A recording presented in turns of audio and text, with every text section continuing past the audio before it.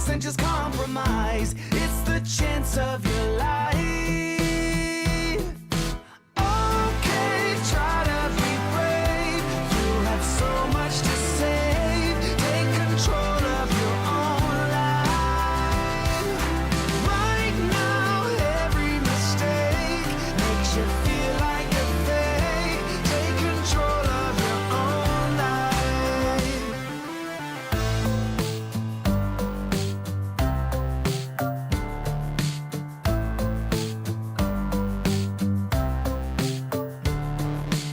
Without any thought, I keep moving on. I don't even care if my soul is gone. So many words that I should have said. Not concerned about how to live instead. Just open your eyes and take my advice. Stop rolling the dice and just compromise. It's the chance of your life. Okay, try to be brave. You have so much to save. Take control of your own life. Right now, every mistake makes you feel like a fake. Take control of your own life. Nothing in life is good. Tired and misunderstood. I would fight if I could. If I believed I should. Okay, try to be brave. You have so much to say. Take control of your own life. Okay, try to be brave. You have so much to say. Take control of your own life. Right now, every mistake makes you feel like a fake. Take control of your own life.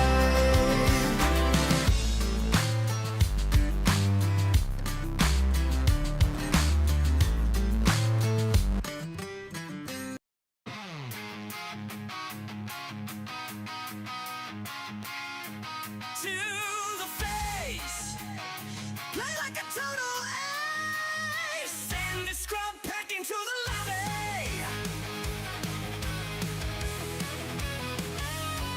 To the face, play like a total ace. Send the scrub pack into the lobby.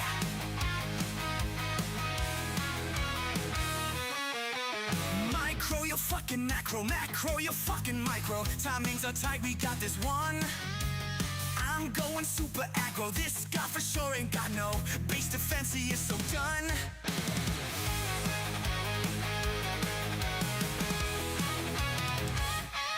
To the face, play like a total ace. Send the scrub back into the lobby.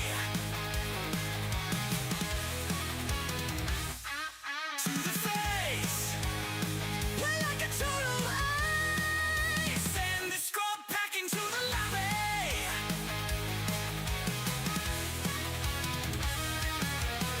8 p.m. in overdrive, keeping all my shit alive. Gotta hockey up so you can get down.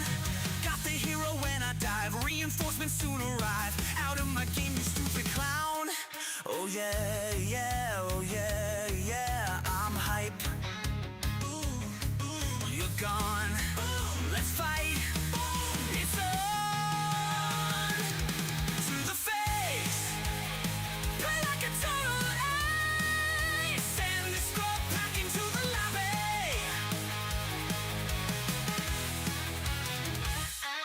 To the face, play like a total ace. Send the scrub back into the lobby.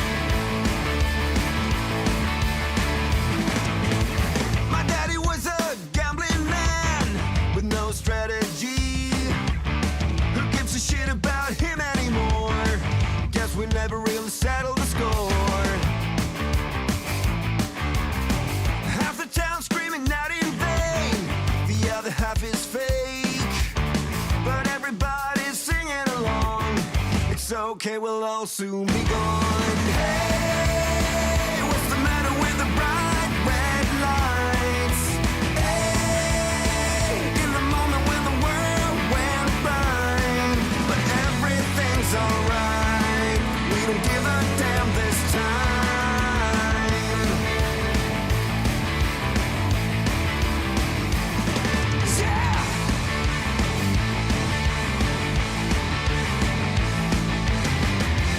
Everyone's a hypocrite.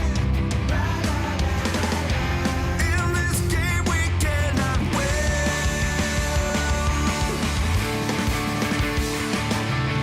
Hey, what's the matter with the bright red lights?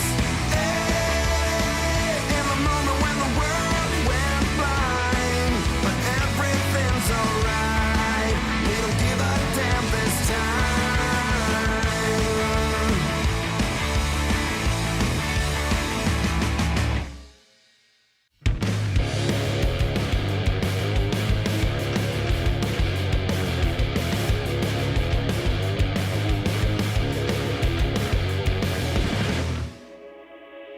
Can you give me something to sedate my worried mind?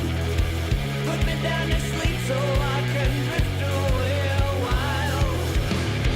Give me something now so I can feel the pain again. 'Cause I can bear the thought of lingering in the air.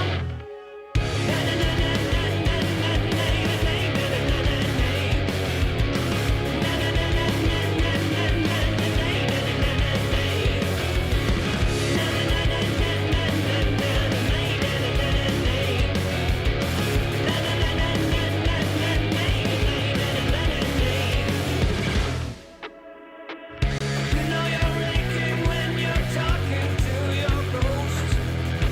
Solitude is striking and you know that you are lost. Chasing my own shadows, you know I'm stuck in the same track. Stumbling in the darkness, seems like nothing leads me back. Give me something now so I can feel the pain again. 'Cause I can bear the thought of lingering in the air.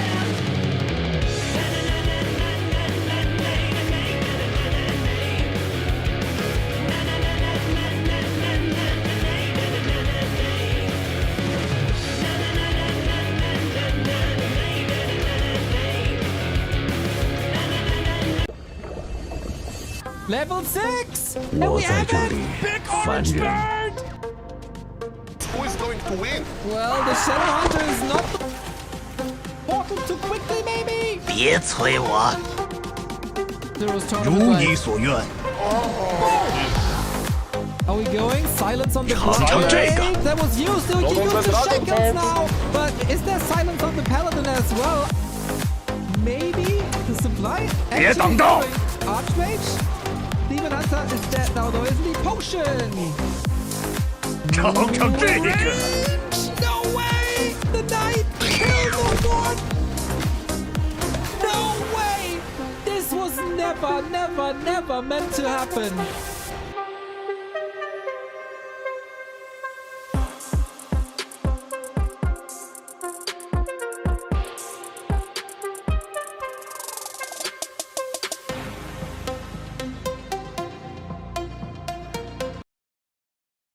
What's up, everybody? This is the Super League second week, and what a lineup we got today, boys.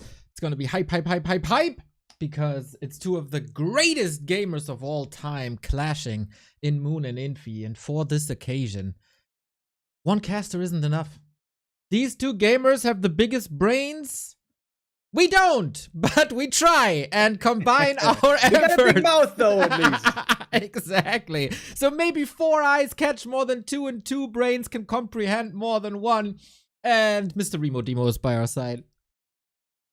Hello, everybody. How you all doing in the fresh week? Looking forward to the matches today. Glad to be back once again here on this Tuesday, marking our 11th playday of the Super League group stage. 3 matches once again, 3 best of 5s. Looking forward to how things are going to be shaping up and where these players can place themselves. Some players, especially Moon, really needs to get a move on if he wants to look better than he has so far. Infy, I think, has been quite impressive, surprisingly, sometimes so far this tournament, and Labby as well. Lots of interesting storylines to follow here today. Right on, because not only do we have Moon versus Infy, which is of course the most prominent match we got here, Sock versus Labby. I'm getting all giddy, because both are in tremendous shape. We've seen Labby yesterday, 3-0 versus ColorFul, the day before 3-1 versus Kaho, and 3-1 versus Infy as well. This guy is tearing this league apart in the past couple of days. Yeah, and this is his strongest matchup as well. I feel like Labby has always been doing the best in the expansion meta. Of course, against human, you can always expand, the most reliable. Also against Night Elf, he's been doing it a ton. I was kind of shocked, honestly, that he 3-0'd ColorFul. Normally, ColorFul seems to be pretty good against that expo style. Same for Kaho. Also there, Labby took him out. So the Night Elves right now, while they had been having a great time on the old patch, on the new patch, things perhaps a tiny bit harder with the lumber. And also now, against Finally, Happy, they're suffering. it took a Against the long one-base time, but micro now I style. can be And against 100 Labby's Expo, they're also suffering. Looks like Undead is Night Elves Kryptonite again. In this league, at least. Yeah, you mentioned something there, Labby. The games were really close, like game 1 and 2 especially. And in my opinion, which is of course a limited horizon, as everybody knows, Labby wins the game by getting invo potions and shop control. And who else wins games by shop control? It's only Happy. Labby playing very Happy-esque in that regard yesterday. Are you trying to point towards the fact that B2W RIP is a thing? Hey, I was very positive on ColorFul yesterday. He got a lot of heal potions. He had great staffs. It was a tug of war between them. But in the end, one guy had an invo potion and the other guy did not. And if you rely on especially one hero, which is 80% of your entire damage, then, you know, it's RIP. Yes, it's a thing. Oh, I got flack for that comment on TikTok, by the way. Holy shit. People so mad. That's what they do in the internet.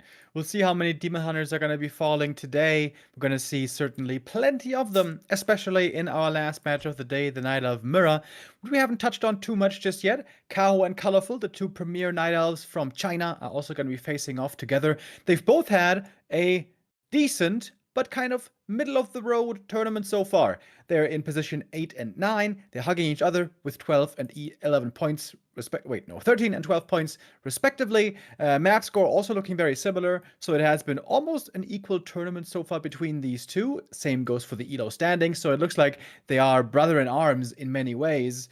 But today, at least in the Night of Mirror, one will prove himself superior. Yeah. If you asked me on Friday who's gonna win this, I'd say Kaho 100%. But he's been a bit disappointing and looked almost a bit deflated. Yesterday, he was in the lobby chat after the game of Labby versus ColorFul, and he said, "ColorFul, this is Night Elf vs Undead."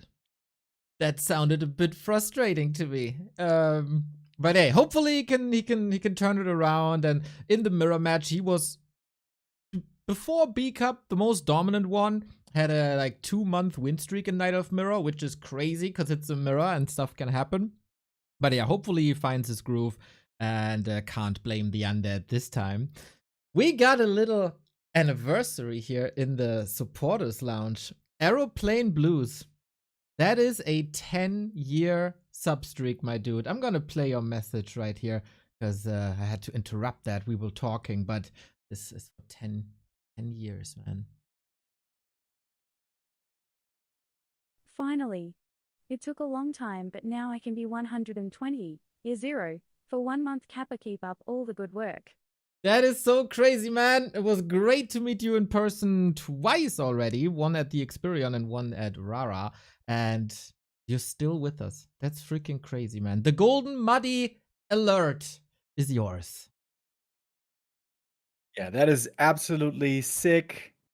He must have a... How does he not have a founder's badge, by the way? Aeroplane Blues, I'm sorry, that's not on us. Twitch seems to be scamming you because I distinctly remember you were one of the first subs that we ever had then we started back when we started casting in German or just switched to English newly. You've been with us for such a long time, dude. That's absolutely amazing. The 120 sub indeed that only the fewest can brag about. It's mental. Maybe he subbed on the first day, but was not part of the top 15 or something. I don't really know how that works. I do know that Knusperhoden is also pretty awesome. 350 into our pockets. Ka-ching. Nice to see that. Much love for the support. So, do we have games just yet, Mr. Remo Demo? I saw they changed the Flow TV password. Oh, checked your WeChat what? yet? No, I have not. Uh-huh. It's very different. I don't know if you if you'll get used to this. It's gonna be very hard.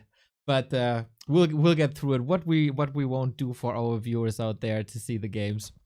But yeah, Flow TV is what we're gonna do. Not up yet. So we can maybe take a little detour and say we had a PTR update yesterday. Woo!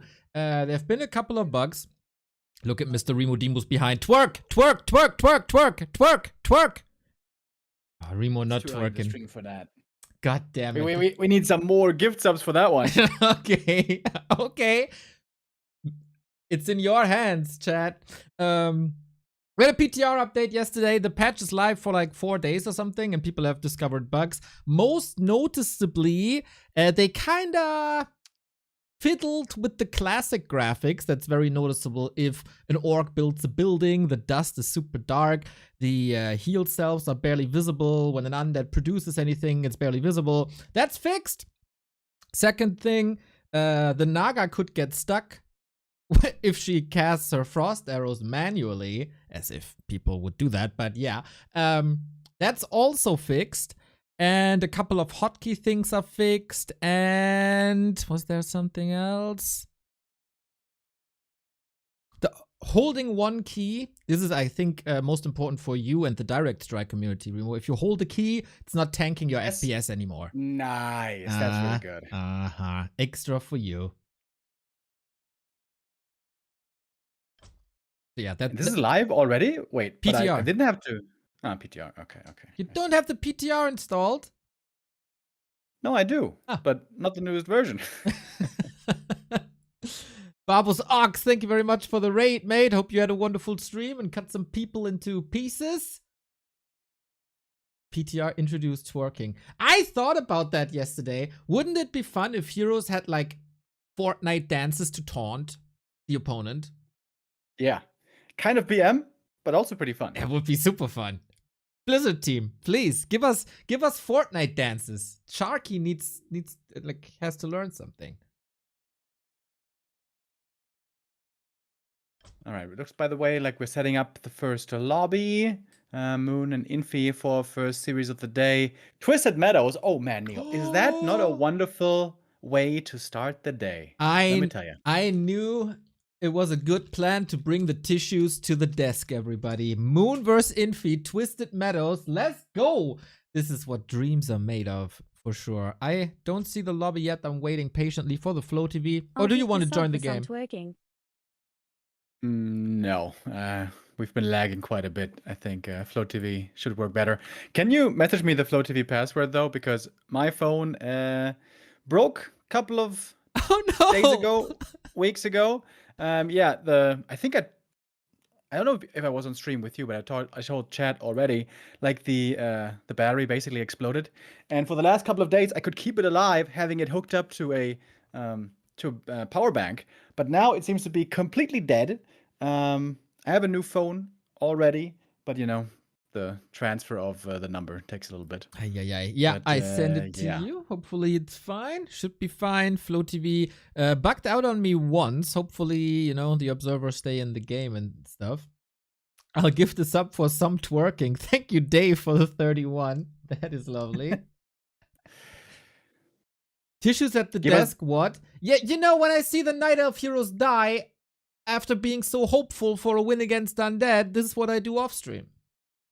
Cry, not anything else. We all got our hobbies, and well, you've told me for many years that you're a big fan of the emo scene, so that you weep in your free time. I guess it makes sense. I mean, I'm not here to judge anybody. Exactly. it's always good to be prepared, you know, you never know. And some Warcraft plays are also a little extra sweet. Things happen, you know, things happen. Just be ready. Or in case I spill my rogue energy. Yeah? It's also absolutely possible, so be prepared, everybody. Getting through the hot summer months with Rogue Energy, that's your perfect ticket to stay hydrated and energized. Check them out at rogueenergy.com. Use the coupon code B2W for a juicy little discount. Get them now before the full summer heat is back. Thank you, Mighty Mush, with the resub as well. Have you guys up north had any super hot days yet, by the way, this summer? There was maybe 2.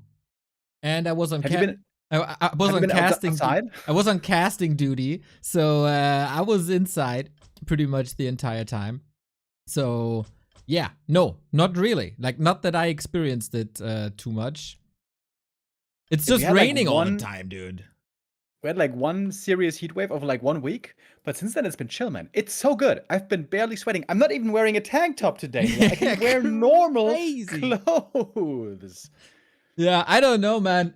I feel like, you know, I don't spend too much time outside, but from what I can remember, spring, summer, and fall is exactly the same here. That's so weird. Yeah. How's that even possible? I don't know. I don't know. Are you stuck in Westeros maybe, and seasons only occur every 5-6 years or whatever? 10 years? Well, I do notice leaves falling and snow for the one season that I done noticed, but yeah, it's just gray and raining, and that's it. It is what it is. Well, if that doesn't sound like an amazing summer, I don't know what does. But what sounds even more amazing is our first series of the day, Moon versus Infy, the two big legends of the game, duking it out here. We're trying to restart again. It seems like we had a little bit of disconnect issues, but now, if the Warcraft gods will it, we should be good to go. Alrighty. Elven Star is reporting that it's working. So, without further ado, everybody, we check the OperaGX and the standings for the Super League. This is a match of 2 titans. Moon versus Infy. Infy is doing surprisingly well, I'd say. It's always noticeable if he has this extra bit of motivation, he can get great results in WAL. He made a top 4 here in the Super League also. And if it's not extra motivation to be up against the GOAT in Moon, it's a very prestigious match, then I don't know what is, man. He defeated Sock yesterday in the 3-2 mirror match. Moon, bit of a disappointment of a tournament, but the matches of theirs are absolutely legendary, and most of the recent encounters went to Moon. Actually, Moon is on like the last match of theirs was a draw, 3-3. Then the second last one was Infy's win. But then before that was a 10-game win streak for Moon dating back to 2020. So in the past 5 years, Infy has exactly 1 win against Moon. It's interesting how Infy has changed his competitive outlook. As we all remember, he stopped playing human a while ago, played mostly Night Elf, then even played Undead for a short while, played even Orc, and that was the big, long lose streak against Moon, by the way, from 2022 until 2024, roughly. But since this year, where he's been playing human, things have been getting better, seemingly. And as you just mentioned, yesterday he showed again how good he is in the human mirror. He used to be the king of human mirror. I guess nowadays that might be rather Fortitude. But Infy, I've been pretty impressed with him this tournament. You know, a couple of months ago, there was this meme that Fly and Infy, they're only streamers. They don't really compete too hard. They don't practice too hard. They don't really have the best chances against the higher level players. For Fly, that does look, unfortunately, rather true this tournament. But Infy's been getting some big points. He's been getting some big wins and some impressive results indeed. Right on. The return of his to the Human Alliance surely boosted him up a little bit. These are 2 of the greatest minds in Warcraft history. They fought great grand finals against each other. Thinking back to WCG, Xi'an, that was outstanding. And now they battle again here in 2025. Infy has some issues with the Rock Golem. Moon on the other side, preparing already for a harass with Immolation Evasion. The Ring of Protection as well is exactly what you like to see. You want to tank up that demon as much as you can And I'm kind of surprised to see this being the first map. Very often this is going to be the human counter pick because the easy expo play. Normally this is where almost every human feels very at home. You fast expand, you defend, you go for the tier 2 death ball push. It's honestly a very straightforward strategy. So you don't have to rack your brain too much of how you want to play this game, but, or excuse me, not what you want to play, but how you want to play, how you want to execute. So you want to make sure you play a clean game, and then very often this push will lead to victory. But Moon, of course, also has the benefit of knowing that most likely it's going to be facing the same thing that many humans play on this map. He's going to be getting pushed later on tier 2, and he is going for an early counter expansion already, delaying that tier 2 for himself.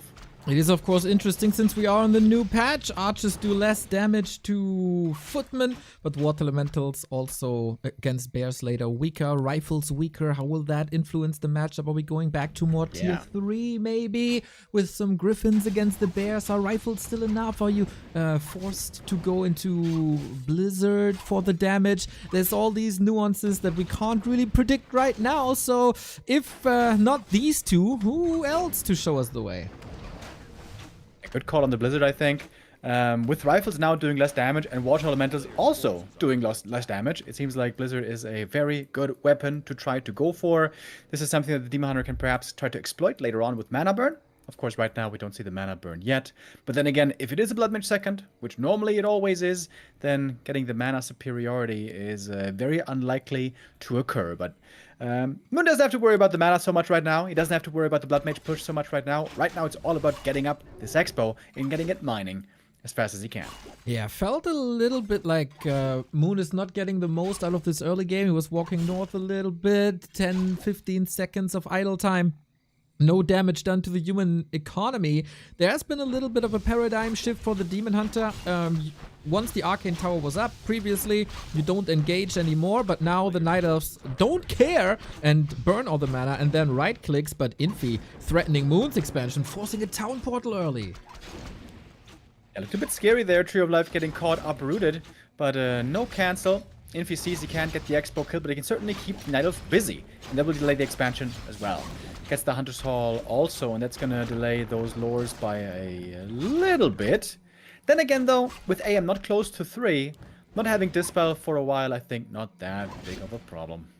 Feels like Infy is running circles around Moon here in game 1. He gets the defend up. The tech is running already super early. Look at that tech timing, man. We're 5 minutes 45 in the game, and the tech is 1/3 done. That's crazy clean by Infy.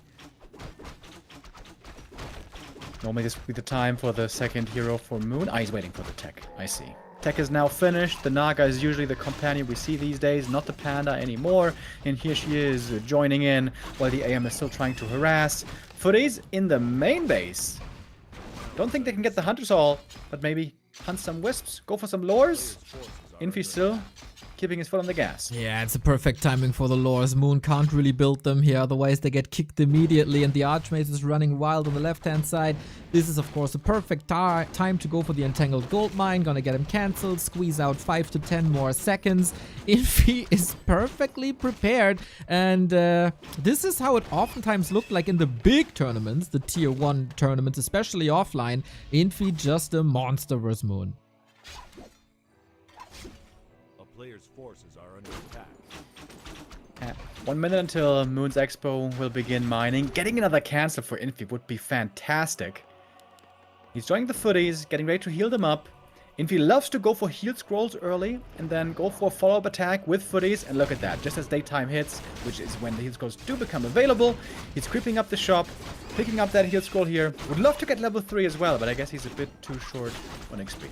Aeroplane, thank you for buying a piece of merch. I think my girlfriend stole my t-shirt, so I need another one. It's a good reason to stock up on merch, my dude. Yeah, Moon a little bit map control with Naga and Demon Hunter damage. Wisps bring you less lumber now on this patch a little bit, so a Shredder seems necessary from Moon's perspective. Love the SimCity at Infy's expansion. This one is very safe. Demon Hunter can't get any more. And it is double Sanctum and rifles, so piercing damage change doesn't force Infy into tier 3. If he's going for the push into the Night Elf main base, trying to hunt for some wisps here. Juggling now necessary. Also, preventing experience for the AM here is a big deal. You want to avoid level 3 for as long as you can. And it's a long run back from the Demon Hunter. He used that TP earlier. But with the boots, he's still fairly quick to make it back home. Good denies on the wisp. Detonates are in. For Moon, it's going to be the question, how quickly can he get up to a decent number of bears? High bear count is supposed to hold that push that is inbound from the human. Exactly. And of course, access to orbs is always great. So far, not the highest level Naga. People like Jens always bank on a high level Naga. She was the carry for a long time. But not sure if Moon is following in the footsteps. Infy is getting some more levels. That is level 3 for him, plus the heal scroll that you mentioned. Love how the water elementals are constantly keeping tabs to see the tech timing pretty much perfectly. Good eyes on the Demon Hunter, by the way, tanking him up nicely. I wonder if he's going to keep that Ring of Regen. Might be quite worthwhile for the late game. Every little bit of healing on the Demon Hunter is always amazing. Even when you have plenty already with Moonwells and Rejuve, you always like to have more. You mentioned the Naga. She's going to get level 3 here in a moment. Clearly the experience lead is on Moon, but the supply lead about to become visible for Infy. Alright, and it's oftentimes hard to stop the human war machine once it's running. Moon going for an AP. That's... looks a bit scared. It's also a bit Lawlight-esque, who loves to fortify his bases with Moonwells at the expo, with APs at the expo, just to stall time. You said it, he needs bears. I said he needs orbs, and an AP might be able to stall you that 10 to 20 seconds.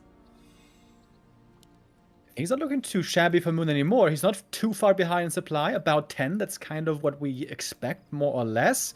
And bears are coming out. Tier 3 about to finish. Master Training going to be coming next. Very important here for Moon to macro cleanly. These lords are always supposed to be busy as long as you have the money to support them.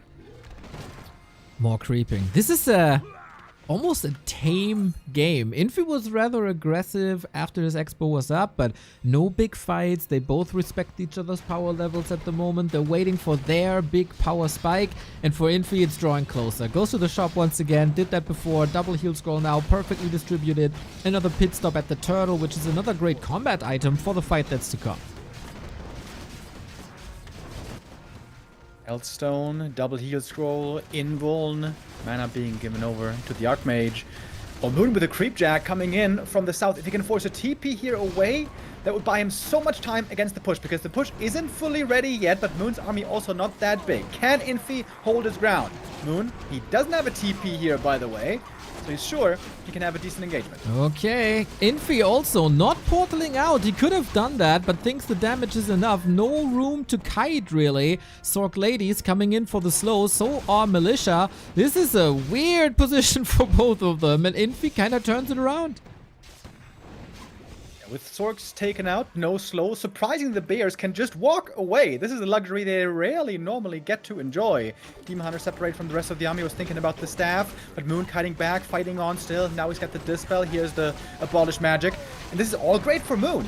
He takes the fight outside the base, the main or the expo, as long as he doesn't lose too many bears here.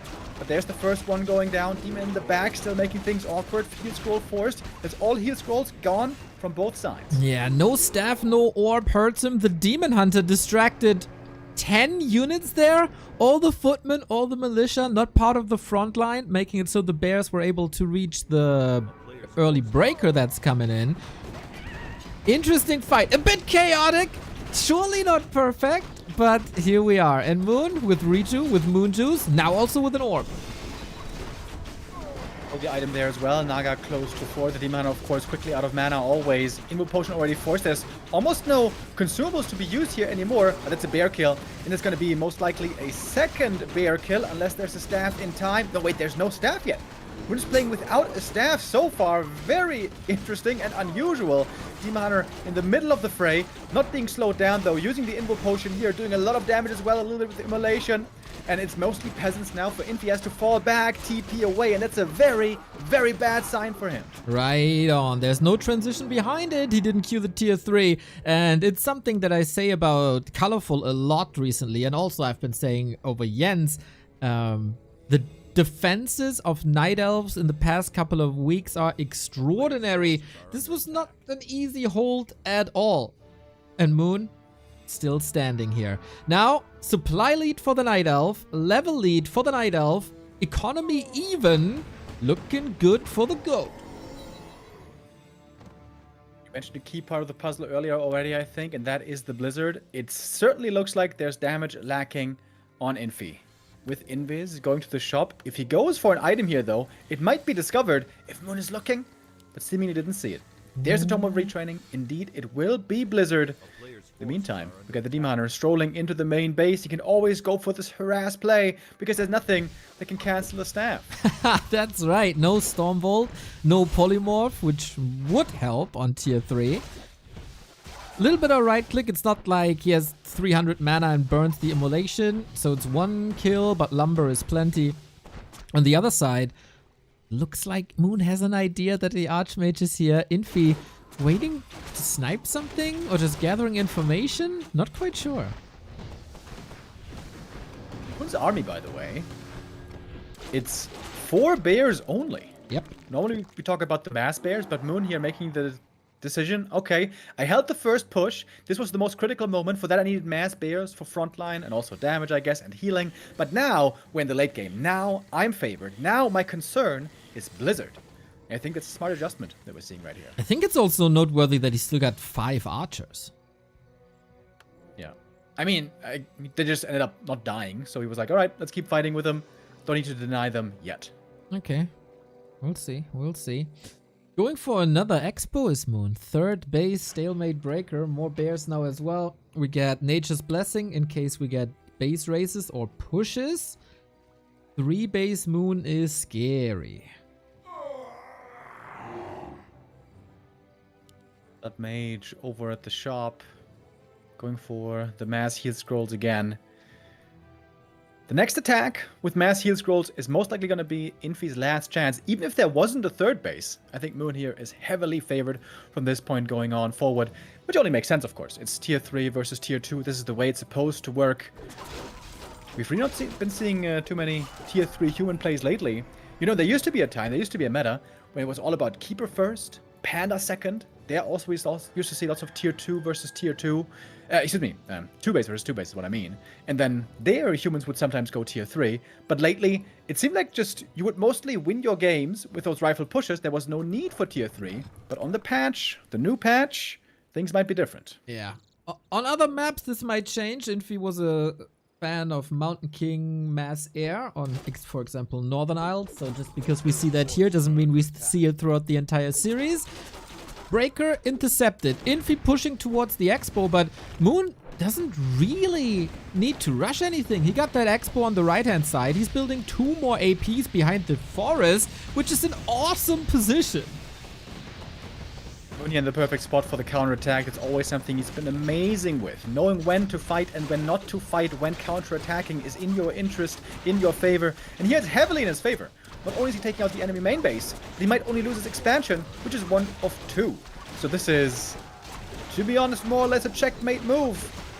We have the Naga on level 5, the demon isn't too far away, Moon is even TPing home, will perhaps still try to defend the expansion, even if he doesn't need to. Jumping on top of everything with that teleport scroll, Blizzard hitting him, but not too hard on the bears especially. Yeah, and Demon Hunter takes care. Banish saves him a little bit. Bear Concave seems great. He's fighting into towers now, maybe a bit ambitious. Heal scroll for Infy ready. He has another one. Flame Strike is missing. Blizzard. I've seen better Blizzards, to be honest. Only now cracking the 10k mark on an Archmage. Bears falling, but Moon also macroing up, and he's killing so many rifles now. The Infy can even force the Night Elf back, but there's so much money streaming in, possibly for Moon. 3rd isn't even mining yet. It is a few bears going down here. Nice little double kill. AM getting closer to level 5. The towers are still holding, but Moon's got his own towers. Those APs shooting through the trees.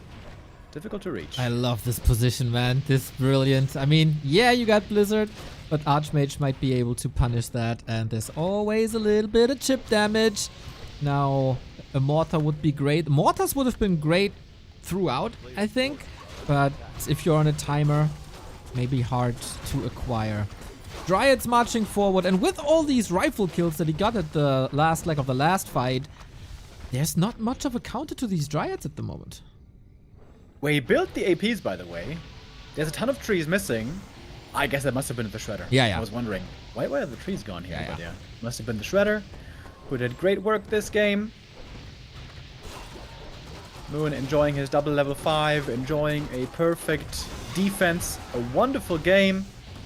Infy kept him busy and made the early game difficult for him, but just a beautiful counter expo timing in that engagement in the top right, forcing the fight and buying more time for himself.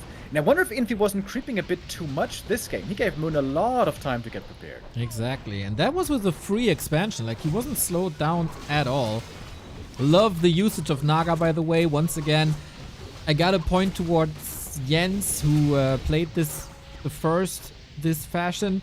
Just Fork Lightning 3. It is such a strong spell. It zaps a lot of casters. Can't do much about it, except lag, I guess.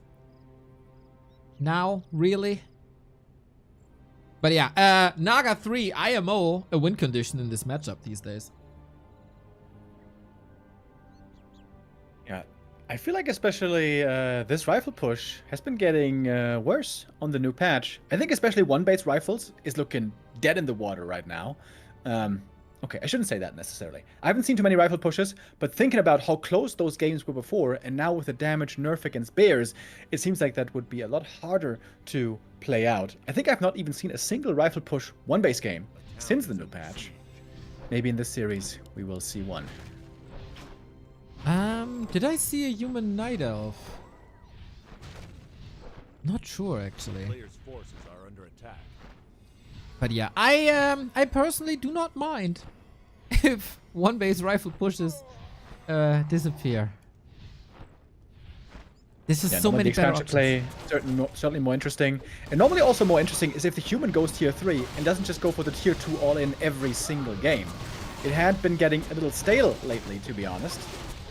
Maybe there's going to be more to consider in the future. It's also time to consider the next map, because this one is certainly over. Exactly. Infy is losing unit after unit after unit. The Blizzard not hitting any bears at all. He's trying now. One staff is ready in 20 seconds. Demon Hunter 5.5. Naga the first to reach level 6. And the level disparity was just grande. Moon! A lot of people were doubting him, Remo. I saw it in the chat early when the countdown was on. Oh, is this going to be another 0-3? Is Moon going to get trashed again? Washed up old man? Hell nah! In the battle of two goats, he stands tall at the end of Hammerfall. I will be careful before I get too loud and on the Moon bandwagon hype train, because I've been here before, Neo. I've seen series where one or two maps I'm like, oh, Moon is looking brilliant. Oh my god, this is like signs of old. And then this is going to be a story for one or two maps, and then the losses will still follow after. Moon has certainly not been in peak shape in a while, so I can't blame the people for being a bit disappointed. We all know what Moon is capable of. We would love to see him do better. So far, this tournament has not been looking that way. 1-4 his score, and -8 in the map score. That is the lowest out of any player, along with Fly so far. That was rough, but he gave us the moment of the tournament. Maybe the moment of the year. For these moments of brilliance, he's still there. That was, of course, the base race versus Starbuck, decided by one tick of the game engine. In case you haven't seen that, it's up on YouTube and on TikTok. Follow us everywhere to never miss moments like this and games like this anymore. We also have a second channel. Did you know that? Because we got too many awesome games to just fit them all on one channel. Back to Warcraft More is the name of the channel. Did you subscribe to that yet, Remo? Of course I did, and all my 20 fake accounts. There we go. That's the spirit, man. That's the spirit. Do you like wake up in the morning like I do and use your 20 accounts and like every single piece of content we have? Yeah, of course. And I like all my personal posts as well on Snapchat, Instagram, everywhere. That's what you do. Are you the account that is constantly telling me how awesome everything is in German and that your boyfriend is very excited about the content as well? Yeah, gotta spread that positivity, Neo. Get those numbers up, get him pumping, get him juicing. That's how you do it. Did you know that every like and interaction with the content helps us to get boosted in the algorithm? Absolutely. Wonderful. That's how it works. Wonderful. People should more be like Remo. And Moon wants to be more, Once we're feeling more like the first map, that one was very successful indeed. Win for Moon here would go a long way. Maybe he can still fight his way out of the trenches right now in rank 13 in the standings. Not too amazing, but maybe he can build on that little victory already. In this tournament, every single map is worth points, so even if you lose, every map is going to be relevant for the standings. Really cool to have that as well. And the rest of the series will continue now. We're joining on to map number 2, Autumn Leaves, where Infy might make some adjustments. Atrox91, thank you for the 11 month. Both players insane, so everybody wins. That's right. Let's see how Autumn Leaves goes. A very brawl-heavy map with a close rush distance, especially if you use your natural expansion that makes the rush distance even shorter. And I am tuned into the map, Mr. Remo Demo, and I mentioned a Mountain King play, and I see a Mountain King. Let's go, hammer time. Yes, indeed. MK first, really good in the early game, really good at controlling the Night Elf with Stormbolt and Bash, even forcing the Demon Hunter away. At the start of the game, the mana burn isn't that scary on low levels, so here the MK can really dominate. Of course, this will turn around later, where the mana burn becomes more and more painful, and the MK will have low mana for the entirety of the rest of the game, possibly. Oh, I'm watching these creeps, by the way. They found the Tree of Life and put some damage on it already. That would have been painful to lose, but creeps back off. Tree of Life still producing, and Moon again attempting the counter expo. Young Fang, by the way, in regards to Moon's standings in the league. On a positive note, Moon already faced Happy and 40. Big true. Time for a legendary run here at the second leg of the tournament.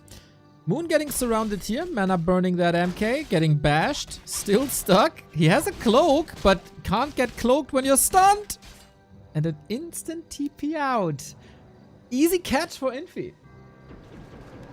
I think not bad for Moon, though, honestly. I mean, sure, the TP is gone, but he was high mana. He can heal up now pretty easily. He burned all the mana from the MK, and he distracted from his own Tree of Life. Plus, also, the Town Hall wasn't producing. I actually think this is a W for Moon right here. With one little wrinkle, though, in the story, and that's the healing. Moonjuice is pretty low right now. Demon Hunter kind of hurt, but it's nighttime, and Moonjuice will be regenning. Happens when you're old. The juices aren't flowing anymore, even for Moon. Mountain King relying on Bash first and foremost now, and gets a little help of the creeps with one end snare. God damn, these pesky trolls and murlocs. They're into snaring these days. Hunter being the first loss of the game here. Bash is pretty scary against the Demon Hunter. RNG could favor the human here. That would perhaps help tie up the series on map number 2. But as long as Moon can set up the tree, he's still going to be looking good. Infy wants to delay this planting of the tree for as long as he can. He doesn't have too many forces at the moment. Footmen are trickling in slowly but steady. Oh, 2 are coming in at the same time. Defend would, of course, be amazing against archers, but at the moment can't really afford it as he needs more forces on the map. Demon Hunter again in a defensive position. Footman damage type is great against buildings. Nobody is really happy with the level progress, but yeah, Infy is contesting this well. Can he prevent the entangled gold mine? If he commits to it, he should be able to. He's going to be taking some damage in exchange then. Troll, being a fair little troll, this time ensnaring the footy. That could perhaps threaten a kill right there, but you see the bashes are a little scary right here. If that comes at an inopportune time, and the Demon Hunter almost getting surrounded right then and there, but slips out of it once more. Scary, scary, scary without a staff and without a TP. Thank you, Snow Torrent, for 39 months. Much love, mate. That would be a great skin, by the way. For the game. Oh, hell yeah. Yeah. And instead of the usual tree trunk that he's carrying as a weapon, it's going to be a snow shovel. Exactly. Yeah, that's exactly Shoveling the driveway. what I was thinking about too. Yeah, could also be like a pine tree, you know, for Christmas. Oh yeah, Christmas tree. Oh my, obvious. That's why I never was a skin designer for Heroes of the Storm. Those guys would have known that. That's why? Yeah, I think so. Okay. That's a lot of footies, by the way. Yep. And there's also some militia. Infy feels like last game he was aggressive too late. Can't blame him for that. This time, looking for the Shredder surround. That would be so huge. But Moon gets away with it just in time. The peasants, are they towering up already? Not really. 6.5 minutes in the game. He is! What the hell is this push by Infy? He's tacking to tier 2. He's going for rifles. Moon, careful with that demon! Squeezes through the tower. Oh my. Infy, 10-15 seconds where he couldn't do any damage. Ancient of Wars maneuvering into position. And a panda is coming in.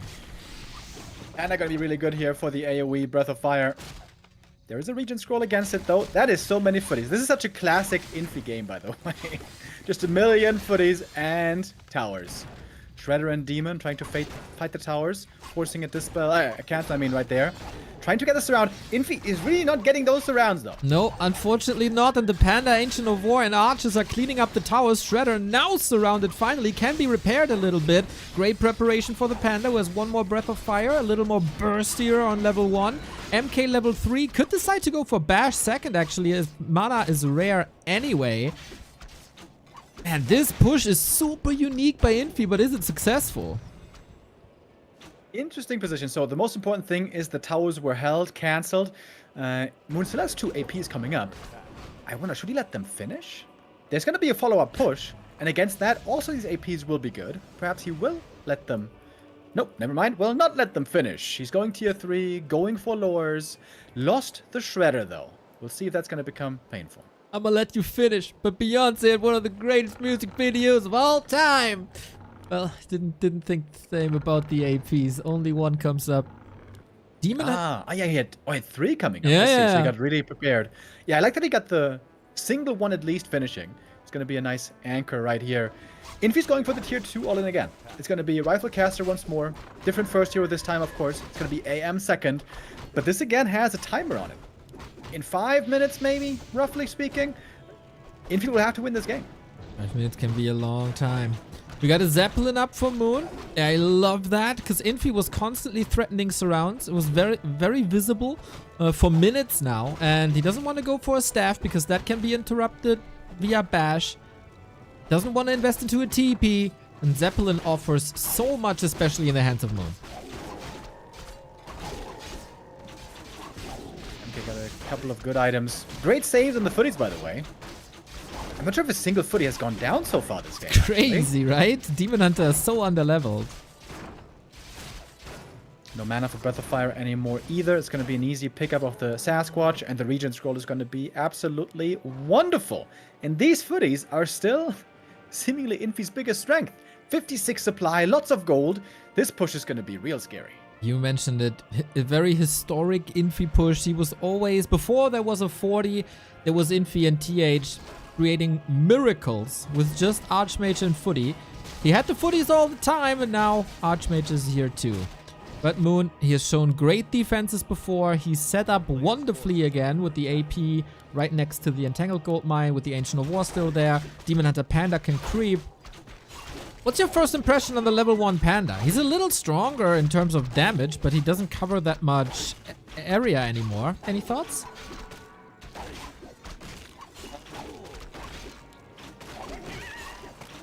I'm not sure yet necessarily. I guess it depends on the army you're facing. If it's a lot of small units that will still be in range against footies, like for example, it should be good. Against more spread out armies like Fiend armies and such, probably a lot worse. Right on. And now we push. How many footies is that? 9. It feels a lot more. But alright. Ancient did soak up the time as in need. Demon Hunter got an Invo Potion. Reju up as well. Plus an Orb. Moon 15 food down. But this is could be a classic Night of Defense on Autumn Leaves.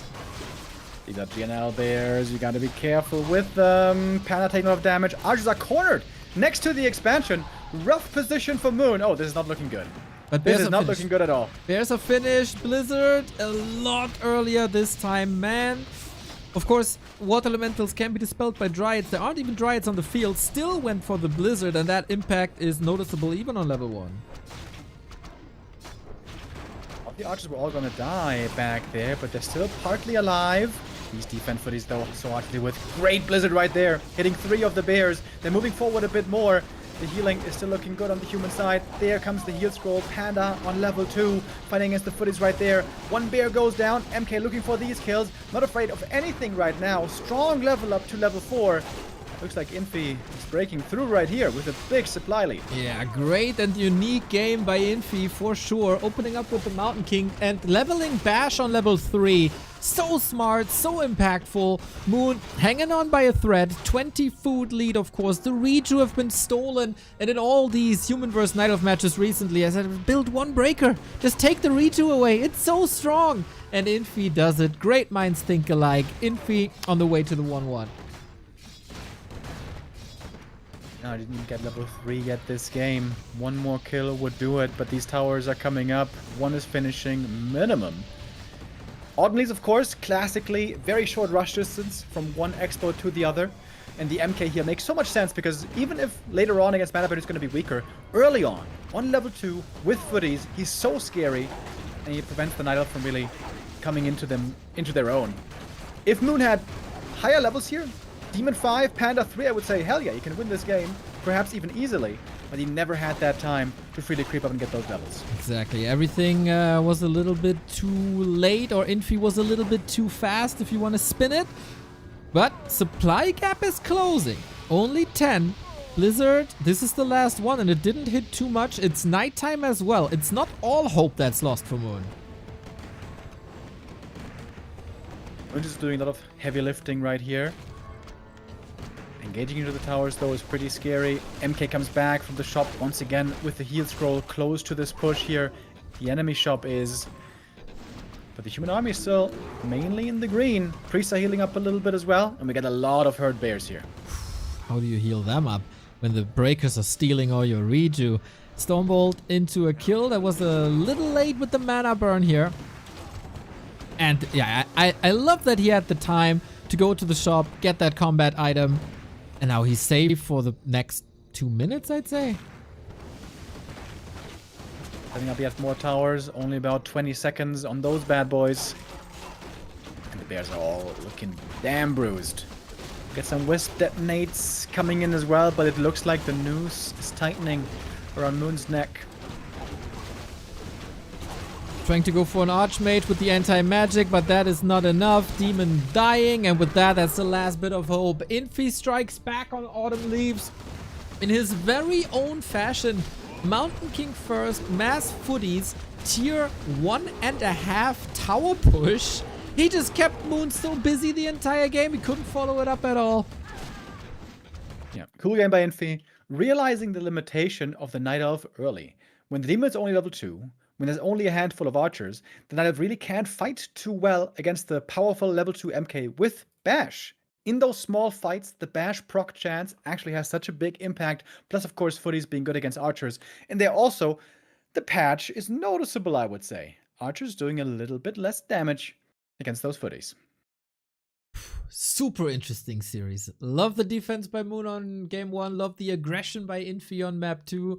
And now we're down to a best of 3, everybody. That was, of course, Infy's first losers pick. And if I'm not mistaken, we have a little bit of an updated pick and ban system in this league that we also use in our Dach Inferno. I wonder who recommended that, because in previous tournaments, you have like 7 maps and the players do ban, ban, ban, ban, ban. And then in the picking phase, there's only maps left that both players would kind of like. Here, you do ban, then pick, then ban, then pick. So the losers' picks shall be a little more one-sided, and so it's even more important to take them home if you're in that. And if I see that right, the loser's pick here for Moon is going to be Last Refuge, which is a map that we don't see so much of anymore. In many tournaments has been taken out of the map pool. It is, after all, a very old map. Has been with us since 2009, maybe even? Like late EPS days, I think it was. Was one of the best, one of the first really well-made maps, and still finds itself playable to this day. Right on. I feel like it has a couple of issues still, especially that triangle of mercenary camp and green spots and expo. But maybe we'll not see that here. Will we see a Demon Hunter? Because Last Refuge is historically known to be a Tavern Hero map. I wouldn't be too surprised to see a Fire Lord, a Beast Master, something else where Moon could maybe surprise us with. New patch, Dark Ranger return, maybe? There is a lot of options to claim match points here. And that's some exotic taste that we would love to satiate. Many idols right now, as great as they are, ColorFul, Kaho, Life, the Chinese Brigade, they're very strong on the micro department right now, but they're not very inventive. Normally it's always Demon Hunter Bears all the time. It's Moon and Lawlight and Foggy who will oftentimes bring the developments, the innovation. And you were spot on, I think, Neil. We're seeing already a Tavern Hero. Well, we're not seeing the hero yet, but we see the build. It's going to be a Tavern Hero build. Question is which one it is going to be exactly. Let's not forget Sonic, by the way. He paved the way for the Pit Lord III, the absolute madman. But yeah, that is the big question, Moon. He was a huge fan of the Dark Ranger in the 2000s. Then she fizzled out a little bit. Now, it's a bit hype on the ladder, actually, to go for Dark Ranger. The mana cost for Life Drain have been cut in half. Life Drain in general buffed on the last patch, second last patch, as HP can be transferred to your allies. But it's a classic Last Refuge Beastmaster play with Quill Beast fur. Quill Beast, indeed. That might be a bit better for creeping, I suppose. But Beastmaster in general, with the summons, very good against Mountain King, I would say. MK is really the best when you can single out specific important targets. For example, fiends, maybe even grunts, or heroes like a Demon Hunter. But when there's a Beastmaster with a Quill Beast, and a Bear, and mercenaries, and archers, then one or two Stormbolts perhaps aren't going to make the biggest difference. Exactly. How do you deal with summon harass if you only have a Mountain King? That's the big question. Enraged Ogre Mage clobbering away at the Militia. Mountain King level 2. Okay. Yeah, Moon also goes for a Huntress Hall and a second Ancient of War. Ooh. I thought Huntress are dead and trash and you can't play them anymore. Oh, they're going to be very much playable this game. Here we see the Bash Bear now, going for a bit of harass as it seems.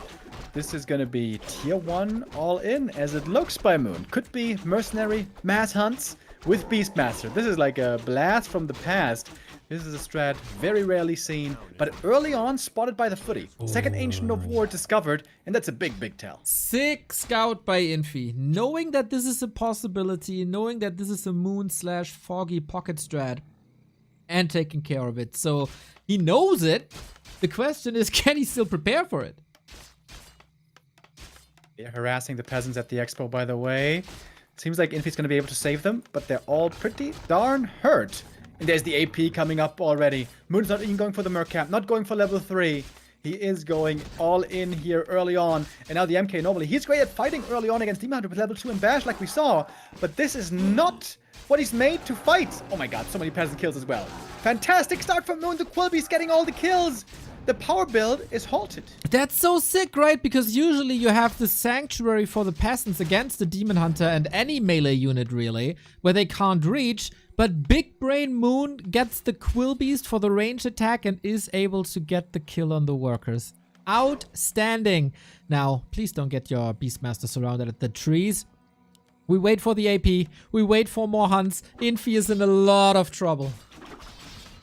So close to spotting that AP, man. He was just a little bit of range away, but at nighttime, I guess he did not see it.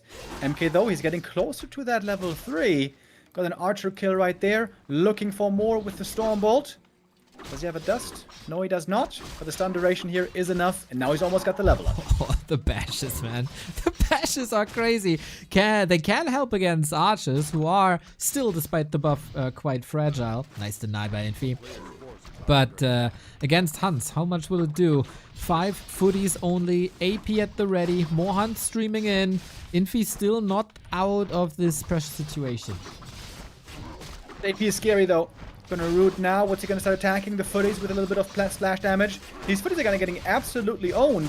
Beastmaster close to leveling up as it seems, as long as the AP doesn't get the last hits, but seems like it does. Moon wants to stay out of the Arcane Tower range.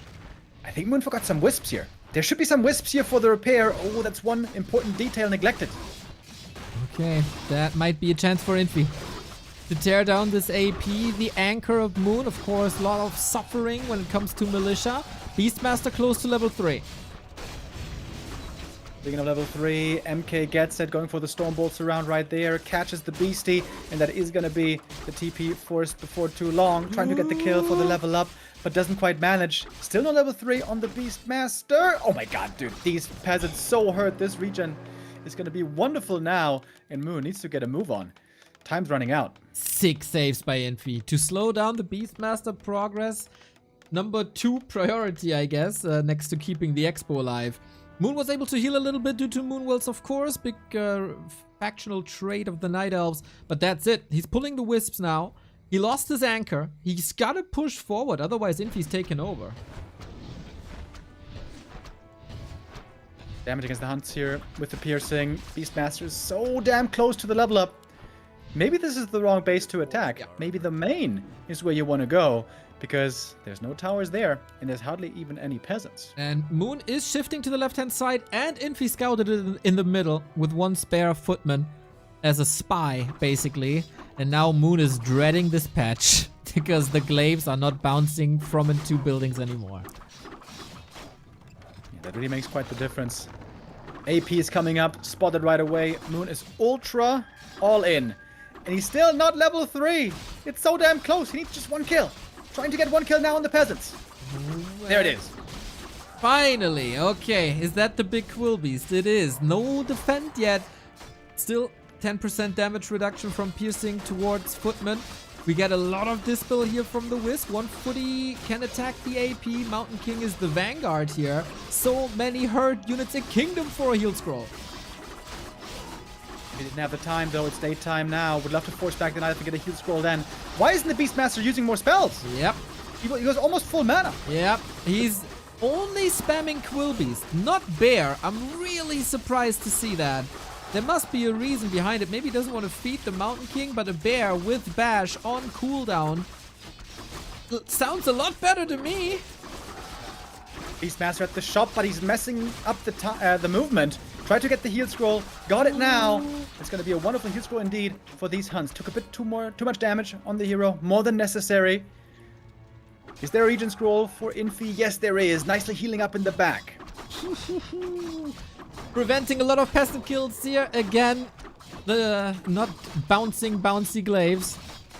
But that heal scroll might be game winning. Beastmaster there almost was in range of getting caught in the back of the main base. Here comes that heal scroll. Huntress is pretty much in the green again. MK has to get back to the shop and get some clarities running. But he needs to also get back to the main to heal up the boys. Yeah, that's not too easy. Doesn't have a town pole. Gotta run in. I would almost love to see a glaive thrower by Moon. He's doubling down on the Huntress. This is probably not their role anymore to raise bases in seconds as they did before. They are still able to fight in the middle. Mountain King is threatening the Beastmaster once again. So far, Hunts versus Footman, and Hunts should win this. Beastmaster now on level 4. Got double heal scroll. Also taking some away from the human side, of course. So it's a double benefit. Healing up back in the main. It's the last bit of moon juice, by the way. Okay, close, close, close, close, close. Moon didn't skill yet. The Bear could do wonders. Staffing in. Infy is super hurt, and he doesn't have a shop here left-hand side. That's his hope right now, that can save him. Defend against Quill Beast. Of course, it won't help against the Huntresses, though. Okay, he's throwing everything into these Hunts, and there the glaives are bouncing again. Call to arms it is. MK looking for more kills, getting closer to level 4. Beastmaster getting himself a lot of kills. Needs to get out of that Arcane Tower range, though. Don't want to get mana burned here. And there's the heal scroll. 3 Quill Beasts on the field. But they're fighting against defend, but it might be still enough. Okay, Huntress normal damage not affected by defend, of course. More and more footies are falling. 4.8 on the Beastmaster. He outscales this Mountain King so hard right now. But yeah, it's a last-ditch effort here. There's no coming back from this, really. Master level 5. This seems to be it. Indeed it is. GG. Moon with the Beastmaster old school play on map 3. Seemingly finding the perfect counter to this MK. I love to see this, man. Just the brilliance of Moon. Infy kind of threw him off with that Mountain King play on map 2. Was like, okay, you bring your signature plays, let me put out my signature plays. Done this so many times in the past, even on this patch. And a couple of decisions that seemingly are suboptimal, right? Like not having the wisp there, you mentioned it. Going Quilbeast 2 was a bit questionable IMO, but it still worked. He still made it work. Great timing. I love that he shifted away from the fortified right-hand side off to the open main base with no tower. Just absolute genius and deserved victory. Yeah, good day, good game so far for Moon. Now his fans are hoping that he can bring it across the finish line. Map 4, we're not going to have to wait for long. This is going to be Infy's pick. He decides for springtime. All right, before we go in, there was so many comments on Reddit, Remo, that the Hunters are in the worst state of all time and shall never be built anymore. And now I see Lawlight smashing Focus with 15 Hunters only, and Moon is winning games with this unit as well. Yeah, maybe there's more to them than we thought initially. Also, heavy armor better on this patch. We didn't even see the heavy armor hunts there. But yeah, Reddit does sometimes get a little hectic, a little frantic, a little panicky. I also saw a post that said, nobody can beat Dark Ranger Tower Push now anymore, and everyone can play Dark Ranger Tower Push. I'm waiting for the Dark Ranger Tower Push. Dude, I mean, I've seen Hippo Riders and Talents versus Hippo in Night Elf Mirror. I'm here for everything. It is, after all, the best patch of all time, as we concluded on day 1. And we'll see what we're going to get to witness now. Seems like for map number 2, we're going to be going back a little more to standard. But not before we thank some of our supporters here. Martial Spirit with the resub, thank you very much. And Kylem with the 5 gifted subs. Thank you, thank you, thank you, thank you, thank you. Whoop, whoop. Protecting 5 community members from the ads that we play throughout the broadcast. That is lovely to see. Much love, everybody. Love to see you enjoy what we enjoy. Infy trailing down 1 and 2. The 1 and 3 was the result versus Labby already. Can he bring it back to get a 3-2 as he did yesterday versus Sock? Buddy Scout here sees the Demon Hunter early on. What is Infy gonna decide to play on this map? On the old patch, Neo, this used to be loved by the humans for rifle push, 1 base playstyle. When I saw the patch notes, the piercing damage nerf against heavy armor, I was thinking, and I will admit, sometimes I'm wrong, Neo. Even I sometimes am wrong.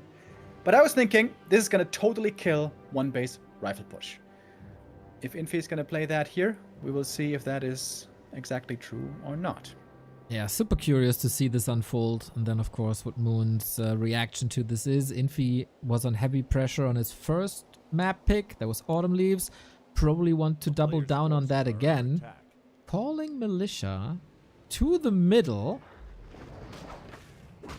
Is that... It should likely just be for creeping. Yeah, I thought so. But, I mean, Labby was expanding here. Why not Infy? It's an important camp because it makes the difference of level 2. The one who gets it will receive the level up, and Knight on the other side. Archer's looking for the last hit steal. Couldn't quite get it. Demon Hunter, he's playing for it, but Infy's playing around it well. And gets that level 2. Got the mantle as well, which is great. And indeed, this is going to be 1 base. It's going to be a rifle push. Alrighty. With an investment, of course, into Militia. Lumber currently is a bit low, but at the moment it doesn't really matter too much. Moon teching as well, similar speeds. Wonder if we open up the mercenary camp, or if piercing damage is a little bit out of fashion here, as the Shadow Priest is a little bit weaker than on Lordaeron tile sets. Can't dispel, only heal. Infy gets the boots, and I really like that. Running away from the Demon Hunter to keep the old man safe. Good choice. It looks like Moon so far has to play a very defensive game, trying to minimize the impact of the Archmage, attempting now to reach his level up, but everything seems to take a long time. Moon needs to get this last hit for that level 2. There's always Water Elementals, there's no mana burns yet coming in. Evasion first, after all. The upside, though, is Demon Hunter being full mana this whole time, he can heal very, very efficiently from the Moonwells. Right on. But yeah, no mana burn, no immolation is bad. And we've seen Infy kick a Hunter's Hall before. Wonder if he's trying that again or if it's too far progressed. It is a sturdy building after all. Get lots of HP per second. Defend is online. And what does damage now to these footmen, really? Yeah, not much really. I think it has to be the second hero. 10 seconds out is tier 2 finishing for Moon. That will have to be the Naga then. Panda would be really good right now against footies, but really bad later on against the Blood Mage. So Naga should be the choice right here. As a Wisp is trying, I think, to get to the tavern. Got lots of Wisps out on the map, by the way. Good vision spread by Moon, who's not yet teching. And this is what it's all about. Infy is trying to delay the tech to tier 3 to prevent the bears for as long as he can. And so far that works well. The Naga call was spot on. The Blood Mage call was spot on. Good to see a lot of different styles here in this series. A Footman falls with the Frost Arrow. Boom. Naga hopefully not stuck, as this bug is still available on the live patch. So this is rather classic, right? It's very what's it called? Binary. Either the push works and Infy wins, or the push doesn't work, Moon holds, and Moon wins the series. Yeah, pretty much. Sometimes there is an opportunity for the human to, even if the first push fails, have a comeback push ready later. Creep up a bit, get level 4 AM, get level 3 Blood Mage, and then Mass Banish, try to win that way. But he will have to all in. Whether it's 1 or 2 times, we'll see about that. But this is not going to be favoring the human too much in the endgame, especially with that new patch change coming in on heavy armor.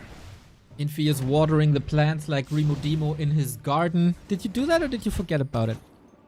It was raining a lot the last couple of days, so I didn't have to. Nice! Which is very good. Lovely. Very good for the plants. Very good for me, and that's what's most important. Of course it is. Blood Mage trying to get to level 2 in a bit. Is this enough? Like, Infy stalled quite a bit. Tech delayed, lore delayed. You think that's the half the rent already? Well, I am looking at the supply, and their Infy is indeed looking quite formidable right now. What does he need for this push? Well, he needs level 3 Archmage, he needs a heal scroll, he needs 50 supply. So there's a bit of time still for Moon to get prepared on the way to tier 3. But Moon seems to be struggling right now with production. We see no bears yet. The lumber here is looking a bit rough. Yeah, he got the Adept upgrade at least. 600 gold. Now he's investing into the first bear. Blood Mage makes it to level 2. Oftentimes not the most important level, but having Banish against the Demon Hunter is heaven sent. Because Moon is under so much pressure that he can't go for Dryads. Oh, I'm preventing the last hits with a Banish here. Very annoying. Demon Hunter really wants those last hits. Really wants that level 3, but will not be allowed. The casters steal the last hit right there. Demon got great items, by the way. Ring of Protection, Ring of Regen. But it seems like Moon just has too much tempo advantage right now. That was so class, man. It's so easy to just focus on the Demon Hunter and preventing damage and using Banish to save your units, but using it on the creeps and then firing at them with the casters to get the damage in and to get the kill. Brilliant of Infy. Tier 3 is done for Moon. He's making more Wisps. He really needs that master training. Naga back at the shop. The Demon Hunter poking a bit. Quickly running out of mana, of course, courtesy of the Siphon mana. But Moon wants to make Infy, wants to make it as difficult for Infy as possible to take this camp right here. And as a little difference to before, we don't have a breaker in, so rejuvenation is extremely strong. Last hit battle between the two. Moon steals it. Oh. Sobi Mask on Infy though. In the process, he might lose 3 units here. That's 1 on the demon. Levels for Moon are getting better. Sobi Mask is sick, by the way. He's gonna have so much Banish. This Demon Hunter is gonna be taking a chill pill later on. I'd love to have a Sobi Mask, not gonna lie. Moon getting some decent pickoffs though. Most importantly, he got the level 3, got that last hit steal, and bought time for the master training. It is now gonna be done in a couple of seconds, and we see a lot of gold still on Moon. Needs to keep producing. Macro here, very important. Moon has to keep that lore active. Now it is again. But Infy's taking a step back, creeping up a little bit more again. taking his time before going for the full push. Yeah, and I wonder if that's allowed here.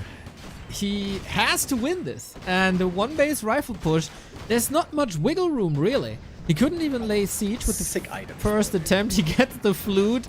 RNGesus wants to get game 5. Demon Hunter, though, also looking really good. 2 Ring of Protection and Ring of Regen. Also the gauntlets, I think, not bad. Do you have a lag as well? Yes. Yeah, I'm heavy lagging. Me too. I Waiting think for Flow host. TV just disked. Since when does that happen? I've never seen this before. Okay, looks like there's an observer lagging in the game, so that's what's causing it. Okay. Probably. We have to restream, right? We can't get into Flow TV if the observer is out. Or what's your call? Probably. So move to fly? Yes, let's do that. We didn't have I think delay, right? They're still stuck. Yeah, but didn't have delay. We're still stuck in the countdown. The dude was disconnecting and then reconnected. Ah, wait, Flow TV's back. Oh snap! I left the game, so I gotta. I didn't believe in the War 3 Champions technology. How could you, Neo? This is, of course, a grave mistake that shall never be we're- done anymore. We're Yeah, back to lagging, this is... though, to be honest. Okay, good. And I have time to catch up. And that's why everyone should use Flow TV, for the love of God. Why don't they get it? Or everybody should be in the game so we don't have to use Flow TV, because then Flow TV can't lag or won't affect us. Yeah, but when people are lagging in game, that's still a problem then. There's a lot of lags going on, by the way. Okay. Lots of lags. Lots of people lagging. Elven Star says this works. Okay, Elven Star is behind as well. Yeah. Yep. WAG TV was better. Yeah, remember the WAG TV bugs when nobody was moving? Maybe It was kind of funny sometimes when players were playing really bad. You had to wonder, wait, is this a WAG TV bug or are they just garbage? Well, time for the community to maybe check if they have a Prime sub lying around. We gladly take your Prime subs, everybody. It's 1 free sub per month. And if it's almost the end of the month, so if you didn't decide now who to give it to us. Don't think about it anymore. What minute are you at right now? 1 minute 30. Okay, I think we should jump to Fly stream because there's something happening. Okay then, I'm on Fly Stream. Here is the restream in a second. Boom. Because the push is coming towards Moon's base. We all knew this was going to happen. Question is it going to be enough? Can the rifles still beat the bears on the new patch? It's a rifle caster army for Infy, obviously. And Moon is patiently trying to wait for nighttime. Alrighty then. Unfortunately, no in-game sound, but it is of course a little miracle that we are able to watch these games, so we shall not complain. Bear goes down, another observer lags. El Roker has a 2-year resub. That is freaking lovely. Infy with the ... WTF. Yeah. Justified, honestly. Justified.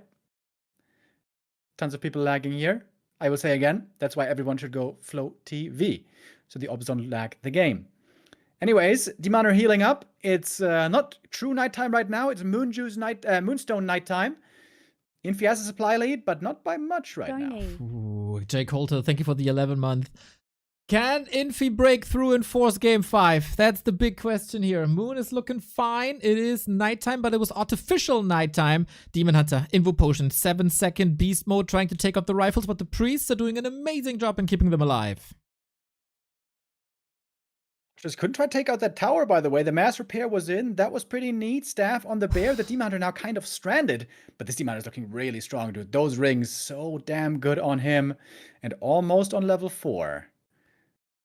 Lord of the Rings, including the Ring of Regen. Can't understate the power of a Ring of Regen. And again, lack of breakers. Even a single one would be able to steal the rejuve away. Infy, no space in that army. 42 supply. Fork Lightning finds another victim. And I love that Orb of Venom on the Naga. And he get the level up now. Demon level 4 will be big as well. And he gets it indeed. Another rifle picked off. Moon taking the supply lead. This is where things can turn around, but not yet necessarily. We got lots of bears alive, but very hurt in the back of the base. Is Blood Mage level 3, is still Banish level 1, so a big cooldown. We don't really see too much of the Reju, but the Reju is there. Hard to track, of course, if you are playing against it. Priests out of mana. First Arcane Tower finished, Thanks by for the way, keeping this trying to old cancel game the other alive. Arcane, and did get it. One single Arcane, perhaps not the end of the world, because the Demon Hunter, well, he's going to be out of mana anyways. Moon falling back behind the Moon Wells, but he's going to start to lose those as well. This is still scary for Moon. A little bit, right? A little bit. The Banished Prison is looking strong, soaking up the last bit of Moon Juice here. Has another Water Elemental. Ooh, 5 bears. 3 of them very hurt. 7 bears, actually. Fresh Bear coming in there with a roar as well. It's a big damage boost on the entire army. This is going to be it for Moon. If he can't break through here, I think he's going to lose this game. A lot of bears still pretty low HP. Can Infy stick around? Heal scrolls used. Invulns used. Banished Moon trying to Prison. hold the main base. Exactly. Needs to get some kills, Infy. If you allow the bears to heal up, they hold great value. Moon pushing him back. Question is for how long? Naga, as always, fishy and squishy. Arcane Tower gone. 3 bears super hurt. Hadn't heard that one before. I like that. Fishy and squishy, the Demon Hunter in the front line. The opposite of squishy. So hard to bring down, but now still deep in the red. There's no staff for him. The Demon Hunter, oh, almost going down. Oh my god, so close to the Moonwell. Demon Hunter living on a prayer. Sick! The save by Moon. Unreal. Will this save him the game? Or was that just delaying the inevitable? 3 more bears staring death in the eye. Casters are doing a great job. Sorceress first and foremost. The slow on bears and demons so good. Going for the Naga. Once again, Demon Hunter anti-magic potion, so he can't be banished for now. But rifles still hurt him. Staff, everything wears a crimson mask for Moon. TP into the back, but I think it's a little bit too much right now. Moon was floating a bit of gold right there. It seems like Infy is barely able to break Moon right here. I think part of that might also have to do with the items. Those have helped a lot in this push. And looks like Infy proves that rifle push can still work. It was very, very close though there for a moment, but now everything is just too far in the red. Jesus, what a game. So close between them. Moon's army has a combined, I don't know, 200 HP maybe. Sniper Archmage has to deal with Tree of Eternity. Shop goes down. No more potion. No second orb. GG by Moon. We go full distance. Hell yeah. 5th map decider coming up. And that's going to be Moon's map pick, of course. Ooh, I would love for this to be Twisted Meadows, by the way. Hope is alive. But Infy playing, once again, an uncomplicated game. To be honest, every single map here by Infy was pretty simple. You go for the tier 2 rifle push at some point. Whether you expand first or not, that's up to you. Here, for once, being played on one base, and does work out as well. Difficult early game for Moon. Didn't get level 2 for a very long time. Took forever to get level 3 as well. If this is a better start for the Demon Hunter, could be a very different story. I would say it is visibly harder to win with Rifle Caster, push, one base, but not impossible. Agreed. That was great execution. And yeah, the items were good for both sides, right? So it's good to see these guys compete on such a high level, bring so much entertainment to us. That Sir Feisty 666 has donated $5. Thanks for keeping this old game alive. He says, thank you, Mr. Sir Feisty. It's great that we entertain you so much.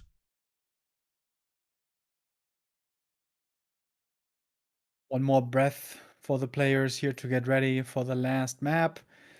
And then we'll know what the decision will be. Moon starting out tremendously into this series, into this day.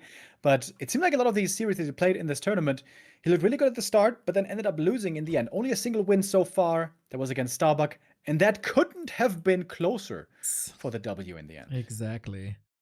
I wonder. I'm looking at the WeChat right now. There's big discussions. Am I gone or am I gone? I have fallen too. Everything is gone. Everything is gone. Yeah, that's talking about the lag, probably. A lot of people lagging out right there. Seems like also right now this is kind of the rush hour time for traffic in China. So this is where normally the servers have the toughest time. Normally, as we get through towards the end of the day, it gets a little bit easier. So hopefully this is going to be true here once again. Hopefully they kicked everybody out. Mr. Remodimo, our wishes have not been heard and not been fulfilled.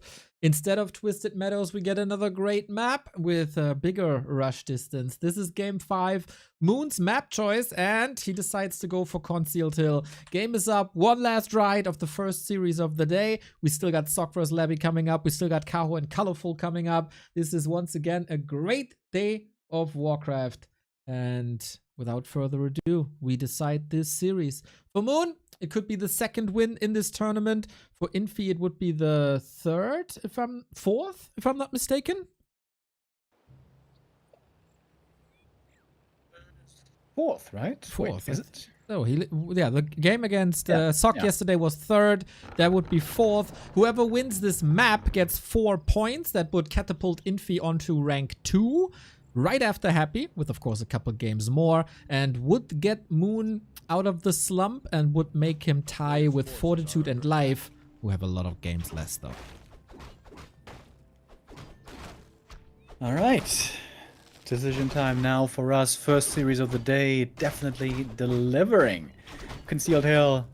We used to see lots of expansion plays on this map, but the meta seemed to have shifted a couple months ago. Since then, we've been seeing a lot more one-base play, rifle push, just like we saw the previous map. However, on this map, usually with more AM level 3 creeping emphasis. I'm gonna jump into the map here momentarily and see that it's gonna be a Demon Hunter first this time, which is no surprise. Yeah, we had an attempt of a Wisp Detonate already at the bottom left-hand side. Both unsuccessful in their harassment attempts. 1.5, 1.5. No Ancient of War deny. Nice to see. Claws for the demon. Really good. Hasn't decided on a spell just yet. If Infy wants to expand and that poison creep is getting harassed with immolation, cross your heart. But not too many farms here. Might just be a one-base play. But Demon Hunter, he just runs into the base uninvited. And he can keep doing this, by the way. Surely he has Immolation. He has not chosen yet, but that certainly looks like Immolation to me. Looking for some peasant kills right here. Doesn't want to use that TP unnecessarily. Why is this base not walled off, though? Okay, now it is. Yeah. Could have done that from the start. I was almost waiting for an Infy play to close it off while the Demon Hunter is in to force the TP with a little bit of power build. Could have done a great job there, but nope. Lets the Demon Hunter walk away. That is Immolation skilled for the first time this series? No, second time this series. We've seen it on Autumn Leaves as well. Yeah. Archmage now gonna pick up the next item, gets those slippers, took the circlet away from the Demon Hunter. I like that little touch as well. And now we got a level lead already. A little bit of damage on the footies, but we do have health fountains on this map. There's a Wisp in the main base, by the way. Teleportation plays are a possibility. If you get a Telly staff a little bit further away from that, he didn't have the resources when he was at the shop to get the boots and didn't want to sell the town portal right now. So another classic Archmage Demon Hunter situation for Moon. Always a possibility to see him go hunts. Not the case here. Actually, late Hunter's Hall, indicator of early second hero, early tier 3. For defense to finish, and then these footies will indeed be quite hard to bring down once again. Demon Hunter would love to pick up a few footmen. One single kill would be enough for that level 2. That early Wisp detonate that he didn't hit, really annoying for him. Exactly. Infy maneuvered nicely away from it. This is something that non-humans get better at. Was a little bit of a theme of the night, and non-night elves get better at. Was a little bit of the theme that the Wisp detonates are coming in very, very early to get a jump start for whatever hero the human picks. but adjustments have been made. So, Infy again, hitting the Lord timing to Player's perfection. forces are under attack. A town Gonna is take out a under wisp siege. here as well. There was not quite a detonate in time. Demon Hunter might be able to kill one footy if he chases it down all the way.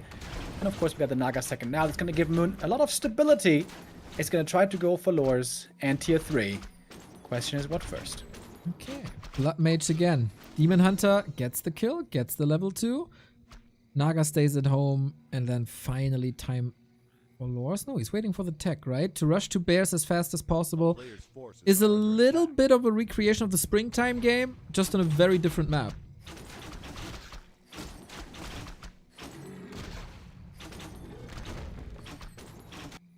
Archmage was able on springtime to creep level 3 somewhat quickly. And of course, the big moment also was when Moon was creeping in the center, that item being taken away. It was the Sobi mask that exchanged hands, if you will. Levels and creeping still going to be important. Moon is going to try to get as many level ups as he can before that push is going to hit. Calm before the storm. Both want level 3 Naga levels, we mentioned it. Love that Moon has a wisp still near the base to scout and to threaten some harasses. Demon Hunter on Footman Hunt, and he's been quite successful this game. Blood Mage now showing up. Gonna drain a lot of mana away though, and this is gonna be perhaps the last time that the Demon is gonna have a decent amount of mana left. They can still stick around for the right click. Make creeping difficult here for Moon. Moon attempting the Ogre Lord. We can call that ambitious, I think. Yeah, I don't know. This is just to disrupt things a little bit. The Okay. Naga's right there. Great movement for Moon. Okay, Ogre Lord free at last, surrounded by Infy. There is a town portal, but he's just burning his way out, isn't he? Not risking a hero loss. Town portal away, couple of kills, 2.2, and that is then the red spot for Infy. 2 for the kills though is good. Those would have helped quite a bit in the push. Also, more damage on more footies. He's going to be bruised for the fight. Moon, what's he going to keep doing? Invis Potion. Ooh, he's going to try to steal the item. Oh my god, that would be such a huge play. Oh, almost happy-esque. Can he reach? There's so many kills, this Ogre Lord. Dispel! dude. He dispelled it! Oh, Moon what? trying to go for the kill! That's insane! He's slowed though! And eventually, Infy takes it, Blood Mage, and that is such a great item. Ancient Django of Endurance. Infy also saving lots of units here by moving them back. Water Elementals also alive, not giving XP to the Demon Moon. High risk, low reward. Take that back, by the way. This wasn't a dispel by Infy. I saw it dispel on the ground, though. Maybe it was just the High Priest? But the Demon Hunter revealed himself. Maybe he right-clicked by accident on the creep. Man, that would have been such a crazy steal, dude. But it's now the item on Infy. It's a great item indeed. Oh my. And Moon, of course, while he was contesting, he wasn't creeping. Naga isn't level 3, didn't take out the lab or the green or the natural, anything. So still 2-2. Infy has no TP anymore. Infy has no Invo Potion. But the Rifle Caster army is up. Trying to get for one consumable. Naga is here. Rock Golem. Stun. Demon Hunter. Only level 2 is such a liability. Moon targeting the Water Elemental right now. What's XP? Seems like that's a bit of a weird choice. No Experience, I guess. No Demon! No Demon! staff! No staff! Demon Hunter there, flirting with danger. More than just flirting, was leaning in for the kiss already. And doing that with a weak outfit, I want to say. No ring, no circle. This Demon Hunter is looking completely pathetic. Yeah. Other than Infy. Clutch plays throughout this entire map. From the first Wisp Detonate dodge to the red spot in the middle to this engagement right here. There was a potential to be a total disaster for Infy, and he's losing 5 extra units, especially to Immolation Demon Hunter. But no. Great saves, great reaction, great timing. Infy, class. I think this Blood Mage doesn't even ever have to banish the demon. Just put Yep. all that mana on the Archmage. Yep. This demon is not a threat. And the buffer building is gone. Naga finally Fork Lightning 2. But It's Moon, looking so bad for Moon. Yeah. This is looking so bad. Herculean task now. Moon juice empty. Nighttime still a minute away. Bears are coming at last. They're much needed. Detonate. Need some wisp detonates here as well against those water elementals. That's a double kill. That's level 3. But everything seems to be slowed down. These guns are getting gunned down. These bears are getting gunned down. The move speed, by the way, in the human army is so damn good. Yeah. For the kiting game that he needs to play here, this is a wonderful, wonderful item. And Moon is about to lose most of his bears here, isn't he? Especially, yeah, Staff is on cooldown for 3 more seconds. Not sure if Immolation 2 is the call and not Evasion 2. Maybe a little bit of muscle memory. Moon trying to lower the Archmage to force him into a retreat. Hero focus galore. And you know what? The supply is even. And the Orb of Venom is still ticking. And Moon is still in this game. Huge heal scroll, though. Coming in right there. Yep. Siphon on the Naga. Naga? It's around. Naga? Wait, what? What's he doing? Moon asleep at the wheel. Detonate. Block. Oh, what? no. Just when it looked good again. B2W rip. What was that, Moon? Maybe he unhotkeyed the Naga from the group or something? He thought he moved her back and didn't? Oh, maybe it was the bug and he used the ice arrow manually and she was stuck? Oh. That would be very, very sad. But Yeah. the Naga, of course, dead. There's no winning this game anymore. And that is going to be another loss for Moon, sadly. Good series, though. It was a close back and forth, but in the end, another L in the column. Oh man, Moon played pretty well here, I gotta say. Nice adjustments as well, winning with Huntress. But yeah, only 2 points to his account, bumps him up to 9. At least he's surpassing Lin with that, but Lin has 3 games less than Moon. Same amount of points in that. And Infy, man, keeps on surprising us. 6 games, 20 points. That is really good. Yeah, absolutely. Lots of close series for Infy as well. It gets him up now to a +2 map score, 20 points indeed, as you said. That in fact lands Infy on the 2nd place, right behind Happy. But it's also because many players, in fact, all players except for Focus, haven't played that many games yet. And I guess Moon now also with 6 games. Okay. But yeah, good showing by Infy. Doing it with his main race. Doing it in a solid, somewhat predictable fashion. Not the most innovative play, perhaps, and still showing that the old strategies can work.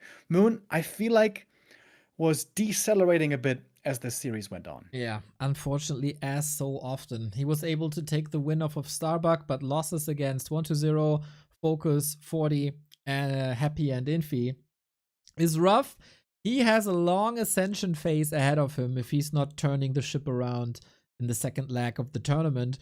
Infy, we gotta say, not the ultra hard opponents yet.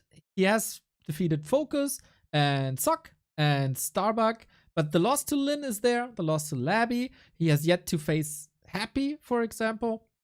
So you gotta keep up the grind, you gotta perform that well, but at least a safe midfield position should be acquired by Infy. Yeah, so far things are looking quite good indeed. Of course, there's still quite a few games for him to play. But I guess about half the matches, a little bit less than half the matches done for Infy. Still 8 more, though, for the rest of this group stage. Okay, this is the updated standings. Thank you so much, Liquipedia people, for being phenomenal in updating these. It is Happy on top with 22 and 4 games. Infy right behind with 20. 1-0, 17 points. Same as Sock, who will be playing next. And what a match that is. Level 4. Rank 4 versus rank 5, with Labby having 1 game less. Huge chance here for both of these players to ascend into the top 3. And that they are on rank 4 and 5 shows that they are in great shape. Showing tremendous Warcraft for Sock, a little bump in the road yesterday with the loss to Infy and Mirror, but in Mirror, especially Breaker Mirror, so much can happen. Labby has been a super positive surprise. And also afterwards, Kaho is going to face ColorFul. So first, we got rank 4 versus rank 5, and then we got rank 6 versus rank 7. So the upper midfield is going to be shaken up a little bit now. Hell yeah, opportunities for these players to prove themselves. Who's gonna make himself known? We're gonna find out about that. On paper, I have Labby. Labby picked as my favorite here. I really feel like he plays a great undead versus human playstyle. And Sok, he used to be known as the undead slayer. That's before Fortitude really became that insane monster that he became. But I feel like Sok hasn't been quite able to play on that same level over the years. However, in this tournament as well, over the last couple of months, I would say there was a little bit of an updraft again for Sok. Yeah, I said the same. He had a weak finish in B Cup, but that was because in round 2 of the lower bracket, he faced Kaho. It was a super close 3-2 in favor of Kaho, but this could have gone either way. And then we talk about a top 6 performance, top 4 performance possibly, and then the talk is whole different. Sok surely playing better than his B Cup indicates. So we'll see if he can bring his A game here now. A bit hit or miss. Well, Labby was more stable, and yeah, very, very much looking forward to this. Chat is asking, Neo mentioned a possible bug as the Naga died. What is the bug? Mr. Remo Demo, I can show people the bug, and you can take a little break if you want. If you need. If nature calls, water needs to be refilled. Or you I think we got a couple of minutes before the next game starts, right? Exactly. So here is the Naga bug, everybody. All right, be right back. So I thought so. I got you. There is So of course, this is whenever Tower, the stronger stuff tower like in this the entire happens, Warcraft 3. what the hell's Just to going make it on? even better, Sorry. I gave this Cannon Tower. Wait, don't There play. is a bug. Yeah, there we go. That's the right short. Mr. Apeman is gracing us with an explanation of this, and before I do that in my words, just watch Soul explain this and follow him on TikTok. There is a bug in the new Warcraft 3 patch. It's about the Naga sewage. Cold arrow ability can't be used manually, or you will not be able to control your Naga. Look at this. As you can see on the bottom of the screen, I have cold arrow turn off. And look at this. I'm attacking the creep camp, and nothing bad is happening. I can change the target. I can move my Naga left and right. When I use auto cast on this ability, it's also okay. I'm slowing down this troll, I'm slowing down this troll with my cold arrow, I'm changing target. So what's the problem? The problem starts when I want to change the target with manual cast of Frost Hour, right? So I can cast for hour by just left clicking, and look at this. I want to attack another troll, this guy on the top, and I did it, and look at this, my Naga is still attacking different core. Okay, again, use it, but ladies and gentlemen, it's not it. I can't control my Naga. I want to go Naga to go up. I want Naga to go down. I want to go back. I even want to use for gliding. Look at this. I'm aiming for gliding. It didn't work. My Naga can't move. It will move only when this guy is dead. It will move only when this guy is dead, ladies and gentlemen. Naga is bugged. I can't control it. So the guy is dying, and Naga is going to unbug. He's getting healed. Almost there, almost there. One more hit. One more here. Who is going to die first? Okay, now Naga work. And actually, remember my forgliding comment, which is hilarious. So you may say, Sol, we are expecting game-breaking bug. Why are you even showing that to us? When do you even use a cold arrow in the manual way? And the answer is if you are a Night Elf, because as Night Elf, you keep Orb of Venom on your Naga. And if you want to attack with Orb of Venom, you can't have Cold Arrow on autocast. Look at this. I have Orb of Venom. I have autocast on the Cold Arrow. Attack this guy. And he has only one effect. There's one more bug. This replay Chic, very good random player, is playing as Night Elf. And there is a problem with Fork Lightning. Look at this. We have a human, the red player, trying to push into the Night Elf base. Naga has nice mana. Naga is on level 3. Naga is ready to use Fork of Lightning. Go off. Look, beautiful Fork of Lightning. Mana went down, and the human units got damage. But what is going to happen now? It's kinda crazy. Shig will use Fork of Lightning again, But because look at this now, human units going back, he'll use Fog of Lightning. He used Fog of Lightning, but there was no damage, and the mana went down. Look at this again in half speed. So this is our Naga on the bottom right, on the red HP. Human armies repositioning. I'm zooming out. Naga wants to cast Fog Lightning. Fog Lightning went through, not really. Units escaped, and Naga lost mana. I hope Blizzard will address it soon. Justice for Naga. See you in the next video. Justice for Naga. Well, I can say that the Frost Arrow bug has been addressed already. There was a PTR update tonight. This worked, and all the pros were made aware that this is the thing. So I guess just don't use Frost Arrow manually. I guess. Thank you, Soul, for the breakdown. Follow him, follow him, follow him, follow him. The shorts are amazing. Now, we got our second game of the day. It's Human vs. Undead. We're incredibly hyped for it. Rank 4, rank 5, 2 Koreans in a derby. It is Sok and Labby for the points and a good standing in the Super League. 2 players on eye level, and we haven't seen too many games in this matchup just yet. So where does the meta stand? We will figure this out. Sok historically quite ahead versus Labby. And will this be the same today is the question. This doesn't seem to be updated, by the way. Give it a nudge. Okay, ignore the stats. Just... there we go. There we go. So it is actually very even. Rank 14 versus rank... or 14 wins versus 15 wins.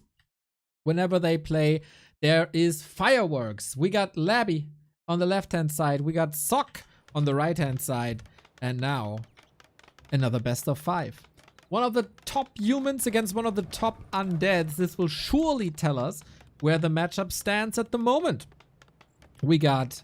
so far, nothing surprising. We got an Archmage, we got a Crypt Lord. Labby is a player who can surely go Lich or DK or even Dreadlord. In the match against Infy, we've seen that also versus 1-2-0. Sok has played the Mountain Kings before. I would expect him to go Archmage though. We're fast forwarding to speed up and sync up. We start on Concealed Hill, where expansions are hard to do, but doable. Wait a minute.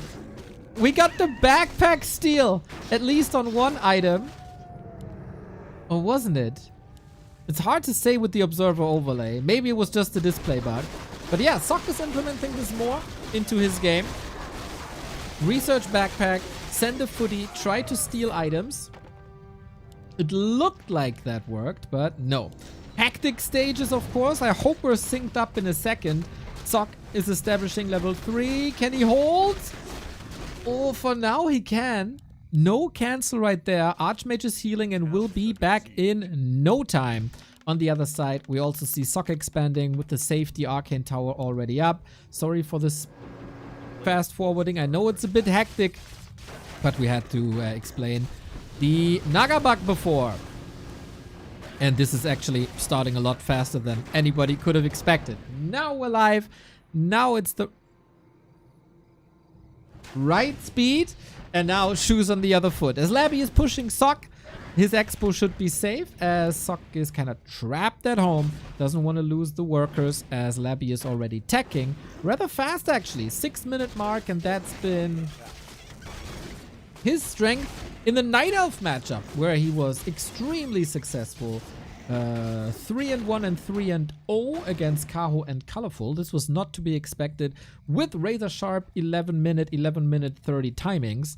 If you can apply that here, you got a good shot. So, expo up, Crypt Lord Ghouls, of course. Very oppressive. Water Elementals do less damage now to both of these units, 10%. But they also take less from Fiends later on. So the early game, surely harder for the humans these days. Mana burns are good. Manually microing the tower. Ghoul deny. Also this high level. Traps a couple of units here actually. Man, absolute slaughter on both sides. Archmage level 3.5. Crypt Lord 3.5. Question is, did Sock do enough damage for Labby, or is it just smooth sailing from here on out? Altar rebuild perfectly in time. Second crypt is coming up. It feels like Labby's macro is a lot cleaner these days. Kind of an unusual game state that we didn't see the expo for the Undead getting cancelled. We saw no peasants at the start of the game getting killed. Usually it's a very bloody exchange early on, but this time around it seems like both players were able to macro up fairly freely, but Labby comes out on top. He's ahead in the tech. His expo was a little bit faster as well, but the AM, I guess, is the one getting more kills because Sock has a little bit of a supply lead here. Wonder if he can still pressure the crypt. It's only 12 seconds. Not really. I feel like the 10% damage of reduction of water elemental versus ghouls is very noticeable. The more damage you do, the more 10% really is, and water elementals are heavy hitters. So they are a little bit gutted in that regard. On the other side, undead towers do less damage to footmen as well, and maybe that can be a help. Same goes for fiends, and as we transition into fiends, this will also be noticeable. Very interesting state of affairs. Event being researched by Sock. Looks like he is gonna try to go for a little dive here towards the expansion where there's no spirit tower yet. Lumber a little bit low for Labby. He just started the tier 3 tech with the DK on the way and the slaughterhouse coming. This is all pretty standard. He picked up the heal scroll as well. We've seen this a lot over the last couple of days. This heal scroll timing attack early on with defend footies, with which the human is going to try to get a nice little economic lead. Yeah. Pressure on the Fiend, taken away. Acolytes moved off the grid. Love that split footman attack by Sock. Shows quite some finesse that we've been missing for a couple of weeks for him. He was rather bland in his styles, but now the trickiness, the spark is back in Sock's step. Well, yeah, Labby's struggling right now with the multitasking. He ran the Fiend into the creeps, lost that one for no reason, lost the ghouls perhaps a little more easily and the acolytes than necessary. Sock is pressuring, looking for holes in the defense, and he's finding them. Well done. He had the slower tech and the slower expo timing, but I would say with his playmaking here, takes a little bit of a lead. Right on. On the other side, we see tier 3 queued with the second Rax and double workshop. Knights Gyros is the play without a Griffin Aviary. Interesting, because it's not the first time we've seen it that way. Also, Infy versus Labby was a big fan of skipping Griffins at first. I think he had a little bit of an epiphany that Griffins are still very strong, but faster Knight openings or heavier Knight openings seem to be the key for humans at the moment. Labby this whole time at 51 supply, by the way. He's losing a lot of gold. This is very weird to see in this game state, because normally when you go into upkeep, you either want to contest the map because there's a few creep camps left. That's not the case. Or you're going to go for an attack suit. And that's not the case either, because tier 3 is far away. I think that's just a mistake by Labby, isn't it? He's losing out on hundreds of gold right here. Okay, yeah, that's not ideal. Trying to get back up now. Archmage not in danger. Could catch an impale. DK is here. By the way, for the first time since its inception, our overlay correctly displays the wand of negation. It only took us 2 years, so how long that was. But yeah, that's fixed. And Sock is still attacking with the staff to the right-hand side. This is truly overwhelming for Labby. He can clean this up with the Crypt Lord solo with a mana potion, but it would take some time. It is going to cost again more gold. Sock has now gone into upkeep as well. Tier 3 is done. Knight Gyro's coming. I'm really impressed with Sock's mid game. He's playing a really good first map here. Great. Mountain King was leveling as well at the same time. 2.4. Got a big heal potion. Got Clap as well, which I love as a choice. was criticizing Infy a little bit. How much does Bash really do? Clap destroys ghouls and is great against fiends as well. Now, threatening another impale forces Sock into a TP, but the damage is done, the mining has been reduced, everything has been slowed down, and Sock is unfolding. Triple hero, knights, gyros, lots of upgrades. Difficult situation for Labby. One ace in the hole though, and that's the DK. He's level 3 already, and he might make it level 4 pretty quickly this game. Ooh, Archmage in trouble there, but so is the Death Knight. Finds himself in a surround, and the Impale won't save him. Or will it? Clap everything being used to try to kill this DK. No TP on him, and that is a devastating blow to the Undead army. Huge kill on the level 3 hero. More experience as well for the human forces, for the human heroes.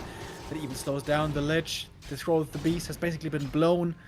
And that's a painful, painful loss for Labby. If not for that loss, I would say, hey, it's not the worst for him. He crept a lot, he took camps away from the human, but that one really hurt. What a clutch tier 3 arrival for Sock that was. First it was the Paladin's Holy Light to save the Mountain King, and then when he was just barely alive, the staff comes in, and then of course this makes it an amazing trade while Labby was a tiny bit too late. If the Lich arrives for that brawl, it's a whole different situation, but woulda, coulda, shoulda. Lich only up now. DK not even in the process of being revived as he is completely broke. Labby, this is Trouble City. A player's Got force some kills here, but mostly on the footies. Doesn't matter that much, but if he goes for the DK res at the tavern, which he will, and he gets the red camp, then there's still certainly a way for Labby to win this. It is going to be, as so often, in the end going to be about hero levels and items. If all things go according to plan. Okay, Archmage looking good. Mountain King still needs some work. We are contesting the rat spot as both know where the journey is going. DK back from the tavern. This is what he was banking for. We get an early cannibalize upgrade, indicator for abominations, which can be a lot stronger. Nice impale to secure the kill. Well done. Unholy aura, of course, not ideal, but it's better to sell it than to have it on the human army. Being exchanged for footies at the moment. And snares on the knights though. Those would be kind of painful to lose. Sock. Does he have a staff already? Yes, he does. And that's a staff save. Well done. Sock still holding on to a little bit of a supply lead here. Well, like a second ahead of me. I'm at 17, 18, 19, 20, 21, 22, 23. Not that we spoil our viewers. I mean, we're spoiling them with our broadcast and the dual cast, etc., but not in games, of course. Levels are looking fine. Paladin will reach level 2 as well. Maybe for Divine Shield, maybe for Devotion. And also Sock behind all of this made the Griffin transition. And so he's still getting more powerful from here on out. Yeah, Sock can play powerful tech switches here if he wants as well. Double Workshop, double Racks, double Aviaries. So whatever he needs, he can start to build. And honestly, a little bit of each is good. Some Knights, some Griffins, some Gyros. This seems to be the ultimate late game army now for human. And the thing, we talked about this before, right? Labby, in some series before, he refused to go Banshees, and he was punished very hard for that. Yep, that's right, and it's still the case here. In general, I'd say if you see this amount of gyros, switching into A-bombs is a good call.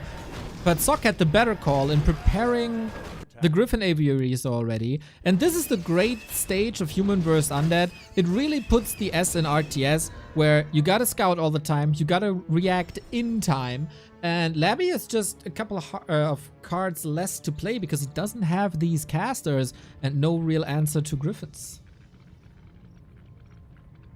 Ever since that DK res, he's been kind of struggling with the resources. It really put a little blemish in his game. Cryptlord kept creeping, by the way. Don't want to lose that destroyer just to... Oh, where are the fiends going? Oh, where are the fiends going, Labby? That's the next mistake. It's going to be 2 fiends for free, isn't it? Oh, that's some unnecessary losses by Labby right here. TPing out, trying to save the rest. The destroyer at least gets away. But, you know, it's round after round of unnecessary losses that throw Labby a bit behind here. Yeah, we talk a lot about unforced errors the past couple of days, and this was certainly one of them. A little bit of a pathing issue. Tried to reach the gyros, was a nice bait here. And that's 6 supply. That's 400 gold. That's a problem. Levels across the board, amazing. The Knights will be struggling a little bit now that we got Impale level 3. Gotta commend both players on their scouting. We had beetles on the map, we had gyros on the map, we had wards everywhere. So good knowledge gathered on both sides, and Sock thinks, okay, I'm ahead. I'm gonna claim that middle. Sitting on the high ground, Cryptid, of course, is the frontline tank with Frost Armor. He's damn hard to kill. Good positioning on the DK, by the way. You want to be not exactly in the front line, so you can't just get nuked too easily. How good is the Fiend kiting? That's always the question with Labby. And right now he's just standing there.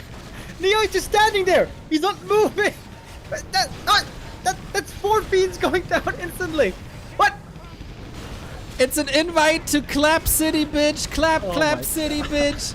Fiends disappear. The sky is open. The gyros take care of the destroyers. Late retreat. Too late. Impale can't deal with the Knights either. That's, of course, the hard counter to Fiends. They are all gone.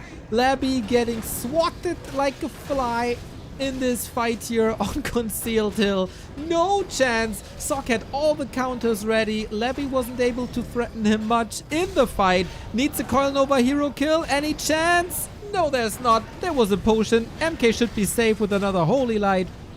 And yeah, what to do now?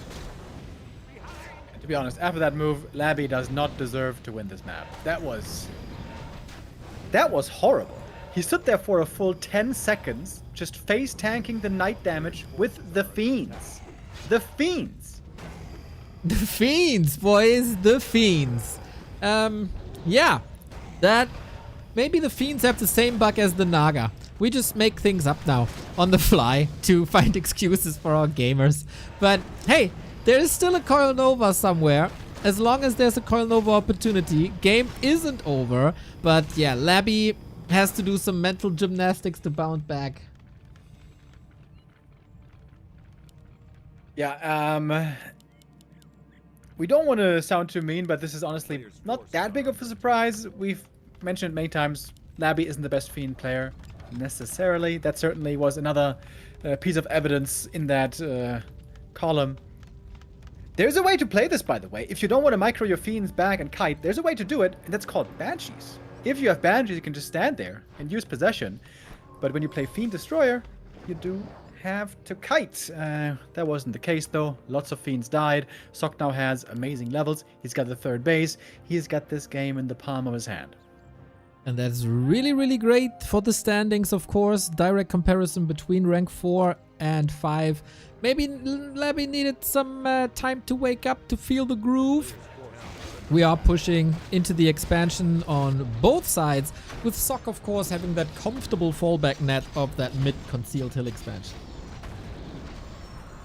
Well, GG. game's over, right? Yeah, it is. Yeah, GG. It just no finished. way to win this anymore. Too many losses. 3rd base for the human. Pretty clear-cut game. 2 gigantic mistakes. DK loss was the first, but the more painful one, I think, was all those Fiend losses. Well, the 2 Fiends strand in the middle, that was a small mistake, and then the 0 Fiend micro move, which is not something you say every day. That was the nail in the coffin, which is a shame, by the way. This early game was great. Expo wasn't cancelled. Tech was faster. Expo was mining sooner than the human, even. But then a couple of ghoul losses here and there. This was a wonderful starting position squandered by Labby. Yep. Maybe on a different map, things will go a different way. I really like how Sock played this. Early game was solid. Nothing outstanding, dominant, but exactly what you need, I guess. The early ghoul pressure prevented, or at least evened out. And then great coverage on the ground with Knights. Good enough coverage against Destroyer Post with gyros. And exactly when he needed them, Griffins were there. That was a good strategic game by Sock. And the execution was there too. And then he deserved to win this game. Definitely did. Much better played by Sock. I'm a little bit disappointed, to be honest. That was kind of sloppy by Labby, but hopefully for the rest of the series, he can clean it up. We certainly seen him play better than this before, as he's now going to have his map pick for map number 2, which is going to be, by the way, Echo Isles, which allows for specialty heroes. Why do you know this already? I'm always checking out Fly stream. I can see the Ah, future. smart. Okay. Yeah, I mean, Equals, we have seen Dreadlords there. We've seen quite a few Dreadlords from Labby in general. We've seen Infernals. So, that's not one of the questions. Like, is it too easy to read now that Labby has produced this playstyle 3 to 4 times in a row? Is it because of that that he goes something like Lich, maybe? That would be a cool idea as well. I feel like Lich is certainly way more reliable. Dreadlord, I have yet to see it still prevail when heavily pressured and the human plays a really good game. I feel like Dreadlord is really still very, very hard to make work. We also don't see him very often, of course, so it's hard to find the evidence in that department. I would love to see a Lich play. I feel like Lich is a bit underplayed in this matchup right now, or you could just go for Cryptlord. But yeah, if we should see Dreadlord, I'm pretty sure Soccer's going to take an aggressive stance against it. Wouldn't be surprised either. Yeah, Labby has to step it up once again. If this is 1-0, I'd say, his first map is always the weakest. For Labby, I haven't found a pattern yet, Remo. I'm always looking for these patterns in players. Not the case for Labby. He's just completely unpredictable, that crazy scientist.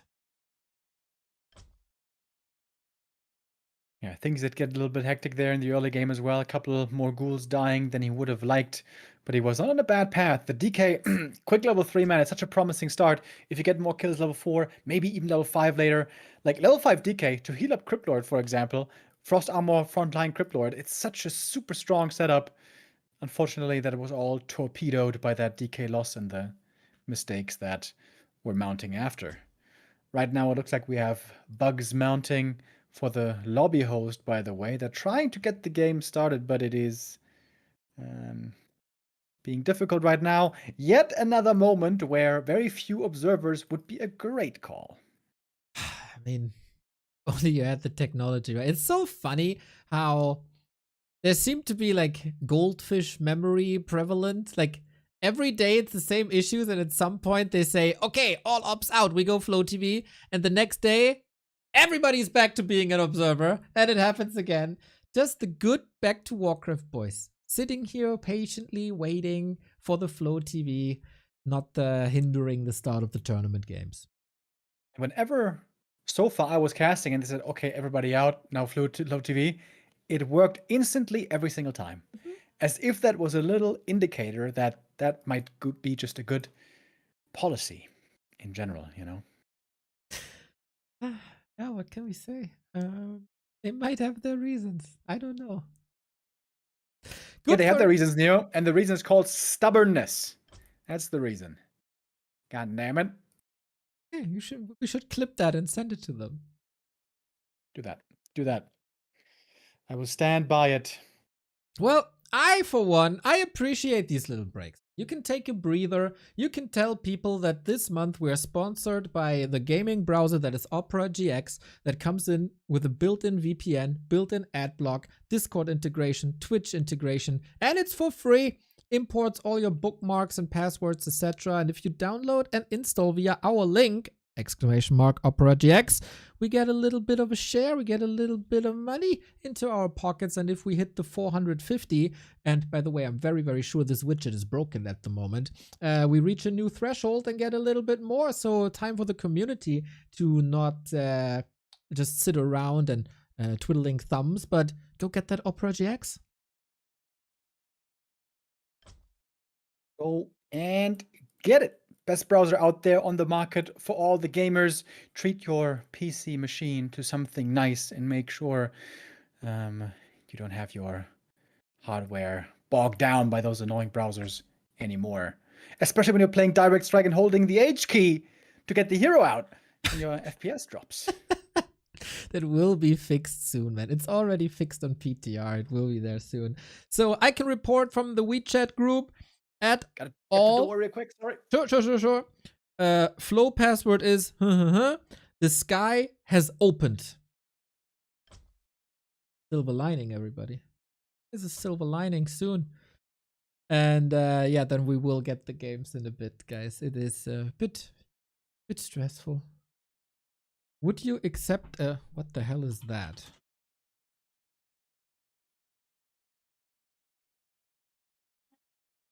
I have no idea what that is, Christian. Pictures. Oh, yes, of course. Yeah, sure. I mean, we are the perfect demography for that. Like, ideal. It can't get any better. Slide in my DMs, brother. I had to look it up. Now I googled it, and now my ads will be... Yo, I have some funny news over here. All right.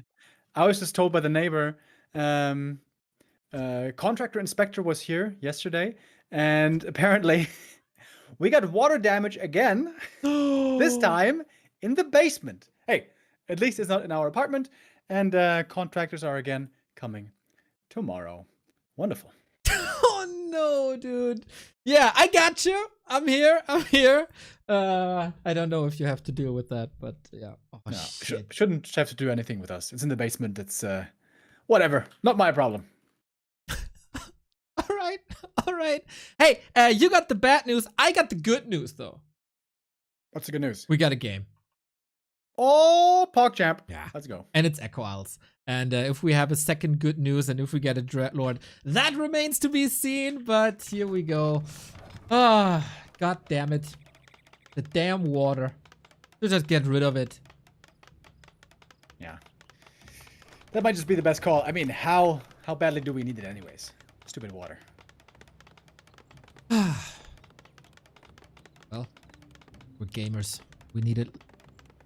Wait a minute. We don't need water. We need rogue energy. And you know what's energizing as well? A pally rifle opening. And you know, like, What's up just to over here? double down on this, it's Pally Rifle versus Dreadlord. Let's effing go. You remember when I talked about the tissues? This is the moment for the tissues. And obviously Sock feels like he can beat can beat Dreadlord with Pally rifles, because the chances of Dreadlord here from Labby is actually really high. Now normally you think, okay, against fast expansion, Pally is kind of weak, but it might all come down to the mana. Once we get the Blood Mage, all of a sudden this Dreadlord might not have so much in store anymore. Yeah, man, this is so interesting. So, first and foremost, this is Sock, of course, gambling on the fact that LabyRinth is going Dreadlord against a Crypt Lord that would be half a disaster. So, good call. And then, how I good... think especially against Crypt Lord, Pally rifles must be terrible these days. Yes! Very much. Very, very, very much. So we could have had this little rock, paper, scissors thing where Sock thinks that Labby goes Dreadlord, but Labby thinks that Sock knows that he goes Dreadlord, and because of that he goes something else. But that is not the case. And now he's here with the Dreadlord. Man, this is super interesting. I'm here for it. Labby went for the ultra early greedy expo, by the way. It's a haunted before Ziggurat. This, if an AM is aggressive with mercenaries, possibly easy cancel, but that's of course not the case. Labby has to figure out exactly what's going on. The scout skelly, oh look at it, bottom left. It hasn't checked the gold mine yet. Yep. Oh, Labby, you want to make sure you know what's happening. Oh, and just in time, sends it over, sees the creeps still here, and that's very suspicious. Woohoo. You could cut him some slack and say he wanted to send it in last second, so in case something is there, it can't kill him for the 12 XP extra. God Gamer Labby. God Gamer, true. How could I forget about it? Exactly. So Sock is claiming the middle, which has been contested a lot on Echo Isles historically. Gets the Wand of Mana Stealing. Oh my, what a power swing this is. This basically trade a sleep for a Holy Light. 2 Holy Lights. 2 Holy Lights, 2 charges, correct. It's even on the item. Alright, it's going to be a fast level 3 on both these sides. Now Labby knows what's going on. In theory, Carrion Swarm pretty good against Pally because it's AoE damage against single target heal. But of course also heal scrolls are going to be added in later. And I would love to see a shop already for Sock because region scrolls he's going to need real bad. Right on. Against this AoE, 100%. Holy Light is here for the single target damage. Good body blocks by Labby, trying to get the rifle, but that is a tough task. But the Carrion's hitting hard. A lot of mana still on this pally. There we go. I was wondering, where was the one of mana steal? There it is. Carrion, 1 kill. Almost 2. But that's it for the mana. And now, no more Hadouken. Exactly, and Tier 2 has only started now. Labby has been a frequent visitor to the Undead shop for mana potions, thinking back to his debut match in this league versus 1-0. There was also a Dreadlord. If you haven't checked out check out that game. It's mental. But I think so far, Labby got his objective with the Expo, which is uncontested and not pushed. And Sock is fighting here, which is fine. But it's also noticeable. What a mana steal! He bought one. lol! Sweet revenge. And now the pally's out of mana for the time being. Did set up a shop in the back, by the way, and that's going to be so good now. Regen Scroll and Clarity, absolutely fantastic. Dreadlord bought a big mana potion. He just spent 800 gold on items. Yeah, I mean, Carrion Swarm is good. Carrion Swarm will maybe eventually win him the game if it hits hard. And I feel like he needs something like this. Otherwise, it's just a big grunt. You know that the timing is coming. And do more ghouls necessarily help you? Maybe. We'll never know. That could have been 6 ghouls that are now 4 Carrion Swarms. 5? Yeah, it's going to be about levels here. Absolutely. Dreadlord wants to get level 4 quickly and then make his way to level 5. And once he's level 5, that damage gets crazy. Heal scroll, by the way, at the shop, gonna be so important. Labby has to make it a priority to get that heal scroll for himself. I mentioned that yesterday versus ColorFul, he was god tier in shop control, and on very few maps is shop control as important as on Echo Isles. Bro got the last hit with the Dreadlord? No, he didn't. Oh, I was so close though. Or did he? Maybe he did. I thought he did. I thought so too. I think this bugged, the indicator. It doesn't go up higher than 618. He got it. Yeah. And Labby setting up a counterattack. Ghouls across the map. And if the Dreadlord shows up here, Carrion Swarm against Peasants is pretty damn good, I heard. Ooh, Hadouken indeed. Needs one more, but thankfully he got that big mana potion. On the other side, counterattack. Labby tried to set up the towers here, but unfortunately unsuccessful. Yeah, difficult spot now. How do you react here? What do you do? Carrion Swarm again. 2 more Peasant kills. This Blood Mage needs to come out ASAP. We still have a lot more mana on this Dreadlord, mind you. Right on. And the Blood Mage can be slapped. Level 4. Hadouken again. Glory, glory, Dreadlord. 3 Peasants hanging on, clinging on to dear life. More ghouls coming in from the main base. Pally is going to have to TP home pretty soon. I don't think he has the time to get the Haunted, though, does he? I don't know, dude. In the old patches, I'd say being down to 4 peasants reduces the Pally Rifle win rate to 80%. Now, things are definitely harder, and this build not as resilient anymore. He's not even at the gold mine currently. Carrion Swarm, good damage again. More Peasant kills, the ghouls are in. And the Blood Mage right now looking really impotent against these ghouls. Yeah, I know that feel. He's killing every single worker now. Ghouls flooding in. 1, 2. Yep, Oh my God. that's it. That's every single worker, Every and he single doesn't have gold to build another peasant. I think Labby's doing the right thing. He's going tier 3. Frenzy ghouls are going to be quite good indeed. Also, he's getting bonus experience on the Dreadlord. Ooh, but the Rifle Army is still scary. Is it though? It's only 7 of them. He's close to level 5. Gonna lose more ghouls here, though. But the economy... Dude, he can't even make peasants right now. He has to sell items on the pally to get gold. Yep. That's... And he doesn't have that many. Like, yeah, a ring, a cloak, a glove, that's it. And he got the Haunted Gold Mine eventually. But the tech is there, the army is solid, the Dreadlord still has a little bit of mana. I would be baffled if this is a sock win. He's also, of course, walled in, so he's got to kill his own farms. Rough game. Labby doesn't have much either. But he has a close to 5 dreadlord. And there's still no mining for Sock. He's got 1 peasant. Okay, 2 peasants now in production. He's gonna have gold income again soon. He sold almost everything. Except the region scroll. Yep. Player's forces are Oh man, what a game. Very exotic. We love it. We creep up and we, as we said, very close to 5. Question is, does he needs 1 more camp after this, right? Yep. Definitely. Get some more kills here with the Holy Light. Oh, Dreadlord thinking about a little counterattack. Doesn't want to squander his mana though. Labby, by the way, expanding again. And reaching tier 3. This means, first of all, you can go for Frenzy Ghouls, and secondly, bonus experience. More bonus experience for the Dreadlord. Okay. He's got Paladin swing was level 5 tapping here. on these ghouls. Like, smack Holy Light kill, smack Holy Light kill. Dreadlord distracting, kinda nice. And there's this green. That's level 5. And that very close to one-shots peasants, by the way. Yep. Very important that the Arcane Tower was repaired, by the way. If this one was down, dude, that would be bad news bears. player's forces are under attack. Would love to think that Labby moved the Dreadlord to the human base the moment he leveled up. As a little statement, you know I'm creeping. You know what's coming for you. Better prepare. Should Labby stay solo hero? Trying to get level 6? Pretty broke right now. I don't think there's an ultimate urgency to go DK now.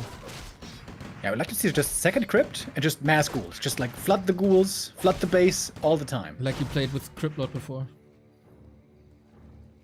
And how many peasants does he need for level 6? Quick maths? Dude. I'm not sure. Dude, no, First- I'm not trying. You don't bait me into this. No. A lot. Okay, this could also be lots of ghouls going down, to be honest. Carrion Swarm, only 1 kill, but look at those peasants, dude. Oh, look at those peasants. And not the greatest cooldown. The Blood Mage has to siphon. There's another Wand of Mana Steal, maybe even a sleep. Ghouls starting to get hurt. Paladin close to 5 as well. Another ghoul going down. Well, isn't this an interesting game? We now have the second crypt coming up. Dreadlord didn't get much experience there, to be honest, but he's always keeping Sock pinned, right? How is Sock gonna get across the map to attack the Expo then? Yeah, that's a very good question. No Zeppelins here on the map, of course.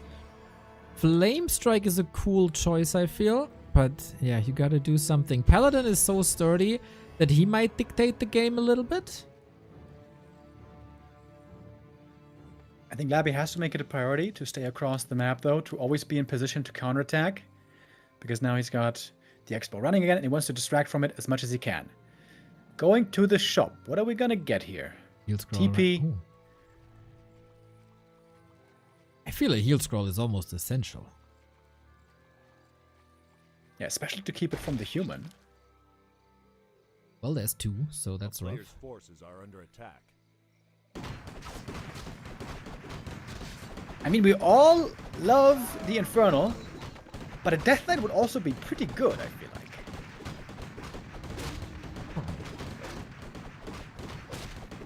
Well, first of all, we try to snipe a little further. Ghoul run by with 6 of them and Frenzy. No guard tower, only an arcane that doesn't interest Sock at all. Carrion Swarm almost for 4 kills. Can he capitalize? Oh, cool down. There's 2 hurt. Rifles in the back. Level 5 Oh, Pally. dodge on 1. He's going Disease Cloud first, by the way. A-bombs coming up, of course, good against the rifleman. We had some ghouls in the back. They killed, I mean, Labby is trading horribly here, to be honest. This is not very cost efficient, but maybe it doesn't have to be with the Expo running. Well, if you trade for an Infernal, is it still a bad trade? Yeah, that is the goal here, isn't it? 5.5 now on the Dreadlord. Oh, he's going for a wagon, not A-bomb. Yo, I love this, actually.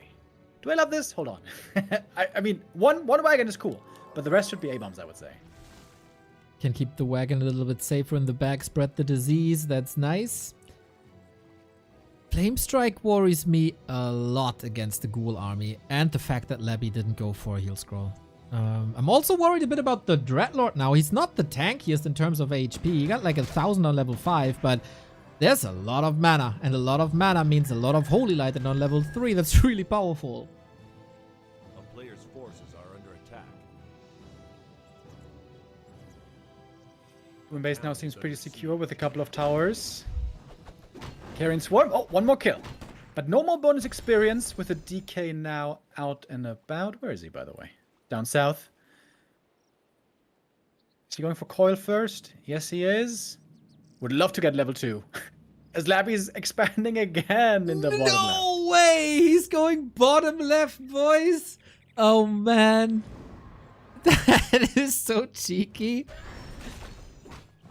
His Dreadlord games are just a sight to behold, man. DK got double mana potion. Dreadlord got single mana potion. I got a feeling that Labby is a heavy drinker. Yeah, those mana pots so good on the Dreadlord. 3 base versus 1 base is what we're looking at right now. Can you beat Pally Rifles 3 base versus 1? That's the question. Oh, well. I feel like this is gonna be miserable for Sock down the road. He's not scaling much. He's still tier 2, by the way. Like, love the one disease. Wagon. Yep, Just one disease. Yep. Oh, it's gonna be hundreds of damage. And one Carrion Swarm can kill them all. And he's distracting from the bottom left. A player's forces are under Bit attack. too early with the Carrion, but okay. Oh, I love this wagon, dude. This is so cost efficient. Especially if Labby drags out the game. Which is in his interest, obviously, with the Expo. Carrion Swarm for 4 targets, not ideal. But yeah, he kites him around the map, but he never goes bottom left. I think Sock has a blind spot there on his expansion. Yeah, there's just...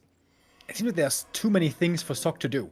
Labby's doing a great job abusing the one weakness of Pally Rifles, that's the low mobility.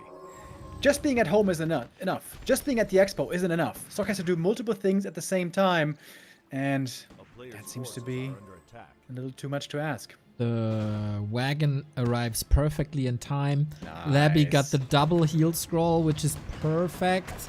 Nice, dude. Sick game by Labby. Really, really sweet. Need a tissue? So cool. So cool. And Sock probably regretting the Pally Rifles. Archmage, push play would have probably worked better than this. Labby also has a Necropolis here, so he can TP to his bottom left-hand side. Alright, you know what we gotta do, right? 12 o'clock expansion. About to be yours. That'd be so funny.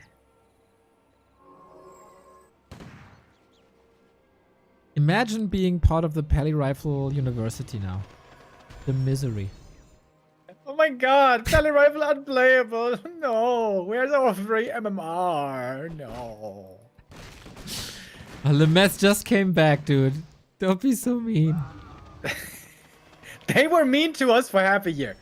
They were nice. get? They wrote guides on how to beat them.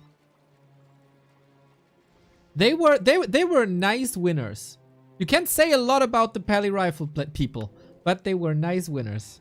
A player's forces are under Well, attack. not winners anymore. Oh no, is that level 6? This smells like level 6. I just hope we don't GG out before level Yeah. 6. Sock would be such a cool guy if he waits until level 6 to GG, actually. Sock is a pretty cool guy, I gotta say. He might just do us the favor! Flame Strike! One more kill. So close to level 6. Look at the wagon, by the way, in the main. So much damage on all these Awesome. peasants. Yeah. Sock is trying to go 1 base tier 3. Come on, Labby, be a Giga Chat and get that expansion. That would be the first time I see 4 base versus 1 base on Echo Isles. Do it, Labby. 64 versus 30 supply, by the way. We need 1 or 2 kills for level 6. Come on, baby.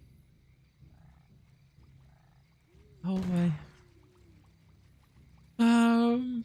A player's force. I don't see an acolyte yet.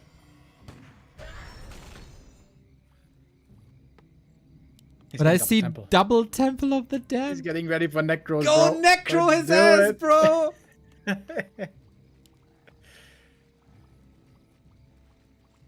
You gotta. I mean, Griffins are coming. Banshees would also be nice. One carrion. One carrion. Don't GG yet. Don't GG yet. Hold. Hold. Level 6! Here we go! Drop the base with the carrion! Double kill! Total annihilation of the Pally and the rifles. The wagon dies finally, but the value he got, man. That is a dream come true for any undead player. Level 6 Dreadlord, baby. The rarest of strategies.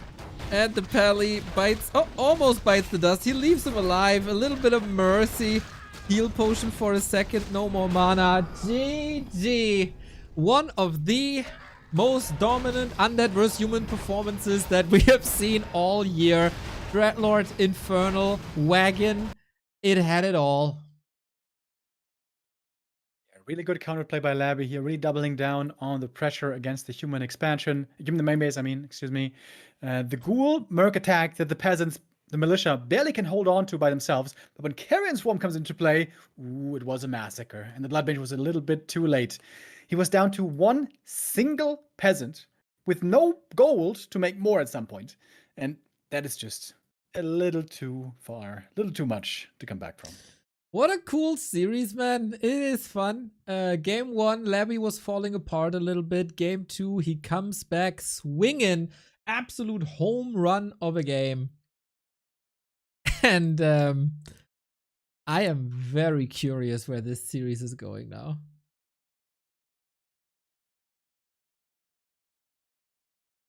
Yeah. Hopefully that's a sign of things to come. Dreadlord is playable on more than just one map. Not on many maps, obviously, but Twisted Meadows is a possibility. Terrana Stand is a great Dreadlord map, but Terrana Stand is actually not in the pool. So I guess Twisted likely the only other possibility. We'll see if we get there, but normally it's vetoed a bunch. But I guess we shouldn't demand more Dreadlord. One is already wonderful and a nice little sprinkle in our Warcraft day. Hear me out, Remo? Autumn leaves. Hear me out? I don't think so. Hear me out? You'll see. Okay, if that call is on point, man, then I will be #impressed.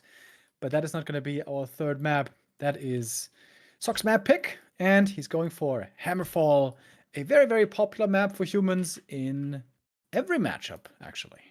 Yep. With the 2 expansions right next to the base, you can choose, you can draw out the golems, you can creep clean, and yeah, they feel right at home here. Also, Zeppelin and Shredder, very accessible. So that's all fine reasons to play that here. I would be very surprised to see another approach of Pally Rifle again, but nothing's impossible in this series, it seems. In, once again, the game between the 4th ranked player against the 5th ranked player. Every point matters. And who claims match points now on Hammerfall? Let's go.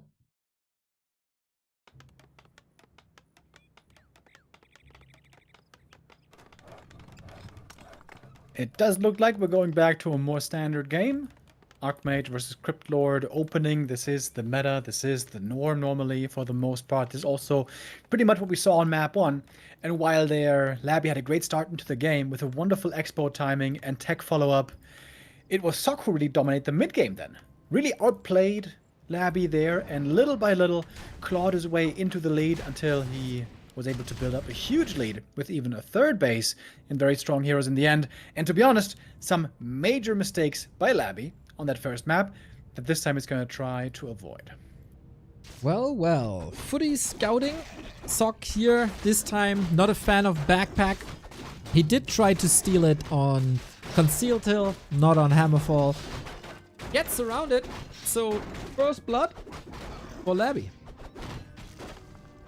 Almost lost 2 ghouls because it killed the footy, but nicely saved those back into the main. That's a good start right there for the Korean. Gonna creep this camp before too long. While, what is Sock doing, I wonder. Standard creep route would be the northern gold mine next. I've seen humans try to get very feisty with different gold mines, going for the rock golem and very often getting punished for it. But the AM, in fact, is moving out on the map. And he's leaving the camp to just the units and water elemental. And the AM is going on an aggressive mission. Oh, you take less damage from the trolls here now. But yeah, that is a lot. We've seen this level 2 aggression quite a bit, especially on this map. Infy tried the same, and it should have been a lesson to not do it again, to be honest. But hey, maybe Sock can just maneuver better. Late reaction by Labby. Cryptlords didn't start moving back home. Could have seen the AM in the main base a lot sooner. He killed 1 ghoul already, might get a second. Forces a lot of lost lumber time right now. Archmage wants to make sure not to get too close though to the Cryptlord and ghouls. Doesn't want to get impale surrounded. Rest of the footies moving down south. If Sock can get a cancel on the expo, this would be a great early game for him. But that one is now protected by the arcane, by the Narrow, of course. Beetles harassing the human base. Footmen, water elementals harassing the undead base. Can he kill that haunted gold mine? He failed to achieve that, Sock did, on map number 1. But footies are here. The Archmage is looking great. I feel this is a very warm early game for Sock. Worth investing a TP if he can cancel it. And that shouldn't really be a question. Yeah, beautiful delay. Cancel is there. That's almost a 2-minute delay. Almost getting the ghoul as well. Oh, and the lumber's low. Because the ghouls were inactive in the main for a long time, lumber is missing. That's more than a 2-minute delay. Wonderful start by Sock right here. He didn't have the power build go through fully. Also, his lumber was a little low. So it's gonna take a couple of seconds.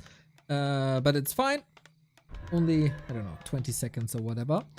And the towers are up against future beetle harassers, so he's safe. But is he safe for Cryptlord and ghouls? This is so good for Sock. Going for the tele staff. Oh, if he'd cancel the expo again, this might almost be game. There's a footy moving south. Cryptlord, does he have a tele staff? Oh no, he doesn't. Cryptlord has to get a tele staff right now to follow the Archmage. Archmage, he's trying to surround him. Maybe not check the inventory here. Players' forces are under attack. With Impale, of He's trying course. to get him without the impale so he can then cancel the staff after. But I wanted to say too. I was already in the process, you know. I helped you out, buddy. There was no need to! I got this! I helped you out, buddy. That's what we do. That's what we do. Ghouls, Thanks. though, what they do is taking out a tower. All of a sudden, only 1 arcane left. Archmage trying to get to this expansion, but he can't get it. Trying to get away now with the boots of speed. But there's no footy in the south anymore. So this haunted will be finishing. Okay, nice distraction then. On the other side, 1 tower fell. Town Hall is up. Tech started immediately. 6 minutes 10 is nice. Ooh, dribbling out of all of these surround attempts. Water Elemental still laying in so much damage to ghouls despite the nerf. Gets the double kill. Sock is in a good position, but nothing that he couldn't lose. No, he has enough. But he still can't get the surround. Oh, Labby.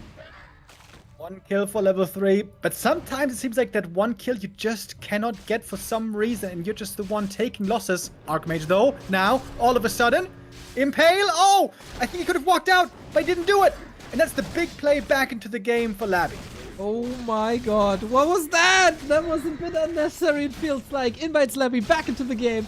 The impales, you know, just try. Just keep on trying, never give up. The John Cena Suicide lesson. 2 ghouls into the northern camp, though, so this is a lot of ghouls going down for Labby. And the tech starting noticeably behind the human. It's a bit wacky. That's what this game is. But it's also action-packed. It's entertaining. It goes back and forth. Love to see it. And now we build our armies, eh? Tech, as you said, not that far progressed for Labby. Sock also in the process. So I guess we have a little bit of a breather here. That I used to say, screw you, Pato. Hate that guy. Yes, that's such a Prick. I was wondering if I knew any swear words in Portuguese, but Nope. I don't. Too irrelevant of a language. I mean, you don't even know curse words. Puta must be one. Probably, yeah. Better picked up here by Sock. Getting ready for the late game macro. Cryptod, by the way, really bad items. Only claws of attack. Before that, he had nothing. And the AM hits level 4 well before the opponent. Zeppelin, though. Oh, got ensnared. And barely taken out. That's a big move, actually. Zapper! Zapper! Zapper! What the hell? He wants his shredder! Oh, damn! Huge kills! Wait, is he gonna get the Archmage? Impale? 1 mana off! Oh my god. What is going on, dude? What is going on? Barely escaping with the Archmage here. Shredder down because of Zapper. I told you it's explosive. Really fun game that we're seeing here. Small mistakes on both sides, evening up the game. Big mana potion. Can he kill the Archmage? Surely not without boots of speed on himself. No.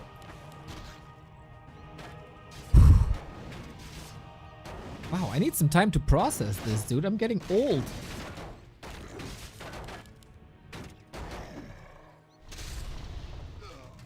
Another Impale. It should be 2 more kills. Good experience for the Cryptod right here. Oh, maybe just 1 kill. Alright. But, very interesting. This game, it's the opposite of map number 1. Sock got off to an amazing start. Perfect early game, basically. And then some small mistakes evaporate the lead. And now we're pretty much back to even. So we'll see if Sock is going to keep making mistakes. And then, like it happened on map 1, and the opposition can take advantage. Okay, Sock has the tech lead, which will be great tier 3, human tier 3, one of the best in the game. For Labby, needs to be seen if we need Banshees this time, or if he will double down on his Fiend A-bomb play. Levels are really good on both sides. Once again, Wand of Negation purchase, second time already in this series. Not everybody is making use of that rather new item for Undead. Labby is a fan. And Sock keep creeping up. Mountain King is out. DK is coming out. So far, so standard. The mana potions purchased here. Very normal for the Undead. This Cryptod now with high level spells. Very strong. But MK is going to get a little bit of a level lead over the opponent. Would love to get a fast level 2, level 3. Stormbolt and Clap, as we've seen. Very powerful for the late game. Love the defensive items on the MK as well. We got Ring and Talisman. Real nice. It's going to keep him healthy in the front line. And Gauntlets. Wonderful. Not bad, not bad. Once again, we go double racks into double workshop, and then the Griffins as a bonus on top. Cryptod close Number to... shortages. Yep. That Shredder loss, dude. That was really painful. Killed it with the Zapper. What a chat.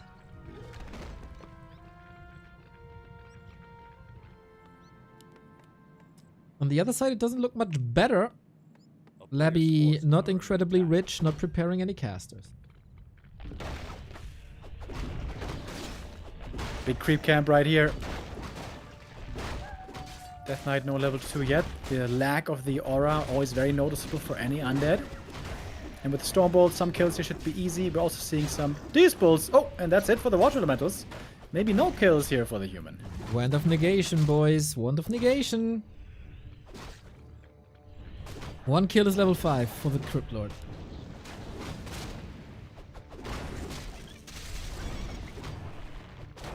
Impale comes through. We do have double staffs to save both heroes. Oh, those flying machines a little over-eager, trying to join the party before they had any dancing partners in the form of destroyers. Double mana potion. Cryptod, keep fighting, bro. You're almost level 5. What's up? Well, Paladin is coming any second. Then we have Holy Light and... Oh, didn't go for a staff, but it's already on the Archmage. Water Elemental denied by Sock. Sick. That was definitely a mistake. by Labby right there. Could have used that impale against the peasants, take him out easily, get level 5 easily, take the rest of the camp. It's a small mistake that now means that the rest of the camp and the item goes to the human. Remo's always accusing me of being so negative, but you heard that I praise Sock for that great deny, and he's like, could done this better, could done that better. He's gaslighting you guys. No, it's true. And Happy is the proof. We've seen many games before. And yes, that's the first time that Happy gets mentioned in an unhappy cast. I so mentioned good. Happy before when I said that Labby almost played Happy-esque when he contested shops and stuff. You wouldn't think we cast 3 hours without mentioning Happy once. Listen, Neo, I'm looking forward to seeing him again. Is he gonna be back tomorrow, the day after? I hope so. When is Happy playing? We're seeing the Griffin Aviary coming up now as creeping continues. MK also getting the other rock golem across the map. He's got very, very tanky items. Love seeing this again on the MK. And another Talisman of Evasion on the Pally. Also, I would say not too bad for him. More creeping, more creeping. Love the heal wards as well. Do we see any Griffin Aviaries? Oh, yeah, we're in the process of switching. And for Labby, we worry once again. The lack of Banshees is a bit worrying. He has the supply A lead. week though. Huh? On the human. Upgrades on the human are weak. 1-0 knights only. Nothing on the gyros. This all comes back to the shredder. I'm a bit curious about going, what's it called, Sundering Blades that early. Oh, Impale? Oh, grande. A little too late. Yep, that went to Sock and TP out just to be safe. Gets the level 3. Very well prepared now. Didn't show a Griffin, only the gyros. Labby with a healthy amount of resources. This would be the perfect time normally to go Banshees. Why is he not going Banshees? I don't get it. Well, remember, we used to say the same about 120 for 2 years straight. So in 2027, Labby is gonna realize. Forces are under attack. Okay. I guess then we just have to wait a little bit. Let's put a kettle on. Boil a tea. Yeah, just be patient. It's a virtue. It is a virtue. True that. It's also a blessing to have these kinds of items on the Lich. Plus 18 on only level 1. He could even give over that Mantle of Intelligence. Third base has been spotted by the gyros, by the way. Surely that must be a priority to take out for Sock. Or he could go for a third base himself. But again, the Shredder is making things hard. I think without Shredder here, there's no way to go third base. It is a bit rough indeed. Could get another one, of course. There's 2 laps. Oh, look at the Lich! Plus 24! Are you serious? Frenzy would be nice, huh? Anti-magic shot would also be nice. Just saying. And your defense. It's all about damage! Just like you threw that Stormbolt, killed the Acolyte, killed the Expo. Damage! No urgent need for Labby right now to get that expansion. He can just try again at a later point if he wishes. Are under attack. There is a lull in the action here. There's some time for the players to make adjustments, upgrades, army comps, tech. Temple of the Damned! Can you believe it, Neo? He's making a Banshee house. Thank God. It would be so funny if he goes Necros now. I would probably be, holy shit, what the hell is going on here? 20 gift subs by Satella. Out of freaking nowhere. Holy. A player's forces are Yo, Satella and AMA credit with the resub as well. Thank you guys very, very much. Big supporters of the stream. That is absolutely wonderful. Looks like you guys are also enjoying this series. Sick. Love the dual cast. Off we go, brother, sister, whatever. That is mental. Much love, man. Much love. If we get 20 Sick gift upgrades subs also. for every Temple of the Damned, we gotta cast more games like this. Then we might get no more gift subs for the rest of the series. Maybe. Labby has sick upgrades, by the way. His lumber economy was looking great. He's gonna have 3-2 fiends finished soon against only 1-1 knights and 1-1 griffins. Oh my god, AMA credit with 20 gift subs. Now this is fireworks here on the battlefield in the gift sub department. I think the overlay crashed. No, it doesn't. It is Banshees, but man, Labby needs more time. MK's missing Clap, by the way. He didn't go Clap this game. Oh, beautiful Impale. Decent Blizzard as well, but the Knights are taking more damage. None have gone down so far. Heal scroll against it. Staff to save the Knight. Pally is way in the back, by the way. Oh, but nice double staff play. Saves those Knights. Does he have a third staff? I don't think so, right? Oh, no, he does. He does. Oh, sick. But they're all on cooldown. Early prioritization of triple staff. Love that. Maybe in anticipation for Banshees. That is then great against Banshees, of course.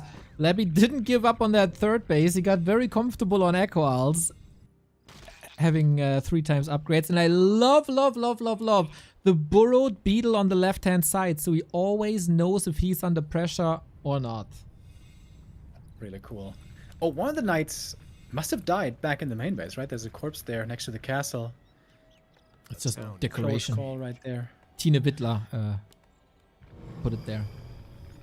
It's a bit of a macabre decoration, but okay. Tastes be different, I guess. One taste that we all love is the freaking gift subs, man. AMA credit and Satella, you just made this series even better. Phenomenal. Double heal scroll on Labby's side. Archmage got that too. Level 3 Blizzard is quite sick, I gotta say. Especially historically really good with Clap, but as mentioned before, no Clap this game. I feel like Sock really missing out on an opportunity. I think on map 1 he had the right read, he had the right idea. Going for Clap that can be so powerful, but now no Clap. Make me sad. Banshees aren't here yet, man. I don't know, that investment didn't pay off. The Remo Demo recommendation needs more time. Wait, bro. Just wait. Chill out a bit, alright? Take a chill pill. Oh, heal ward in the back. Really hard to reach. How do you take out this heal ward? That's really tough. I don't know. Not with Griffins, that's for sure. They're magic immune. Archmage could do the job. Gyro bombs could do the job. This is chaotic. I got this heal ward. It's still up. He hasn't taken it out. Take a knight or something, dude. This is still the first heal ward. This is crazy, man. The value. Also, Blizzard. So much damage. Without that heal ward, Labby might be dead in the water. This heal ward fully ran through in a straight up fight. Yeah, no surprise. The Fiends are kind of healthy. Oh my. But for how long is the question? With Clap, this would be such a one-sided thing. Now he's standing right next to the heal ward. Still not canceling it. Sock is really good. I mean, it looked kind of funny not canceling the heal ward. In his defense, it was really hard to cancel that one easily. Yes. He couldn't use the AM, he was using Blizzard. But he could have just taken one knight and click on it once. It's not like it's impossible. But yeah, that was some premium heal wards. That did insane amounts of HP restoration. And now we got the third base up. And now Labby couldn't ask for a better position. With the Banshees joining the army as well, he kept them in the back, pooled for 3 base income. Sock was 20 food down just a second ago. Could get a little shot in the arm if he sells the evasion, but gold is not really an issue. He needs time, but he doesn't have time because Labby is on the 3 bases, can easily restock. Gets on upgrades, gets on heal scrolls. Oh my god, he got so many potions again.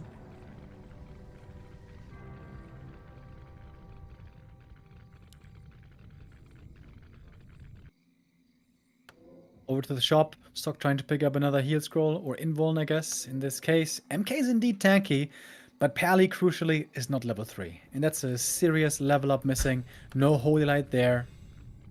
Labby got 4 mana potions, 3 on the Gryfflord possession. Nice step. That was number 1. Huge waste of mana. DK behind enemy lines is always a vulnerability. Archmage is doing an insane amount of damage, but at the moment only on the anti-magic. Your call was right after all. And it's of course also heal scrolls. These Fiends are still insanely well upgraded. 3-2 for a long time already, by the way. The rest gets picked off easily, and Labby will take the lead. Incredible game, man. Labby takes it home. Feels like the momentum shift in the middle paved the way. when he finally got the surround after like 3 attempts. So well done. Never giving up on that. Took the Archmage off the map, bought himself so much time, and then all his timings just worked out. It was great play by Labby. Yeah, the huge mistake, of course, there was the AM loss. He was really far ahead. This was a wonderful position for him, but Labby there finding the one opportunity, the one weakness to kill off the AM. Did he have boots, by the way, when he died? I think he did, right? But good movement there by Labby, making it hard for the AM to get away. He panicked a bit in the end. He could have gotten out of that, failed surround, but then he used the staff. He got impaled, and then that was the door opener back into the game. And that Shredder kill. That was such an impactful Shredder kill. Upgrade-wise, so could never keep up with the Undead. The Shredder kill with the Sapper. Gotta highlight that, man. What a cool, unique play. What quick thinking by Labby that was. Also having the resources available at that time. Phenomenal, of course. So cool. What a cool series this is. And what great support we got. Once again, Satella, credit, legends. Also, the Lord of Tilt with the Prime sub. I think that is a great nickname. Thank you very much, guys, for the support. Absolutely wonderful. First time subber right there, by the way. Welcome, the Lord of Tilt. Hopefully Sock is not feeling tilted now after that AM loss. Thinking back, he surely must be feeling, oh man, that was unnecessary. This was such a good position for him. So very interesting how this flipped. Map 1, Labby at the perfect start, and he gave it away. Map 3, same for Sock, where the shoe was on the other foot. Now, if we keep going that way, then on map 4, it should be Sock going Expo, and Labby going all in, and Labby failing, if we think back to the Petty Rifle game. We will see if that's the case. Last losers map for Sock. Labby could grab 5 points here again. Little reminder to all of you out there, for this tournament, we had to acquire broadcast rights for the first time here. So if you want to help us out, cover this, be like Credit, be like Satella, be like the Lord of Tilt, back to warcraft.com/support is your friend. All the ways to support at every Prime sub, every regular sub, every membership. Holy shit, more gift subs. All help, another 20 by Credit. Damn, Insane. Bro. Super sick. AMA Credit, the legend. 179 gift subs in the channel. Thank you so very much, man. Awesome. And also hitting some nice people like Hovi, my Creepjack partner. Also, of course, some bad apples there like Chechi. But you win some, you lose some. Let's go. Change Maniac. Don't you listen to it. Let's go, man. Sock against the ropes. I would love to see game 5. And I would love to see 10 gifted subs by Jay Salarax. Another legend. Long time supporter. 841 gift subs. That is mental. Super sick, bro. Thank you. Thank you all so much. Man, this is a good day. Feels good. Shaping up to be a good day. Feels good, eh? Feels good. Ooh. And we got one more series. And that's the highlight of the day. The Night of Mirror coming up after this one. Oh, man. We thought we couldn't top this series, but that Night of Mirror, bro, that's got me shaking in my boots. Bro, after casting 2 games of Human Mirror in the past 2 days, I am delighted that it's a Night of Mirror today. Yeah, okay, cool. Be delighted. Very good. You cast the Human Mirror next time. Yeah, why don't we? Why don't we?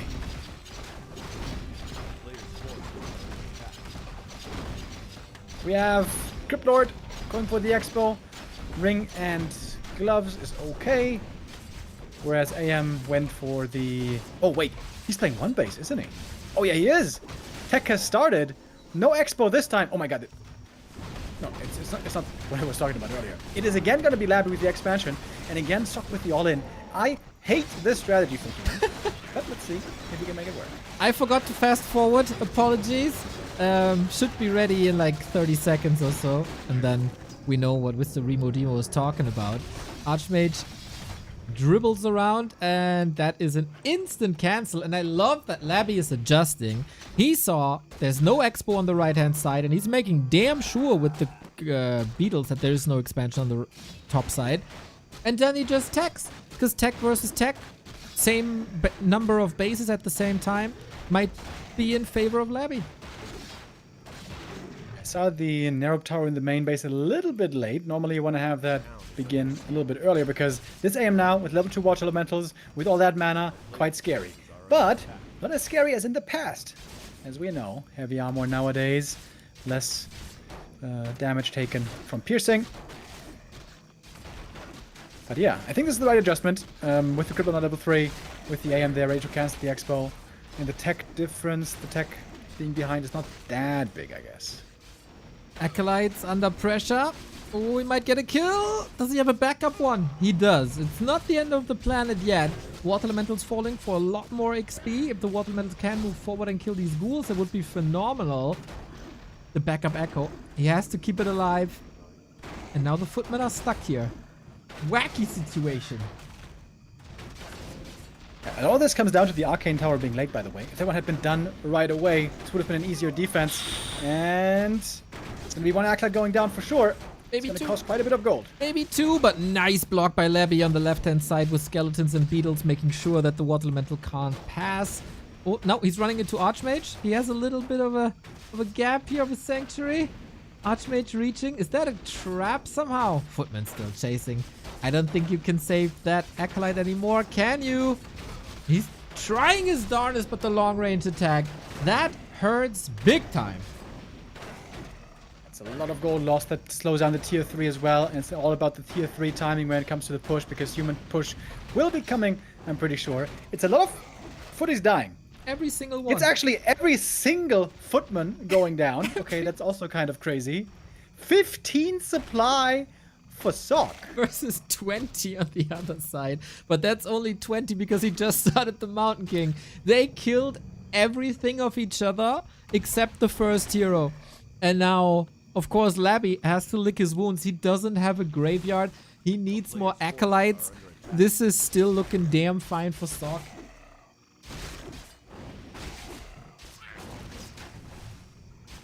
The interesting game. Last hit goes to the Crypt Lord. Last hit's here pretty important. Crypt Lord gonna be level 4 pretty soon. If he makes it to level 5, Crypt Lord normally kills the rifle army by himself, pretty much. He did remake Acolytes. Yep. Labby! Acolytes! What? Oh my god. Is he forgetting about the Acolytes? He got it now. Oh my god. Neo! Yeah. Only now starting them. What are you doing, bro? I mean, he will mine longer now. Yeah, a lot longer. Yeah. A lot longer than necessary. He's done 10k now. That is it's just a 500 gold difference. It's fine. Dude, it's so insane with Labby. Like, he plays so well, so often, and in most regards, and then sometimes he makes such stupid mistakes, dude. It is on purpose. Mamma mia! Hear me? And it's all on purpose. It's gonna be fine. Ah, okay. Tier 3 begins now. Hella late.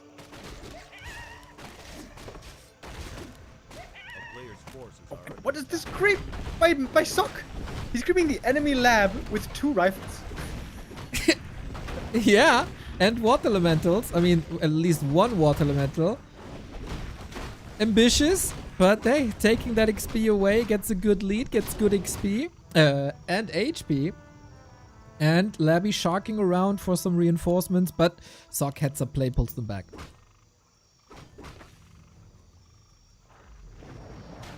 With Stormbolt Water Elementals, easy right now for Sock to find kills in the center against those ghouls. But we have the Dispel stick. Dispel. Trying to surround something. And it works. Impale. And that's a kill. Dispel now, maybe? There we go. Shit, Remo. Oh, sorry. Lagger. A little. We might be a bit desync here. We gotta check that after this engagement. Hit some buttons that I wasn't supposed to hit. But we get Militia. But he gets to send them back. Okay, time to sync. I'm at 8, 45, 46, 47, 48, 49, 50, 51, 52, 53, 54, 55. You gotta give me a sign when we're ready. 58? Ready. Okay. Yeah, he got the Wand of Negation before the Acolytes, my lord! XX Satella. Oh, shit. 50 gift subs, dude! Player's force. Holy! Someone's in a mood today. XX Satella with the resub. We love him almost as much as Nutella. Thank you very much. Impale Surround coming in. Archmage, can he fight his way out of here? Invo Potion. Oh, and with that he can turn it. Wonderful rhyme there. Unreal. Ghouls falling. Labby is still at 27 supply. Dude, we got more gift subs by XX Satella than Labby has supply. He's got a tier 3 undead base. He's got a Lich 3rd coming. This triple hero setup with Destroyer and Statues can turtle very well, especially if the levels are right. I like turtles. Back to Warcraft mining more than Acolytes today. Big true. Yeah, Sock is not in a bad spot. He has to close it out, and the defensive position, as Remo said, is freaking great. Destroyer form.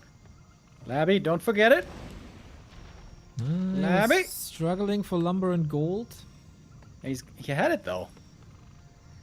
Labby's making some macro mistakes this game. Or interesting choices. Here we go. Impale coming in. He got the mana potion, which might be incredibly important here. Rifle number 1 down. And what's this firepower by Sock? Is it enough? Potion, Impale, trying to save the Death Knight, blocking himself. Boy, boy, boy, boy, boy. Oy, oy, oy, oy, oy. Okay, That's too many goofs. That's too many goofs by Labby. You know, Can't win the game like that. I tried to give some good reason for Levy's choices. Here, I can't find the silver lining. That was a very, very unfortunate. And with that, Sock truly in the lead, can set up the offense now with Tower, even a workshop if he wants to. That's a gift by Labby to Sock. Yeah, Labby a little sloppy here on this 4th map. This game is not 100% over, but it's looking pretty rough. Lots of small macro mistakes. For example, this Destroyer form upgrade could have been done a long time ago, but the most important thing I think is at the start of the game, when he cancels the expo, he sees the AM level 3 right there. When you cancel the expo, you instantly upgrade the Narrow Tower in the main base. This he failed to do, and it came at a hefty, hefty price. I think that Narrow Tower almost cost him the game. I love to see that Sock was able to switch it up. Little 1 base pocket strat here on game 4 with the pressure so high. That is not taken for granted. We also see a lot of 2 base play here, and that seemed to have surprised Labby a little bit and also overwhelmed him a little bit. Labby without 2 bases, I feel, is a lot weaker. Yeah, absolutely. But he makes it back into the main base. Having 2 destroyers now is really good. He needs also more statues. Oh, but doesn't have a ziggurat. Actually, he may want to sacrifice one of the ghouls to get a statue out again. Running into the Arcane Tower. Mana burn on the Cryptord. Going for the MK, by the way. Who doesn't have healing? Aside from a bit of Priest, heal the MK! Oh, can he get to the Zeppelin? No, he can't. Mountain King is dead. No danger of Stormbolt now anymore. Would be relatively funny if Labby still wins this after all this praise for Sock and criticism for Labby. Crypt down, Altar down. Mountain King, of course, down as well. 110 seconds on the bench. Funny to see a gyro coming out of that workshop. It is the right call. Usually it's a mortar team, though, to pressure the main. Labby could go for a TP here and the counterattack, possibly. Labby, no crypt anymore. He needs to send this ghoul home for lumber. If he loses this ghoul, he's got only 1 ghoul left. Mountain King back in a minute. Can't run into an MK Stormbolt with this DK. That's a kill, and that's game, and that's then game 5. This is a cool series, Neo. I like this series. I was hoping just that when I saw it on the menu for today. Very, very promising lineup. Lovely players. Creative. Not perfect, so turnarounds always can happen. And this is exactly what we got. Should be a very easy kill now on the Arcane Tower. Mortar team hoping it's not going to get found by these destroyers. A player's forces are under attack. The town is under siege. Alright, siege is broken. And this is not what Sok wants to have. He doesn't want to have a normal 1-base game. Especially if the hero levels get higher. I'd laugh quite a bit if Sok doesn't win this. Mortar team's up now. It can continue to siege. But yeah, these destroyers are an issue. Thing is, we don't have anti-air. So if he gets a number of gyros, how do you deal with that? Yeah, mana destroyers, but they're temporary. Lich is always nice, but also only one target, and Nova doesn't work against destroyers, obviously. This workshop might save Sok the game. Interesting game state. Labby gonna creep up a bit more. Trying to get those necessary levels. Gyro on 4 heat points. Barely getting away. Great camp to creep here with destroyers. You can dispel all the slow, get some more mana. Get a big item. He's going for the tier 3 now. Does Labby have the time? Mortar team laying the siege. 50%. Need some repair at some point. That is reduced income. Could be Lich level 2, DK level 3? Mana Stone. Labby, are you defending? He needed to repair more. Labby? Okay. Well, Black Citadel gone. Every Acolyte kill now extremely painful. Yeah, he doesn't have the resources to bring it back at the moment. But okay, patient play. Still no big level ups. Mana Stone might be worth it. That's the level up we were looking for. Sok really needs those gyros. Destroys right now with mana. Labby hungry for a fight, but he's gonna be satisfied with the creeps apparently. Oh, Cryptlord! Cryptlord levels, by the way. That's why it's creeping up more. Is that level 5? Oh yes it is. Oh yes it is. With a mana stone and a mana potion. Say hello to Grande Impale. Okay, let's see. Oh my god, that's so much damage. He splits against it immediately. Nice. Destroyers slowly run out of mana. 2 heal scrolls on the human. And you know what, Neo? Labby's gonna be mining for longer, as it turns out. Really? As if one person here foresaw that. One could call that person the prophet. Flak cannons finishing up though. Very rare to see this being relevant. Flak cannons being available on tier 2. In this game, it's a huge deal. Sokster with a way bigger army. However, it might now be more about heroes than army. If Cryptlord gets 6 and Lich gets 3, I don't think it matters how big the human army is. Yeah, then you can play it like Mad Frog in 2003 against King Crimson and just snipe away with your spells. There's nothing you can do about... Because there's no Blood Mage, no Pally, in general, no staff or anything. That is indeed problematic. 20 food down. Calm before the storm. Gold on Labby. He's making more ghouls again. Not more statues. Can't go for potions, of course. Doesn't have the tier 2 necessary here.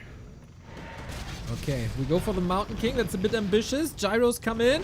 That's 15 food up in the air and destroyers. No mana. Mountain King safe to the side. Destroyers saved into the back. DK 50%. Begging for a Stormbolt.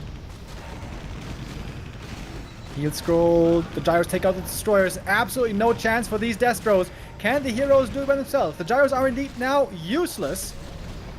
Here's the Impale. Waiting for the Nova. Heal scroll comes in. That was the last heal scroll. Okay then. DK throws a coil offensively. Ghouls taken out one by one. Twice the supply by Sok now. Aiming for the DK. Priests are able to heal. Mortar team shooting away. Triple Water Elemental as well. It is indeed only the heroes. Oh, Lich taking a lot of damage here. In comes the coil. Lich might be in trouble. The bash! Oh! For the kill, the Lich is down! Oh no, no more Nova, no more Frost Armor, no more Orb of Corruption, and no more mana on Labby, who has 2 more mana potions, but those are the last ones. Mountain King, thanks to Brilliance Aura, never running out. Another bash, maybe? If Labby wins this from this position. A player's forces are He under can't, right? There's no way. Gets a hero kill. That would be the way. Impale Archmage! Uh-oh. Ooh, point blank dodge. Rest of the army. Can he evacuate? Oh, there's some units stranded here. Well, especially the mortar team. That's 7 supply for free. It's almost level 3. Don't tell me he wins this. a player's forces are under Does. But there's no potions now. He can't buy any more mana pots. True. MK is very scary here. Stormbolt.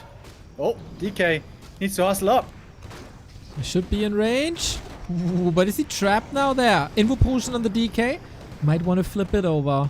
Rifle damage is completely neglectable on heroes at least. Against statues it's kind of nice. Nail biter, dude. And look at the bottom left. Labby is expanding. No way. Behind all this craziness. Are you kidding me? Lich so close to 3. Dude, Sock had a 30 food lead. It has shrunk to 15. Dude, the frenzy ghouls. Okay, 1 kill, 2 kills. That's That's over. 3 rifle kills, and that's level 3. No way, man. No way. Mountain King in the middle of it all. Would love to have Clap, but hard to get the mana sustain, of course. It is the only thing that Labby can really build at the moment, ghouls. Has to ignore the water elementals. That is what he's doing. And the statue is taken out. Has to make more. It's all about the heroes, all about the mana region here. Going heavily now for the Mountain King. Doesn't have a ring of protection, by the way. That's a bit painful for him right here. There's 1 Nova. Archmage! He's surrounded! The Zeppelin! Oh, the last second save! Oh, snap, dude. What an invite for a surround that was. Almost throws the game away. Cryptlord now needs a coil. Has exactly 1. Water Elemental still hammering away. Archmage used as a bait. Impale missed due to Zeppelin. Well done. Mountain King not surrounded anymore. It's Hero Arena with a my bunch lord. of rifles. Oh my lord, dude. These heroes so hurt. No mana potions for the undead. Still only tier 1. There's acolytes being sent over to the expo though. If Sock sees the acolyte production. No, he cancelled. He cancelled the acolyte production. Trying to hide the expo. 12 food lead. Shop goes down. That also means no more statues. And then no more regen. And then what do you 800 do? gold left in Sock's main base.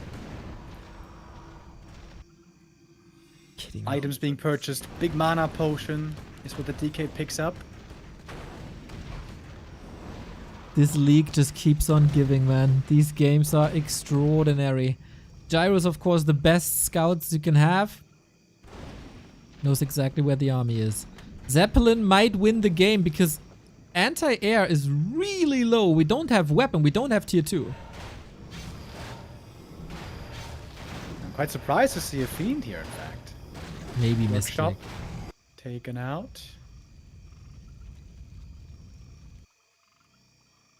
All these gyros are dead supply when it comes to fighting, but for scouting they're good.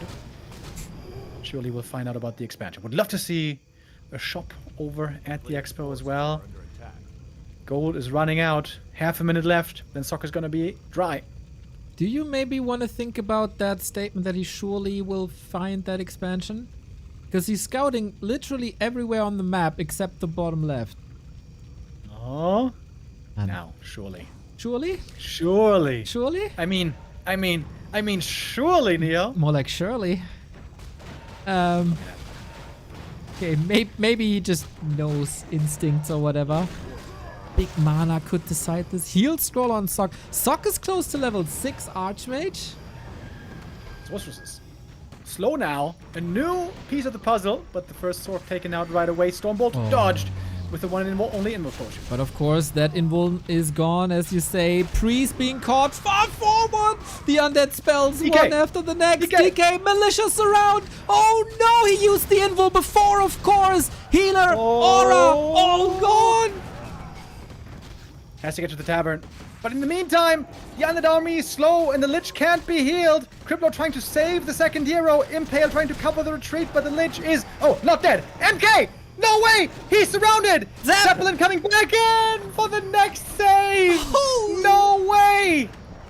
Gorgeous! Unloaded. Stormbolt to the face! Impale coming in, but the Zap to the rescue! The Zapper ruined Hammerfall. The Zeppelin saves game 4 for Sock. Oh my god, the gyro suicidally morphing itself. And Sock finds the expo just in time. Has to unsummon, surely. Surely, one thinks. Surely. Mass Tele available now, by the way. Sock can respond to everything. DK and Lich both back, are by back. the way. Yeah, he's making a new statue. We're not finished yet, guys. No, we will, as long as there's one Coil Nova. This game is still everybody's to take. There's no priests, dude. Sock has no healers. We're even in supply. He can't sell stuff. A player's forces are under attack. Belt, Devotion, Claw. What a game. I think Labby has the lead, though, doesn't he? He has a supply lead. Human army is tiny. Yeah, Tillerman, eat that. Archmage. Sold. Using the Mass Tele to join the army right there. He's making one priest. Yeah, one priest for healing. He sold the Devotion and the Claw. Invul Potion as well. A player's forces are under attack. Labby sees soon. No expo for you, buddy.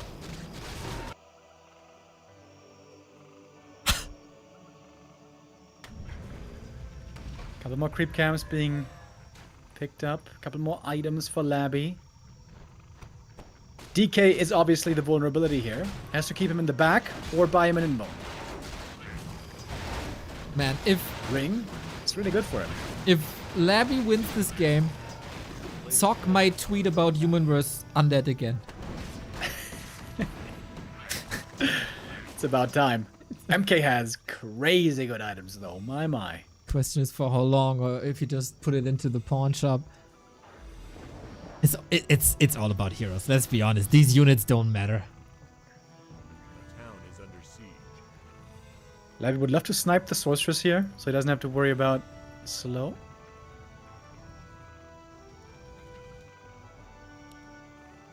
Labby, by the way, also mined out for quite some time, just because we didn't mention it yet. He can also sell some stuff. Try a cheeky X. Oh, he doesn't have lumber.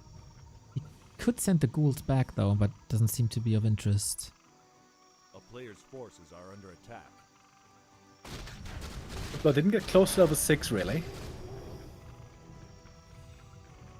More items being sold. Pendant is gone. Heal scroll for the Mountain King. Double invuln. No, never mind. Single invuln.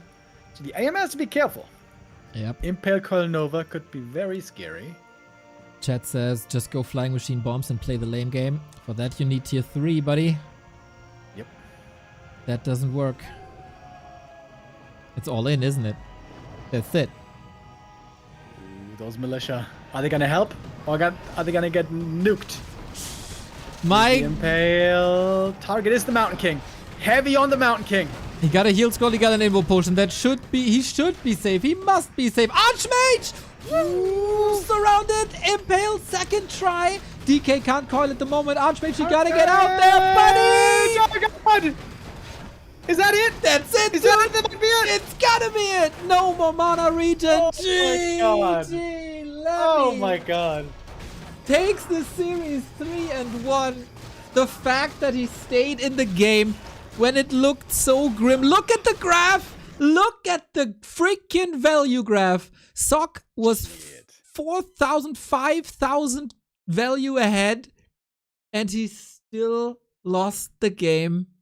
Unreal. Crazy. Labby, man, that game was so close to being lost. But he realizes in the hero battle arena, he's going to have the advantage late game with triple hero and with orb and with better target fire. If there was a third hero for the human, if there was a pally, this would have been an easy game for 40. But no, of course, for Sock, excuse me. Of course, he was stuck on tier 2 only. But man, what a close finish. Photo finish right there, and what a series. Would have loved to see a fifth map as well, but you can't complain about that. Every map here, so cool. Yeah, we used the sappers, we used the zeppelins, everything in their arsenal we used. And that's just, it feels like Labby in the Super League, he got such great games, getting great results as well. He's always been creative and paving the way for others. Now he can reap the rewards as well. And that makes me really, really happy for him. Feels obviously incredibly bad for Sock that he couldn't get this. And now 2 losses in a row yesterday versus Infy in a round robin league like this could start a downward spiral. Hopefully not. Hopefully he's able to recover. But Labby is on freaking fire, man. Yeah, absolutely sick. So that gets him up to 21 points. A really good showing by him here. And we only had 3 undeads in this tournament, but all 3 are doing very well. Happy, of course, at the top. Behind him is LabyRinth. And shortly behind that, in 4th position, is 120. Ay, Mr. Remodimo. Yesterday we had 3 undeads in the top 3 for like half an hour, and there was a there was a blizzard threat immediately. So I wonder what happens now. The undeads, man. You know, some people call the race trash, and still I see them on top everywhere. Yeah, absolutely wonderful to see Labby unfold his play. I've really been enjoying Labby's contributions here. Whenever he can play expansion or can play in a creative fashion, so cool to see him pull it off. I'm still not very convinced about his matchup against Orc, but I guess there's not so many Orcs to worry about here. He's got to refine the dreadlord plays there, or maybe just play 2 bays there as well. Labby will find a way. He is, I think, he is the positive surprise of this tournament. I'd say alongside Infy. Infy and Labby get the golden star so far for the first 10 days. Yeah, really good score indeed. So with that, what's Labby's map score, by the way? It's +7. well, right? Map score doesn't really matter because it's automatically tied to the amount of points you have. Yeah, sure. But it gives you sometimes a better idea than just the points, because points can be a bit misleading depending on how many games people played, you know? Yeah, but the points are the more relevant thing here, that's for sure. Labby, 5 matches for him in the books. And yeah, he's looking great. He's looking wonderful. Freaking great, man. And now another series coming up, Kaho and ColorFul. They also above average performance so far. ColorFul 2 to 3 had a superb start into the league, and then his momentum shifted after the series versus who was it versus Lawlight. Actually, that was a crazy series, and then loss after loss. Unfortunately, it's 3 overs. LabyRinth was pretty brutal, to be honest. Not a. I mean, was it brutal? The result is brutal. The performance was good. So the thing is, he's playing against the second best Knight of Mirror player in the world. So we'll see where this goes. And Lawlight was experimenting a lot. We saw a match with both Knight Ups on tier 3. That's nothing too crazy. But 6 different heroes in that match. Then another match, we've seen Hippo Riders into Talons versus Hippos and Bears. Also fantastic. So hopefully that's not just Lawlight, but the Chinese are experimenting as well. Well, that's a sentence that unfortunately rarely comes true, at least when we're talking about the Chinese Night Elf players. They're rarely experimental and normally try to stick with their guns, especially when going up against each other. I would expect that here from them. Pardon plays right now, not so much in fashion. And both these guys love the Demon Hunter. Both these guys love the Bears. That seems to be likely what we can get prepared for. But maybe some slight variations. Maybe some Dryad Expos can be a thing. And I think I've even seen Kaho play Talons a few times. But that's rather rare. Chat says show bracket. I would love to, but it's not updated yet. So I try to do that myself right now. Yeah, in the standings, we talked a lot about the highlights. Labby and also Infy. I think a big positive surprise for us this tournament. Fly, I think not too many people were expecting great things from. He finds himself at the bottom with only 1 point after 3 matches. Fly having a really tough time. What does come as a bit of a surprise, though, is Starbuck with only 5 points, having won only 5 maps across 4 matches. So Starbuck still yet to get his first W. Then the third from the bottom is Lin. That is quite the surprise indeed to see Lin down there. But when you look at the number of the games, that is the reason why. Lin only played 2 matches, the lowest amount out of anybody so far, along with Fortitude. All right.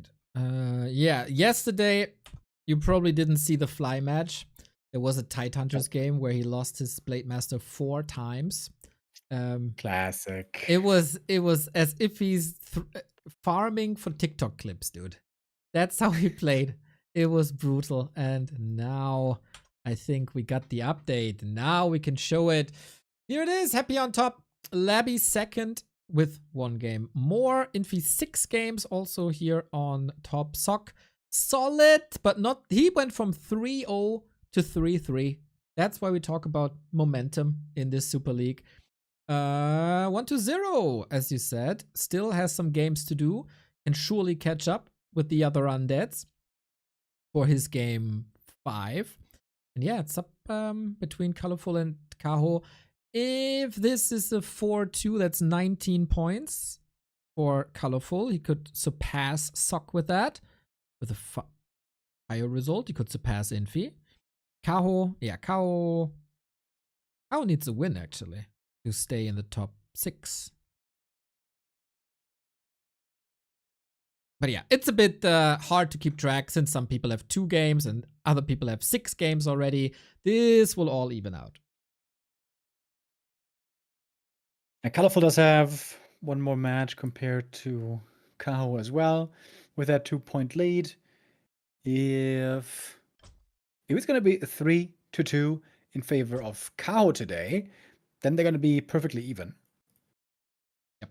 If that's going to occur, we will see. Players at the vetoes, and I think we're about to get this first map going. Right on, Mr. Demo Man, but not without thanking Colin for life. Thank you for the 44 month, my dude. Keep it up, keep it up, keep it up. The Lord of Tilt says, what could Sock have done there to end the game? Looked so hard to do anything even with the lead. Yeah, true. That's why I hate one-base playstyle as human against undead. It is unreliable. Alrighty. Finish the game faster, I guess. But that is easier said than done. Now, the main event of the evening, everybody. It is Kaho, also known as the card number, Wonder Boy, versus the last WGL winner in ColorFul. 2 great Night Elf players.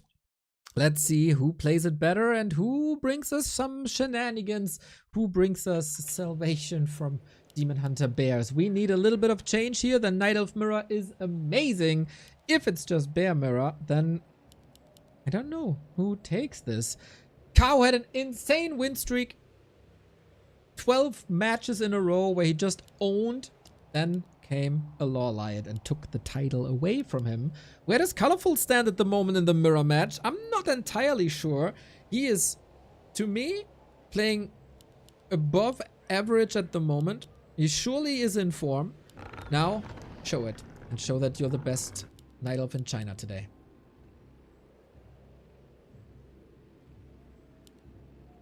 Will be shown who's better on Northern Isles to start things off for our best of 5. Last best of 5 of the day, folks. First 2 matches were quite fun and back and forth already. Hopefully here again we're going to have a close affair between these 2 contestants. In recent history, there has been a clear upper hand presented, and that was Kaho, winning 5 out of the last 5 games. all of those played in this year. So ColorFul looking to get revenge today. Hopefully. We'll see, we'll see, we'll see. I haven't seen too much Night of Mirror just yet, but what we've seen was amazing. Is there any big change when you just play bears? Not really, right? Not really. A player's forces are under attack. Never will be. Bears, baby, bears. Who I guess can it blame does him? make Masked Riot expansion worse. True. But Riot's also more poison damage than anything. So is it really that bad? Mass range maybe might suffer. That's why we want the Talon buff. Talon HP buff. Blizzard, please.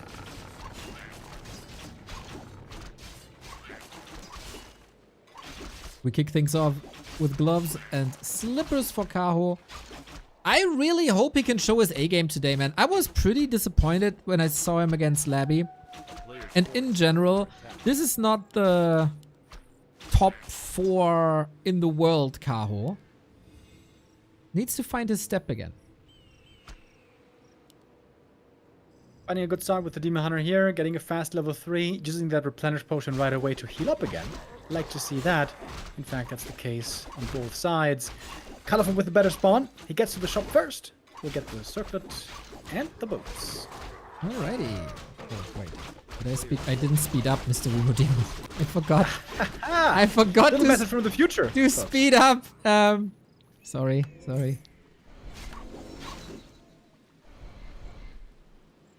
So yeah, need a little bit of time. We arrive on tier 2. Nobody forgot Hunter's Hall. Everything is very much the same. And with Hunter's Hall comes, of course, lores. The Demon Hunter of Kaho has some issues here in the middle. Oh my god, don't tell me. Gets the Vamp Aura. Super nice, but he has to pay with the TP. Almost a disaster, but well calculated. Does he have enough juice to heal up again? Close call right there, and that takes all the juice indeed. Ooh, the archers are now very hurt. Remo, This it's would be a great moment to get aggressive for ColorFul. Remo, it's just like this Reddit thread says. The archer got more HP. That automatically means the Moonwells needs more mana to heal them up fully again. Yeah. Double mana. Should be good, right? Exactly. Spawn with 200 mana. Sounds good. You saw that bug where bears had 1100 HP and 600 mana? It's deserved, isn't it? I'm sure Lado was appreciative. Who listens to that guy in 2025? Hopefully, the kids? A player's forces are That'll be under good. attack. Would you? Well, he is possibly our #1 channel point leader, so Is that so? he knows how to get channel points. Yeah, he's got like millions. Alright, alright.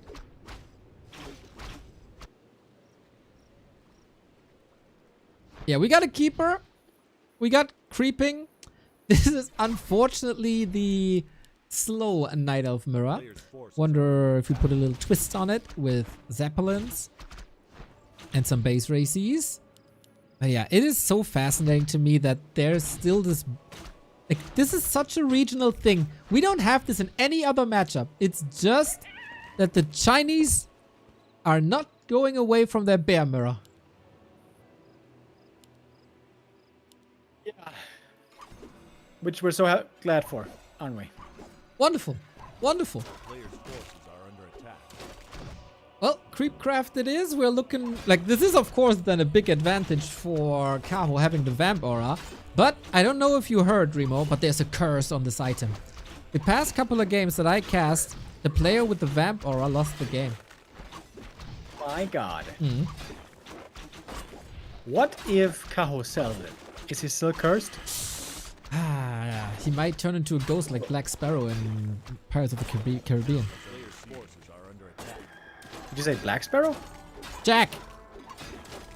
Which movie was that? Pirates I of the kind of, Pirates of the Caribbean.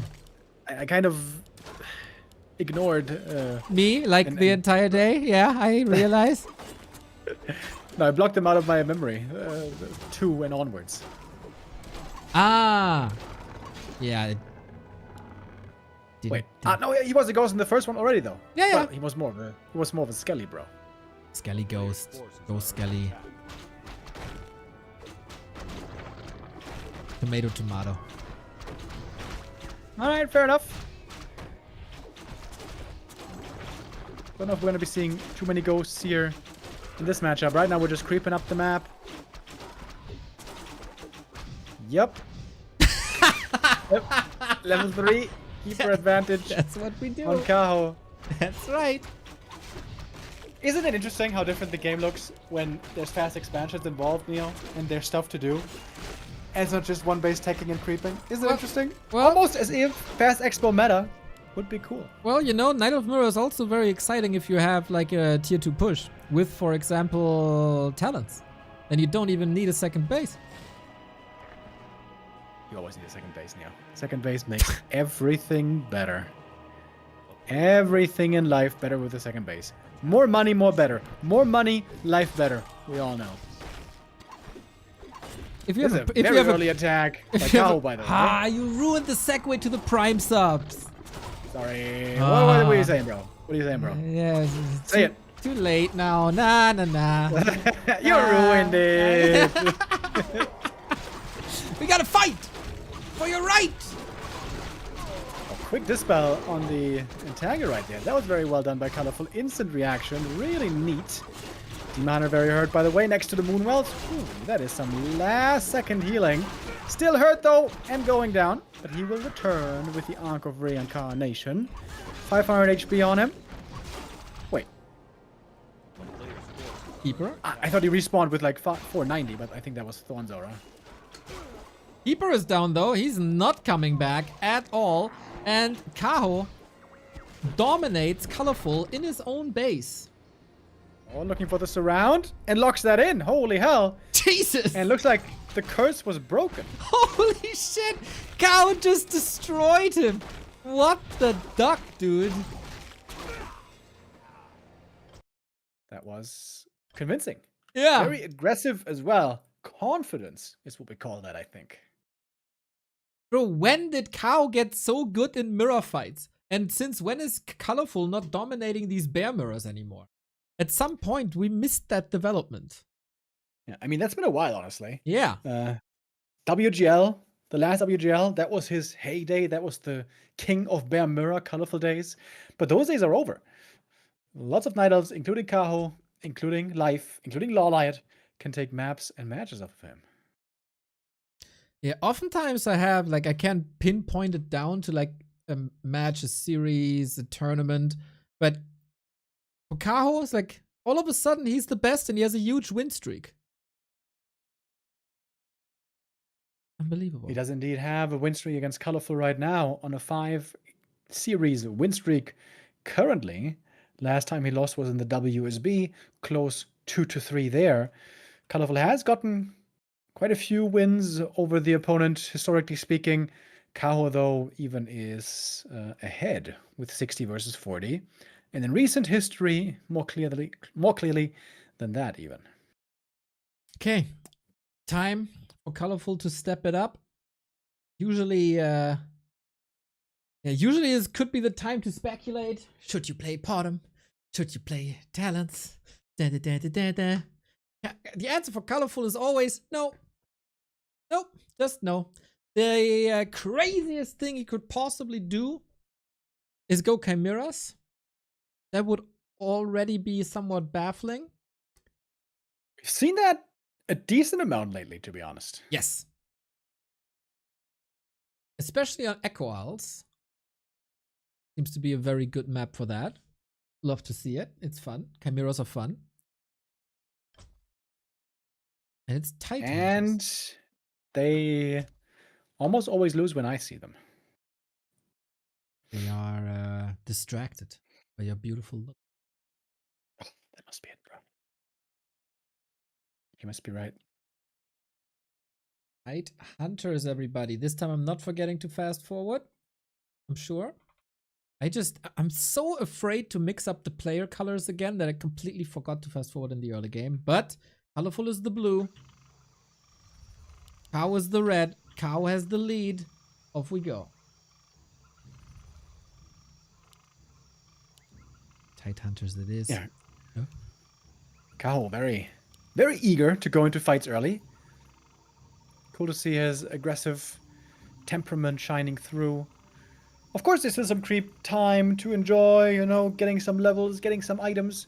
Waited for level 3 keeper before going for the big attack, but they're really charging across the map with confidence into the enemy main base, fighting into the enemy shop and reinforcements and moon juice. Normally, that's a recipe for disaster, but it seemed like ColorFul got caught off guard there a little bit. He was at the red camp, had to run back, didn't get to the shop in time, lost a couple of wisps already, reinforcements in a weird spot. Kaho there just putting the screws on, playing a good game. And I think he's going to try to do that again, like have a strong tempo start, level up the demon, get some items, boots, circlets, slippers, and then look for the brawl. Yeah. Also, Kaho took some risk there in the mid game, creeping the shop. That could happen again at the shop or at the marketplace. Wouldn't be too surprised to see that. That's the game plan. And hopefully ColorFul can strike back. For now, we kick things off with Demon Hunters again. Gloves versus rings. That should be a bit beneficial for ColorFul. But creep speed is better for Kaho. No Huntress. We see double Moonwells. That's always a sign for I can't afford a Huntress Hall. And with that, Creepcraft it is.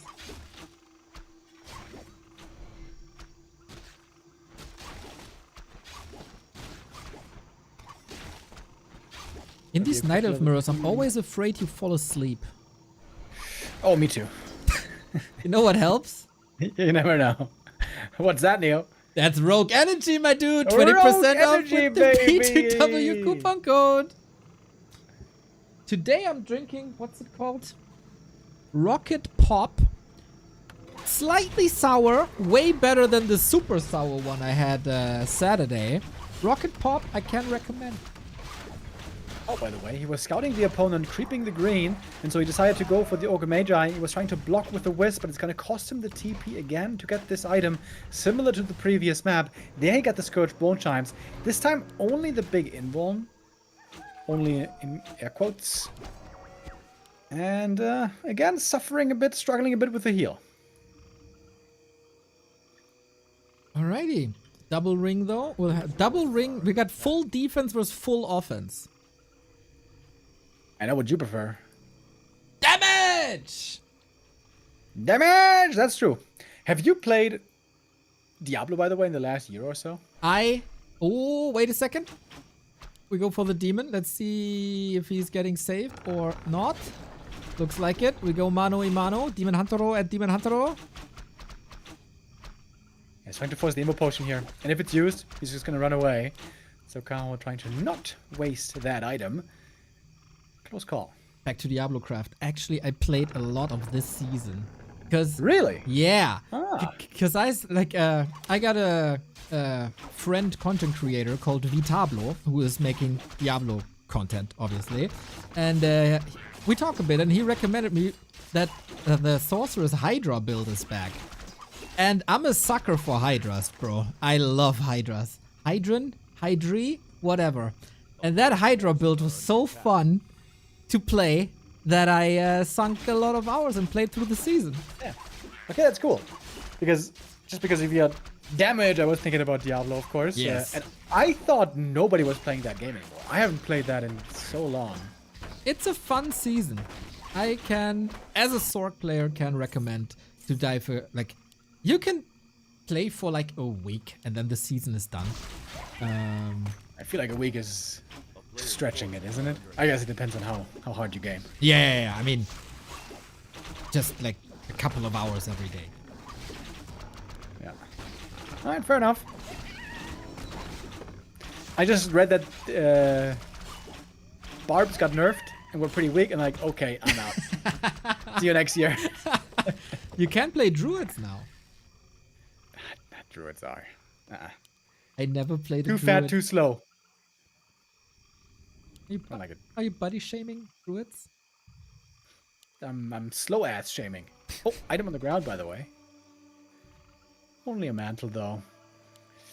We got a very, very tanky D-Miner for ColorFul. And a very right-clicky one for Kaho. Love that inventory for Kaho, dude. It's so good. Double claw, bit of HP on top, regen, invo potion, got it all. And so far no tier 3 tech. A sign. Lord, give me a sign. It's DMX for you. I know. Rest in peace, brother. I'm liking ColorFul's items more here. I like the defense.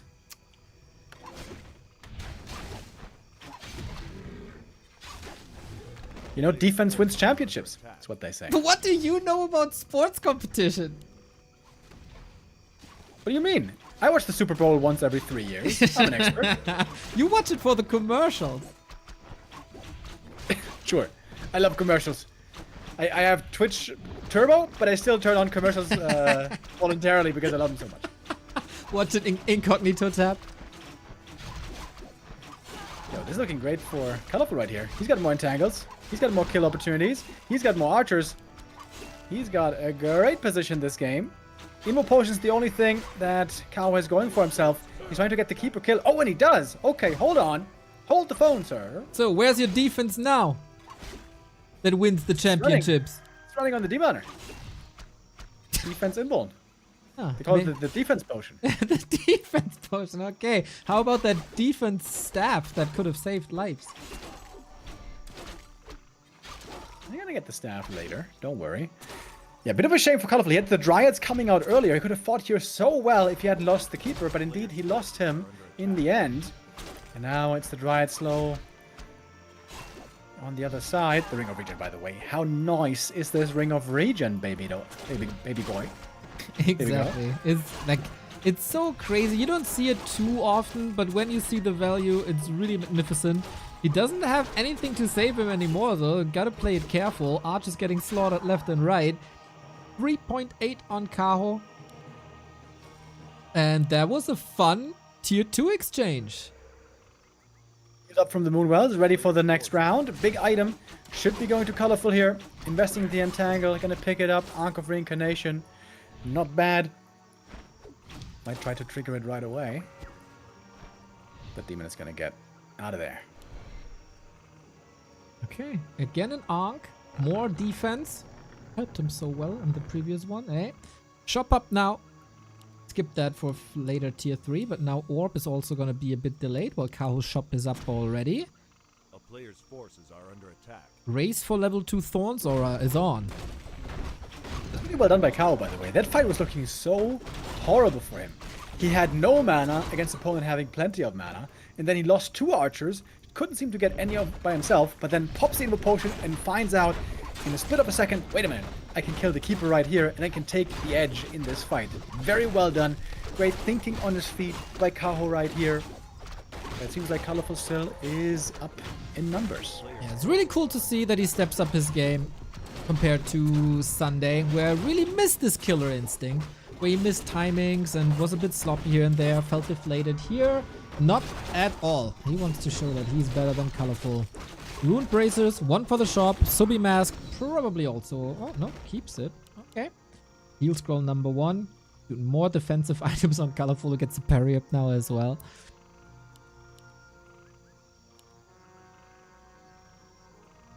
Holding on to the Ring of Regen, is he? Nope, never mind. Selling it now. It did him such great favors and then tosses it at the shop. How rude. And now, all of a sudden, the man doesn't have great items left at all anymore. Feels like all my relationships. Seems like a long time ago, doesn't it?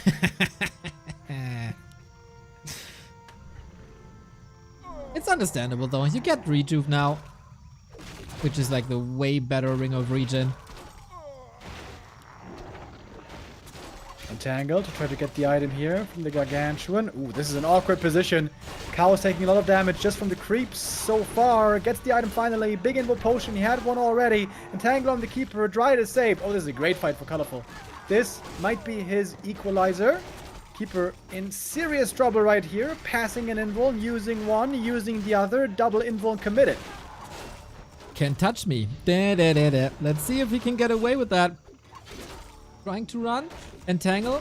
Leading to a kill, as there is a staff, but against Entangle that doesn't work, of course. Trying to snipe that Keeper once again, but ColorFul is not falling for it the second time. Advantage on ColorFul right now. Very big deal. Dryad super hurt. Bit of an awkward fight right now. Entangle on the demon. Keeps him controlled. So much mana regen, by the way, on ColorFul's Keeper. More Entangle then, huh? Full mana Dryad about to fall. ColorFul again in trouble with that Keeper, but he saved the staff until he really needed it. Entangle on the other side, though, leads to yet another bear kill. And what an awkward position this was. Kaho, I don't want to say he comes out on top, but that could have been way worse. Seems to kind of recover. Supply-wise, we're very even. Allows us to take a look also at the upgrades. 0-1 on Kaho right now, 0-1 also on ColorFul. But ColorFul gets to take the creep camp. Wants to pick up that big item right here. Yeah, some catching up to do on the Demon Hunter. Kaho waiting in the wings. Vision a bit obscured because of the trees there. Kaho already got the bottom. And he's engaging at pretty much the perfect time. And the Sea Turtle up for grabs. Huge difference in Demon Hunter's strength because of inventory. I think that alone gives Kaho a significant edge for the rest of the game. Lots of rejuve here being applied. ColorFul now going for Mark of the Claw. Does Kaho have it already? I'm not sure. Mark of the Claw is, yes, available for Kaho. 1-1 upgrade as well in the works for both. Kaho faster in that regard too. You know what? You sound like a little bit of a ColorFul fangirl to me. You always point out what's good for him. Are you cheering for him? I mean, I'm cheering for whoever plays better here, but I think he's in a very good position. Losing a Dryad though. Kaho, by the way, only playing with one Dryad right now, keeping that one alive for the Dispel. Very important, especially with the enemy Keeper having so much mana. ColorFul could use a lot of Entangle here. Loses one bear, Dryad trying to kite, Dryad now. One hit from death, pretty much. Demon Hunter also for Kaho, very low HP. The low item quality, I think, is catching up with him. Okay, Dryad micro. Never mind. As I say it! Cast a curse, now the Keeper on a silver platter. Demon Hunter is coming back in, has a potion, needs to swap it. Great hero usage by Kaho, leads to the Keeper demise anyway. Trying to get the counter kill, not attacking, just chasing. Bear almost blocks the Keeper, level 5. One more swing, mana burn, something. He's fighting against Moonwells now. That's not too great, Kaho. Oh, big mana burn though. He's draining all the moon juice. And he gets almost another bear, 5 HP on. Entangle against the Demon Hunter. He almost lost the Demon Hunter. ColorFul almost lost the Demon on the left-hand side. Wait a minute. If there's an Entangle here. My. Running away. Can he get to the shop to go for an Invo Potion, or is that too scary? Dryad's here to the rescue. He got that invuln. That was chaotic. I love Knight of Mirror. Hit. That's a bear. Dispel. Dispel the Entangle. Hi. Playing on the edge now. Needs a rejuve ASAP.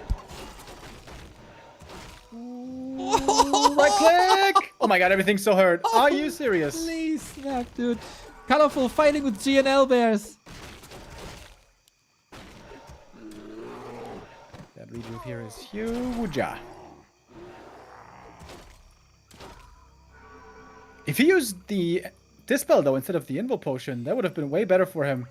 That was one small mistake and otherwise a great executed fight by Kaho. And now ColorFul wants to punish the fact that the Keeper isn't here yet. 14 seconds. Fighting into the base. No Moonwell advantage because it's all depleted. Dryads are falling. Less and less Dispel. The redo comes in at the perfect time. Demon Hunter level 5 is, of course, the strongest weapon you got here if you're Kaho. Now the Keeper's back. Entangle cannot be dispelled at the moment. Dispel! There should be a staff though, surely ready. Bear's Nope. running away. Dryad's very hurt as well. Ooh, very close call. Oh my. Still everybody's game. 42 versus 44. Who recovers better? Who got better upgrades? It's 1-1 versus 1-1 still. Kaho needs to stock up on Dryads to get more Dispel, as the one on the right-hand side is surely gonna fall as well. ColorFul closing in on level 5. There it is. On the other side, though, Kaho chasing Bears and Keeper. Bit of a slobber knocker this game. Is it certified? Certified. Still roughly even in supply. Keeper experience. What's that looking like, though? Yeah, Three there versus- is where ColorFul has the clear lead. Level 2 Entangle doesn't do that much. Double Orb on both sides is great. And second, a defense upgrade. Mr. Moonstruck in chat is asking, does Reju stack? Never type that again. Don't give anyone any ideas. No, it doesn't. It's strong enough as it is. It appears as if it's stacking, but no, it's just a single spell. Camp for ColorFul. How quickly can I take out this creep camp? And is there a creep jack opportunity? Because Kaho's got the right read. He's smelling it like a bloodhound. Picked up Invo Potion and Heal Scroll. Big items for the fight. Ooh, there's not enough time. Not enough time for ColorFul to get this. Ooh, this weird now. The moss-covered granite golem, the longest creep name in the game, might disrupt this a little bit. Supply lead, ColorFul. Economy, of course, ticking for Kaho. Usually it's ColorFul banking a lot and getting rich and then break, but no, he feels under pressure this time.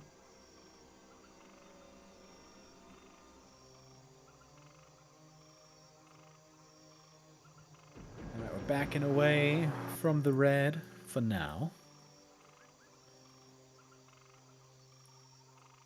ColorFul still benefiting from these great Demon Hunter items this entire game. He's been able to make great use of them.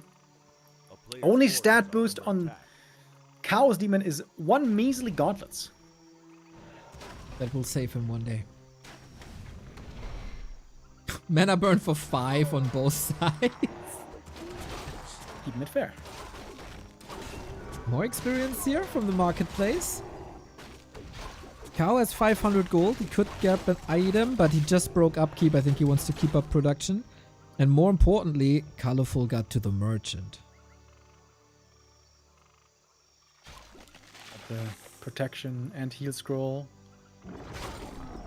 In we go with Mark of the Claw. Demon Hunter. Ooh, instantly surrounded. Alright, good thing we got a staff. Keep it trailing a bit behind so he can't go for the next entangle immediately. But ColorFul has to fight a couple of seconds without the Demon Hunter. Kaho smelling blood in the water. Reju running on the bear, not getting dispelled for a little while. In come the Wisp for detonates. Oh, these could be huge, by the way. If he removes Roar from one side, that would be absolutely tremendous. Supply lead was on ColorFul, but all of a sudden it seems to be shifting this momentum. Dispel on the Entangle once again. Bear starting to drop a very low HP. Thorns are, of course, doing a lot of damage. That's level 4. Keeper advantage now for ColorFul. Level 2 Entangle, but not for long. Level 4 is caught up on by Kaho as well. But now the Keeper, uh-oh, very hurt all of a sudden. But fresh Bears come in with Reju just in the nick of time. Reju, lifesaver. Dryads are falling left and right. Supply neck and neck. Who gets more kills? Kaho is getting close to Metamorphosis. That is surely something we have to keep in mind here, as he's losing another bear. And there's another Entangle. ColorFul with heavy emphasis on these Dryads. Hunter's now duking it out. Both pretty hurt. And these items, though. These items for Kaho are making a big difference. Seems like this is a big advantage for him. Staffing back in with the Demon Hunter now, trying to protect the low HP bears, and those get away. 2 bears for Kaho, by the way, on a mission right now to catch reinforcements, but Kaho is lacking Dryads. He doesn't have the Dryad slow right now. Block, bear block. Keeper nicely dancing around it for now. This Dryad taken out. One step closer to the Metamorph. Finally a Dryad coming in again. There's Dispel right away used. Invo Potion's ready. Only on one side.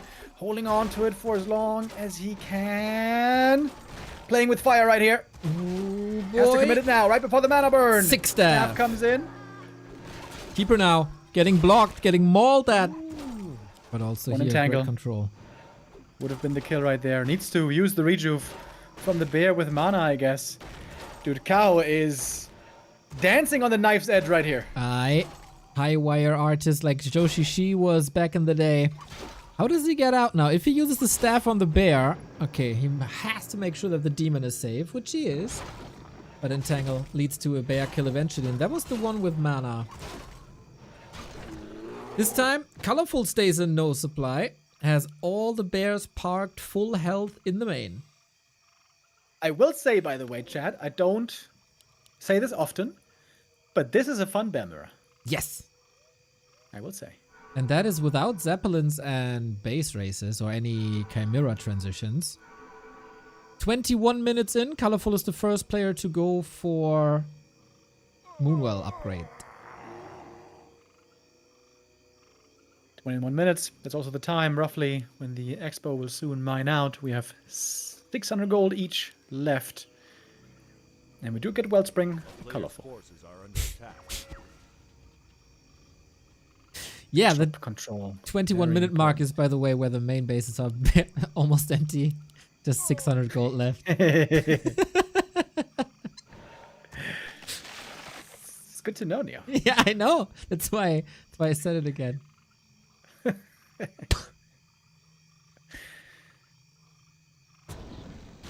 Now, is he waiting for in-wall or heal scroll? That is the question if Kaho is waiting for invulnerable heal scroll. A player's Heal forces scroll are it under is. attack. Heal scroll. All right. Red camp. Attempted again. There is no TP, by the way. He's gonna get the big item, though. All game, ColorFul had better items. Now he picks up the Medallion of Courage. That's okay. It's not amazing, to be honest. And he's gonna be losing Moonwells here for sure. Okay, then. He will be stuck at 60. Kaho's already higher than 60 with the last bit of gold. Gold mines empty. Detonate already. Is that the final fight of the game? One Moonwell has actually gone down, so not the worst thing. And the Tree of Eternity now serving as a huge wood shield, potentially. Yeah, dude is huge. We have one heal scroll each, 2 orbs each. Who gets the better concave? Who gets the better fighting position? Who detonates better? So far, ColorFul is doing a fine job, but he's in the process of losing 3 units at the same time. That's the Dryad. That's the heal scroll. 3 bears versus 1. ColorFul. It's not looking good for your boy. And he gets the level 6. No mana for the ult, but he could be staffing home, and he does. Is there enough mana to get the ult? I think so. Staff back in, and it's time for Superman! It's not a bird, it's not a plane, it's the Demon Hunter. Shadow Fury now furiously working against these bears. And splash damage doing absolutely tremendous work. But ColorFul is about to get it as well. Level 6. Okay, maybe the momentum shifts towards him then. Still very misleading supply as everything for Kaho is about to die. Level 5 on both keepers. Dryad falling, bears falling, demon just waiting for the moment. Here Level it 6. is. Oh, bear's super hurt as well. Gets the kill there. Staff gonna be necessary, I suppose. And he reached though. Through the forest maybe? Maybe that doesn't work? Maybe he miscalculated it? He got it now, doesn't he? Running away. Those boots just in time. Level 3 entangle, I think, right there by ColorFul. Yes. I mean, there's no... But on both sides, by the way. There's not many bears left anymore. He's got the ult ready. Oh, mana burn too late! Uh-oh, that's a little bit of a mistake. Shout out to Reach, by the way, who came in with the HP Baxter reference. Awesome. If these bears get any close to the demon, they're all dying. The Tree of Eternity for ColorFul is about to mine. Does ColorFul have this game? Kind of looks like it. Bear for free. ColorFul is mining. Oh, that's a Dryad for Big kills. free. Maybe 2 with the bear. Ouch, ColorFul. Metamorph not running much longer. Then it's Oh, a the Dryad. If the Dryad goes down, there's no more Dispel. Yep. Then Entangle is going to be crazy. He had such a good lead with the expansion running. Here we go. There's a staff. That's it. Metamorph over. Wait, Entangle? Wait, can he kill him here? Oh. A A player's forces are under attack. There's a staff. Staff's on cooldown, right? No, no, no. The tele staff is ready. Trying to go for it. Trying to go for it. Demon. Will they both die? Oh my god. Turn. Turn. He got him. Oh my lord. Demon are almost dying to the creeps. And that's game. Kaho wins map 2 as well. What an absolute barn burner of a fighting game. Holy hell. That was sick, actually. Yeah, both players delivering here, man. Poor ColorFul again. Playing so well and he can't reward himself. That's similar to what we've seen yesterday versus Labby, where I was really proud of his play. But just ColorFul takes the W. Couldn't take the W. Similar here, but the fighting spirit in Kaho, man, so nice. So nice. He was in very awkward positions these games. We didn't have the favorable fighting positions, but still made it through with epic fighting skills.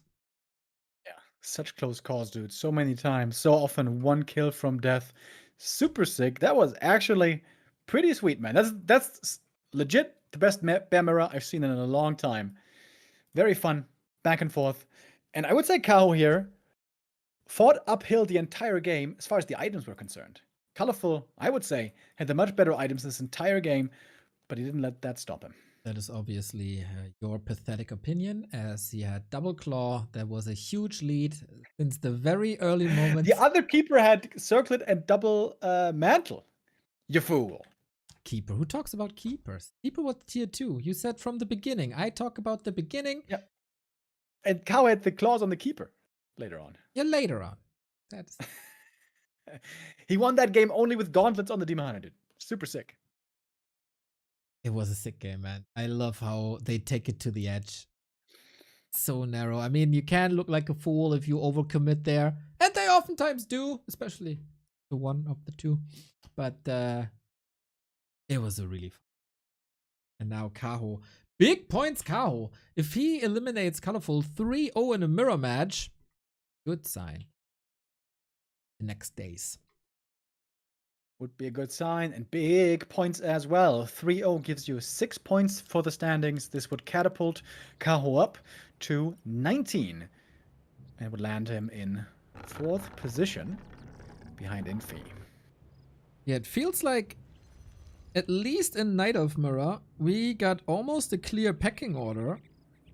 With Lawlai at the top Korean, Kaho the top Chinese. Only in Night of Mirror, that is. And then, who's the best internationally, though?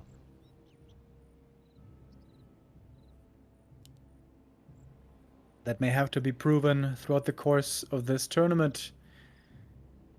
We're getting ready for our 3rd map. 3 match points now for Kaho. Chances for him to win this series are looking very good. But you don't want to get complacent. Never. Never. So, Last Refuge. Always an option to go for tier 2 timing pushes, but more so for Zeppelin drops. As I would say, both will probably be sticking to their bears. Also, good chance for Vamp Auras at the mercenary camps. We'll see, we'll see, we'll see. Sentry wards picked up versus replenish. Both Players' quite forces welcome. are under attack.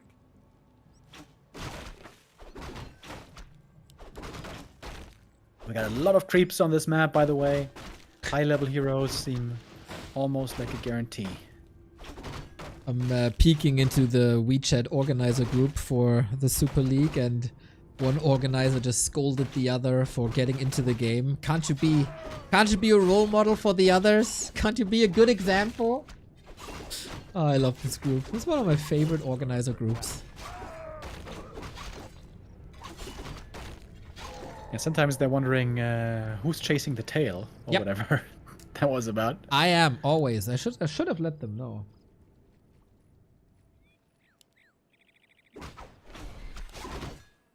We're looking at a very mirrored match here so far. Kaho is hoping to get better items this time around, especially a more stacked Demon Hunter. Best thing imaginable would be something like Helm of Valor. But there's a lot of great items to find. HP, Agi, Armor. That's what you want to get. And we got damage on Kaho. We got armor on ColorFul. We got vision on Kaho though. I think that is great.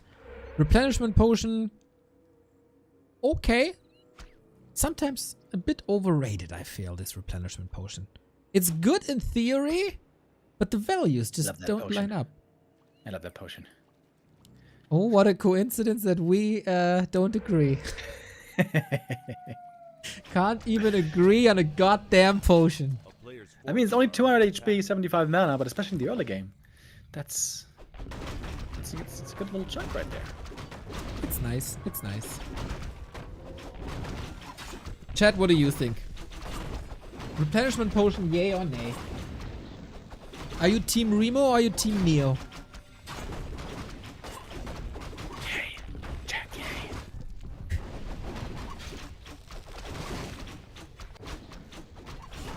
Subi mask for Seeing ColorFul. a couple of items being sold. Lots of items being sold, so lots of additional gold here for our players.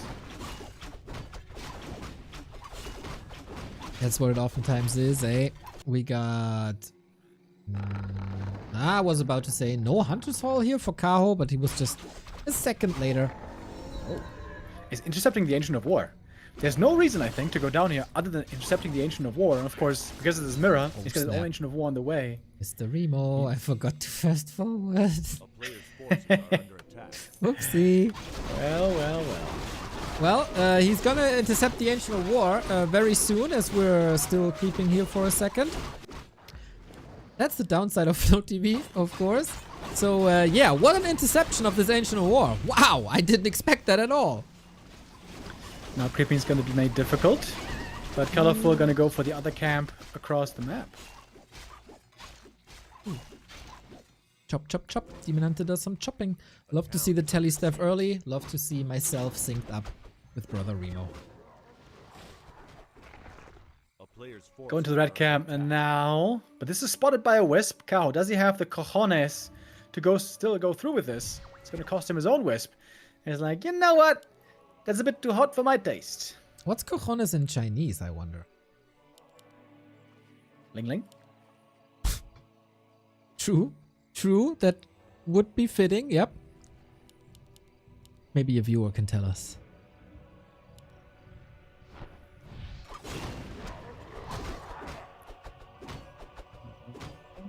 Eyeing up the red camp, but ColorFul's also, nah. I'm not gonna give you this window. First Shadow Priest down, second Shadow Priest will surely fall in a second. Going for the Keeper, big mana burns, big damage. Now next up, Berserker, huge XP of course, easy kill actually. Needs to get the revenge kill for XP and to take the damage away. These poor mercs, man, absolutely slaughtered. Might be a big misstep by Kaho though in the end. He's fighting into the Dryad advantage of his opponent right here. And that's a huge micro edge that ColorFul has in this fight. There should be more easy kills for him. And Kaho here seems to be, for once, going one step too far. For now, yep, I wonder what he's really trading for it. He is losing his entire army with the exception of 2 Dryads. ColorFul level ahead, also tech ahead. Quite a bit actually, which is a surprise. And got a comfortable lead now. Yeah, up by 2 archers, and with the experience lead, this is the best position so far for ColorFul. Now we gotta carry it over the finish line. Down the road is the first to have an orb. Is the first to have the bears. Should be the first to start the master training and can finally get this red spot that he wanted all along.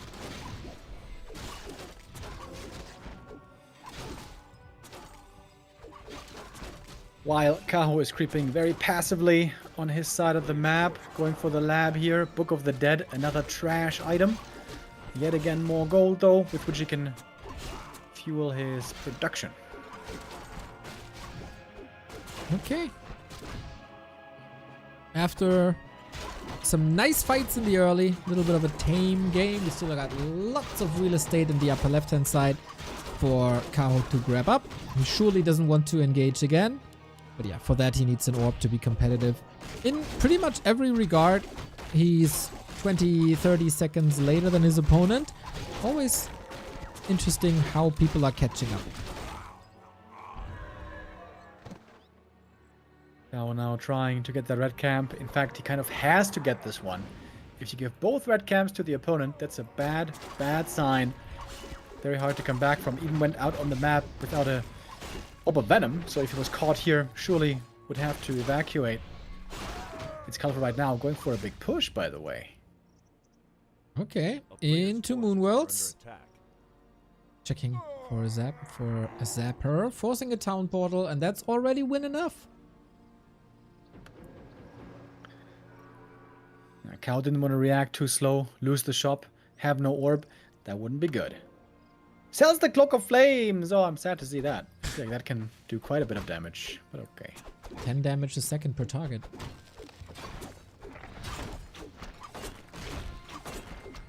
Was this Right ever tool, right adjusted to the tick rate of immolation? No, right? Nope. Unbelievable. At some point, people said, hey, shouldn't we do this also with the item? Maybe buff it a little bit. Seems kind of weak. And then it took a total of 3 minutes until someone said, no, you can't do that. That orc can't beat human ever. They almost can't beat human anyways. Oh yeah, I forgot there was Forces human are under attack. whiners that they are too weak. That is a distant past.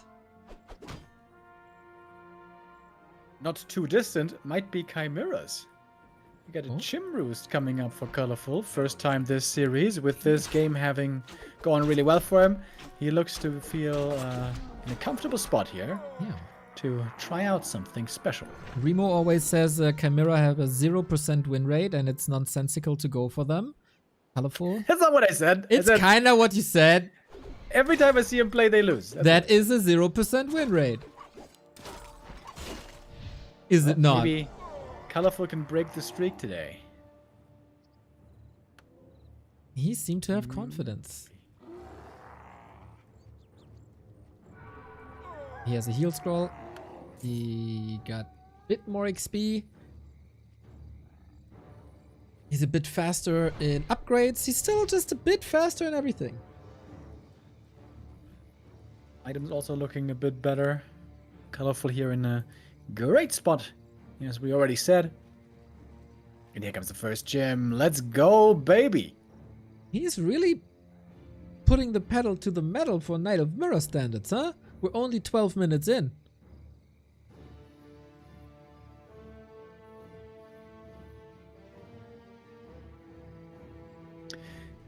And Kaho is going for his own Chim Roost. Chim Mirror, baby! Best patch ever. What the hell? Now we're Yes. talking. Now who's Here's a lot later. so? I have to ask you now, Remo. If chimps never win, and both players are going for chimps, are we watching It's this the- game forever? Yeah, probably. It's the unsolvable force and the immovable object. Like Hulk Hogan and the Ultimate Warrior back in the 80s. Can't believe you didn't know Mick Foley, by the way. Unbelievable. Oh, look at the demon.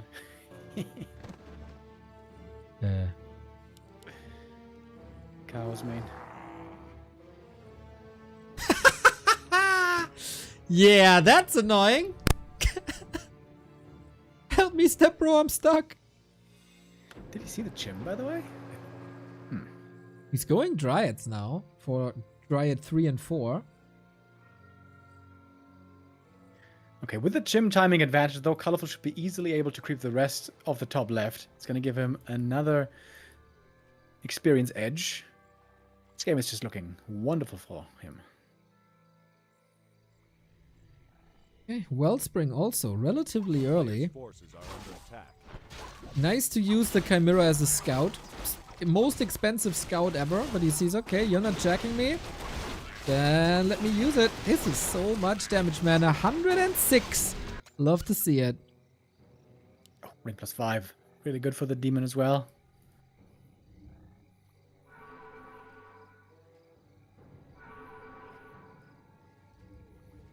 Could almost be worth to go double staff when chimeras are in the mix. I know, you need more item slots, dear Night Elves. But you know, is a Gloves of Haste really that important? Is a ring +5 really that important? And now having the archer still alive from the early game is pretty damn good, right? It feels like Kaho... He can't win this game, right? Can he? Kaho is named he though? Wonder Boy for a reason. Because he makes wonders, boy? Exactly. Okay, ColorFul going for an Ancient of Wind.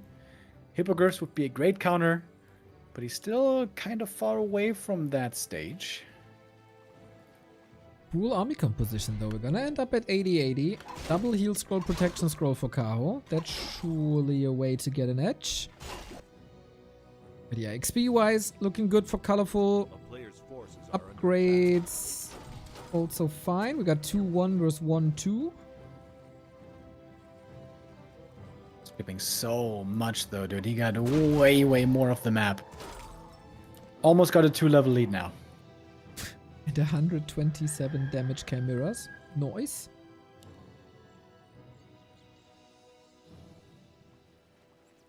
Let's scroll of the protection. Scroll the protection. Scroll of the protection might make a difference here. I feel it. Okay, let's see. It's the scroll of the protection. Good timing to fight for Kaho though. Those hippogriffs have not come out yet. But it's just a matter of time when we're fighting close to ColorFul's base, if we're fighting. It's been forever since I've seen chimeras on both sides of a Night Elf mirror. If Kaho wins this, something's wrong with the Matrix. Or he's just the better gamer. How about that? Down in items, down in levels, down in Moonwood Juice in this engagement, down in supply, down in hippogriffs. Surely, surely. Maybe that's all not gonna matter. Demon Hunter taking a beating. This Chimera is still looking fresh. Bears are quickly disappearing, of course. And mostly on ColorFul's side thus far. But now ColorFul catching up. Chimera taken out. And the other one falling seconds later. Piercing damage, man. Working out really well here. More hippogriffs coming in. And that army has melted. Score protection.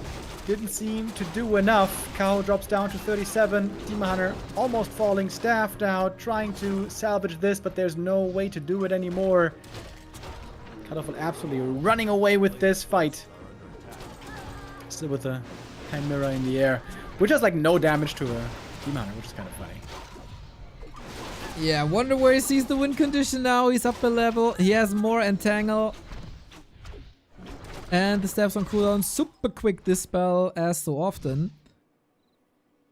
And now no mana anymore. Man, that was a very even fight for a long time. But then ColorFul took over. Very much a snowball effect. And he's doubling down on the chimeras. Kaho hasn't had enough yet.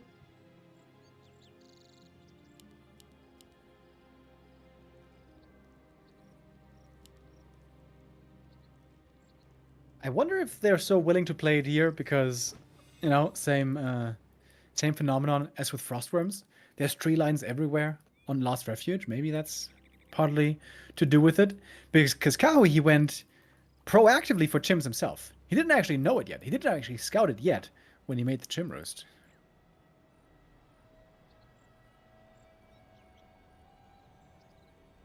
Now hippos take over the job of scouting. But yeah, there's no base race potential really if you don't have corrosive breath, if you don't have bears. There's still a lot of time to set up for ColorFul's 20 food ahead in mirror.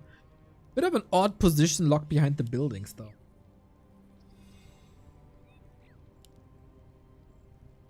You know what, Mr. Remo Demo? In situations like this, right, in mirrors like this, the new Control C function to let the camera follow a unit is a heaven sent.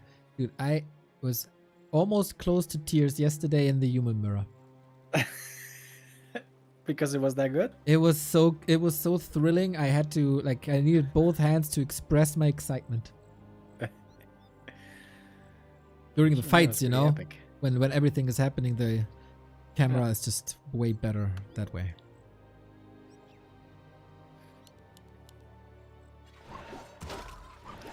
ColorFul trying to close it out now. 0 bears left for Kaho, if I see that right. Just dryads and chimps. Yeah, that renders the chimeras rather useless. Against the keeper, I guess. They're gonna find a decent target. In we go. Hippogriffs. Oh man, they do so much damage to the chimps. My. The bear is not instantly melting here for ColorFul, staying in this for a while. Dryads taking a lot of heat. Keeper pretty low, has a TP, but enough kills were found that the demon is level 6. That's gonna be a game. And ColorFul gets on the board finally. Right on, 2-1. Good to see. Not another 0-3. He deserves this, man, for his performance the past couple of days. Well done, well done, well done. Took the lead, ran with it. When you're ahead, get further ahead. The old RTS classic standing true once again. Yeah, on the previous maps, it looked like Kaho could do almost no wrong. There were so many close calls, so many tough and tight fights.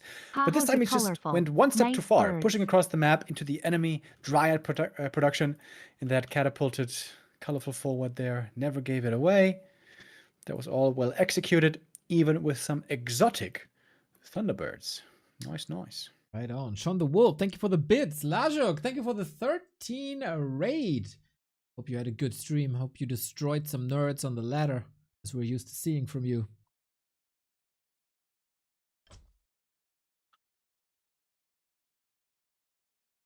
So we're gonna get ready soon for map number 4. Tide Hunters. Wait, didn't we see Tide Hunters already? Yep. Am I tripping? Oh, that was the with the red spot, with the moss covered thing. Moss covered granite golem. Yep. Yeah, so should be a different map then. We'll see what Kaho has prepared. Would be funny though if they could just use maps twice and then we only see Amazonia. Oh my god, get me out, dude. Get me out. Would you quit the broadcast if that was if the organizer says, "Yo, Mr. Remo Demo, just quickly informing you we got a new rule for this set." I mean, we don't have to quit the broadcast. We can just do a mute the microphone, Control C broadcast. Control C, man. It is the future.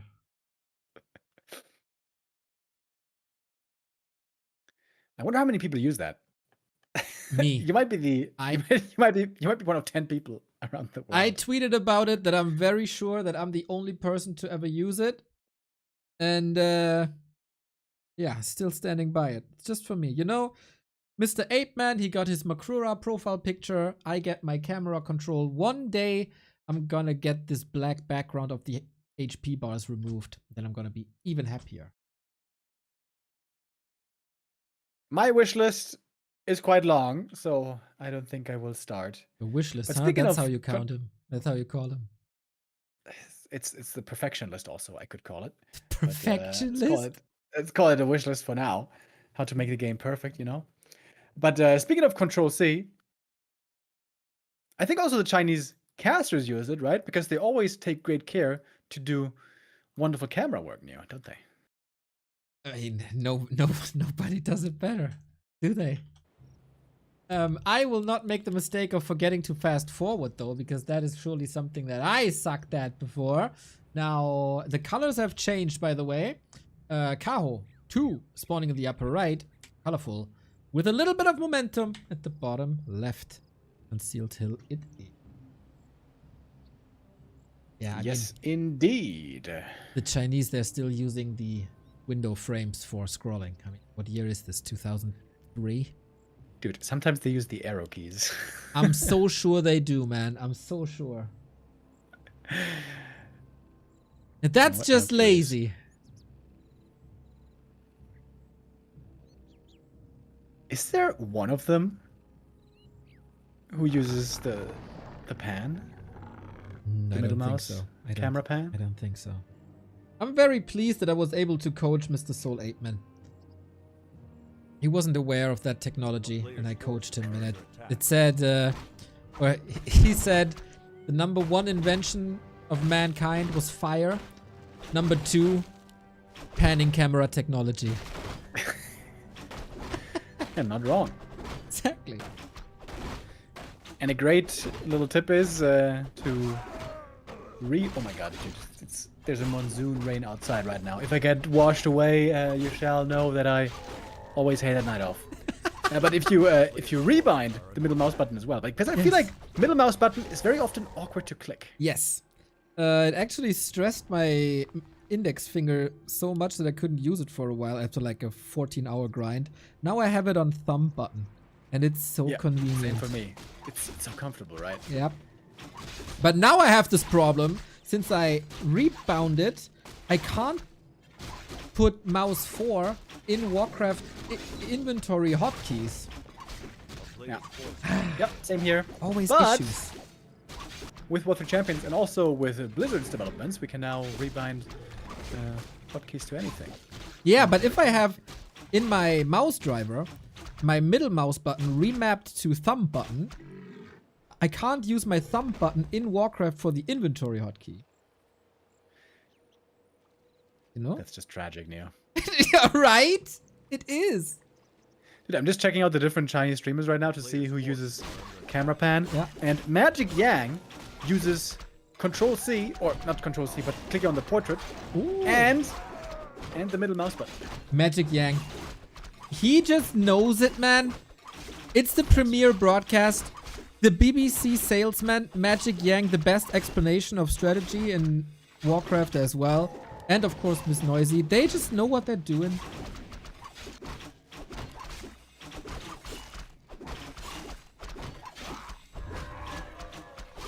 A touch of class. By Magic Yang. We always know that he's the classiest of them all. In his button-up shirts. He just oozes class. I'm looking forward to the next M Cups as well. Yes. Pretty sure after the Super League, before too long, we're gonna get another M Cup with all the randoms mode. Random races, random heroes, random mercs. That was a fun little tournament we had a little while ago. Where Lorelite destroyed Happy with 6 chimeras. A player's forces There are was under attack. no expansion coming up that game. No, no. Overlord. Block, block, block, block, block. Nice play by Kaho. Nice. Oh, God. He has some cool plays, man. I like Kaho. You might be a big number 1 ColorFul fan. I'm a Kaho stan. Kaho's had a lot of great moves this game. Here on map 4. He's up on level 3, by the way, which is very awkward. Normally, it's always mirrored creep routes and mirrored level 3 timings, but I guess ColorFul here attempted to get that Overlord trap. But great scout by Kaho. He had the sentry there in position. But ColorFul can get level 3 elsewhere, like there. And the golem. Exactly. And a big item as well. Same spot pulled on the right-hand side. So the creeps start to do a little damage while Kaho is busy with the ogre. Look how narrow that block is. I was wondering, like, is this actually going to block in the ogre? But Kaho has it down to a pixel, dude. Kaho doesn't make mistakes, like silly mistakes That's like this. sick. He got it. And he, Helm of Valor! Oh, shit. you know what? Best demon hider item on the map. He deserves it. For that creep, for how clean it was, for how he body blocked on the other side. Just perfect. I have to sacrifice 1 archer for it, but that is easily worth it. Scroll the Beast, picked up for ColorFul. Not as useful, but at least valuable in gold. That must feel so shitty for Night Elves, man. One of the greatest combat items you could possibly find there. Game-changing items to be found there. And then you find the Bear Initiate spell. That's like, you creep as human, and you get like 1 charge of heal from a priest. Yeah, or to put it differently, that shows you how bonkers bears are. What they give you is big heal potion and a scroll of the beast, dude. That's the one way to spin it, but Every bear. I think Every bear gives you a big heal potion to scroll the beast. that's one way to spin it. I think I angered the Night Elves enough in the past 2 weeks, so it's good that you point that out. Players' forces are under attack. Kaho is not going to find the scroll the beast, but rather the big invo potion can also be great in the right moment for a demon hunter. Use that quite well, I would say, especially on tight hunters. We saw some premier usages. And building up a little experience lead here. Keep her quick to level 2. Exactly. And of course the powerful Demon Hunter, as you mentioned, with the helm. Tech-wise, rather similar. We got an early defense upgrade. I don't think I hate that. Wow, that's super early. Interesting. Colorful Steam Hunter going to be annoying here. Easy cancel on the shop. Ooh, almost a kill even. A player's forces are under attack. And he got it now. Nice, nice, nice. Stalling at the bottom. So, stalling at the bottom. No, we're here. Now, ColorFul can't creep the keeper, and I think that's a little bit of a bigger issue. Item picked up here, Circlet. This demon is looking damn fine. I think ColorFul is in big trouble. How does Little he, China. how does he level his keeper?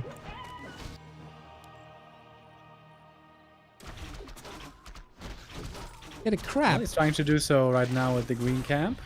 You know when this crab dies, it makes a very distinct sound. Yeah. Always makes me hungry. For lobster? Yeah.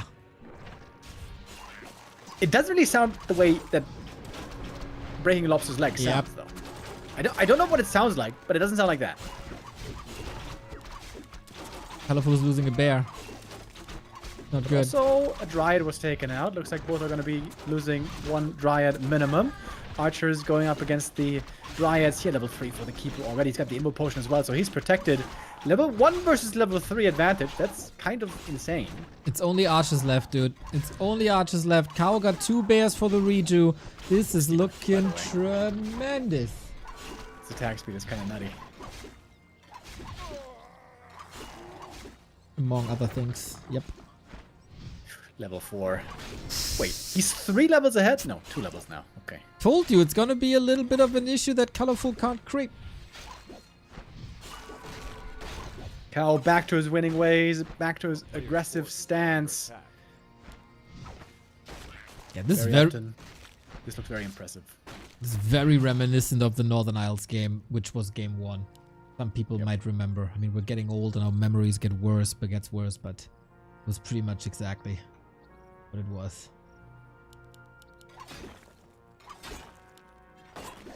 Can't cancel the shop this time, but surely should be able to get away.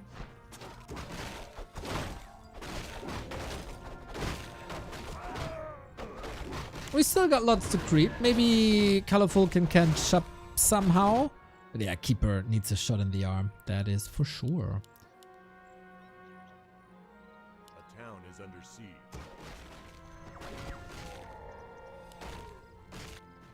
Kaho on the move south again. With his keeper level lead, might be eager to take a fight. Demon Hunter trying again to get the shop cancel. Can't quite manage, so that's going to be the orb picked up. Gloves of Haste sold! Almost makes me sad. Giving up the Giga Stack. A player's You forces know, are if you under can, if you have to trade gloves for an orb, I think it's a fine trade. ColorFul trying to get to the red spot, but guess who's right behind him? Yes, it's Kaho. Ready to punish this. Demon Hunter might soak up a bit of entangle here without leading to a kill. And redo. God, I hate that spell. Ding ding! Ding ding healing! Ding ding! Ding ding!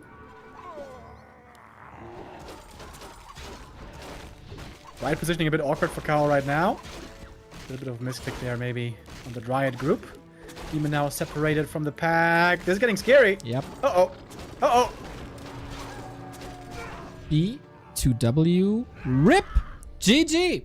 Kaho, after losing one map, decides that it's time to end this now and smash this nerd and completely destroys him on map 4. Yeah, that was all in all pretty one-sided this series. I would say Titaners was mainly so close because of the strong items on ColorFul, but this was very impressive showing by Kaho. Love what he displayed here. So that's 5 points for him in the standing. With that, he overtakes ColorFul and gets up to 18. And also 1-0. Who has... 1-0 has one more map to play, game to play. That is correct. So, result is already entered. But we don't have the table updated yet. Dash delete. Now it's updated. Lovely. And then, of course, we can show it to you. Still happy on top. Nobody could kick him out of there. But Labby is getting closer with a wonderful performance once again. Infy. Wait. Happy has 4 matches, 22 points behind him. 5 matches, 21 points, Labby. And 6 matches, 20 points, Infy. Those are the people behind Happy. And he's still first. He's just lucky that Fortitude played only 2 games, that Lin only played 2 games. They still got 12 points possible. Easy to catch up. 40 could actually surpass him. And True. then, yep. Then we'll see. And with 40 and Lin both not having played too many games yet, I would really, really love it if we would see those 2 playing soon. It would be nice, but of course they are very busy. Probably. So anyway, Labby and Infy still great. Also, Kaho, it feels like redemption arc. 2 rather disappointing days today. Really good, and I hope that is the future for him. Sock has to turn the ship around, man, from 3-0 to 0-3. Not the greatest direction. 1-0, more than solid. Great results thus far with 3-1. Lawlight also nice. Fortitude, of course, the only player except Happy that is undefeated. We're waiting for more games. It feels like we haven't seen Life in forever either, who can surely attack the top 4 and should attack the top 4. And Focus, Moon, Starbuck, Fly, bottom of the barrel for now. I would say Focus has a good chance to bounce back still. If he wins the next 2 series, all of a sudden his score and his record here is looking much better. But yeah, Moon, Starbuck, Fly. It's been a rough couple of days. It is an issue that Starbuck is not nerdy enough in summertime. That he's going like out and on vacation. Not a real gamer. Harvesting potatoes, maybe. Maybe.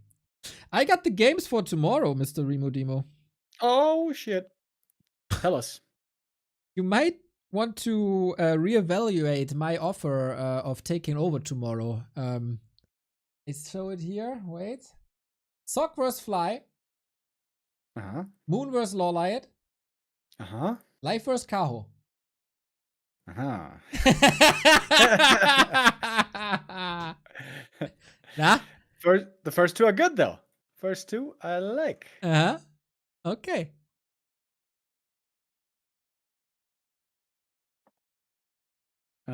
Yeah, good to see Life again. I wonder what kind of shape he's in. And Fly, come on, man. You gotta pump it up a notch. Tomorrow's the day. I can feel it. Okay. Then I take tomorrow off or stream in the evening. That's good. And Mr. Remo Demo will be here for you and present you everything on the wonderful OperaGX browser that is sponsoring us this month. Built-in VPN, built-in adblock, built-in Discord, Twitch, everything. Super mega customizable. Import your bookmarks and just start fresh as you would have on the other browser you're currently using. But if you continue to use the browser you're currently using, we don't get support.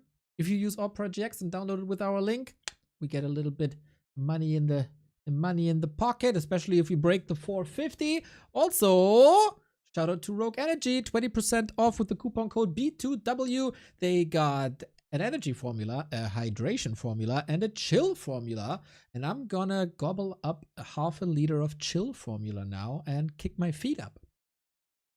Hell yeah, towards the evening, get yourself energized. That's how you want to do it. Or maybe for you. Wait, when did you wake up today, Neil? Me? 8:30.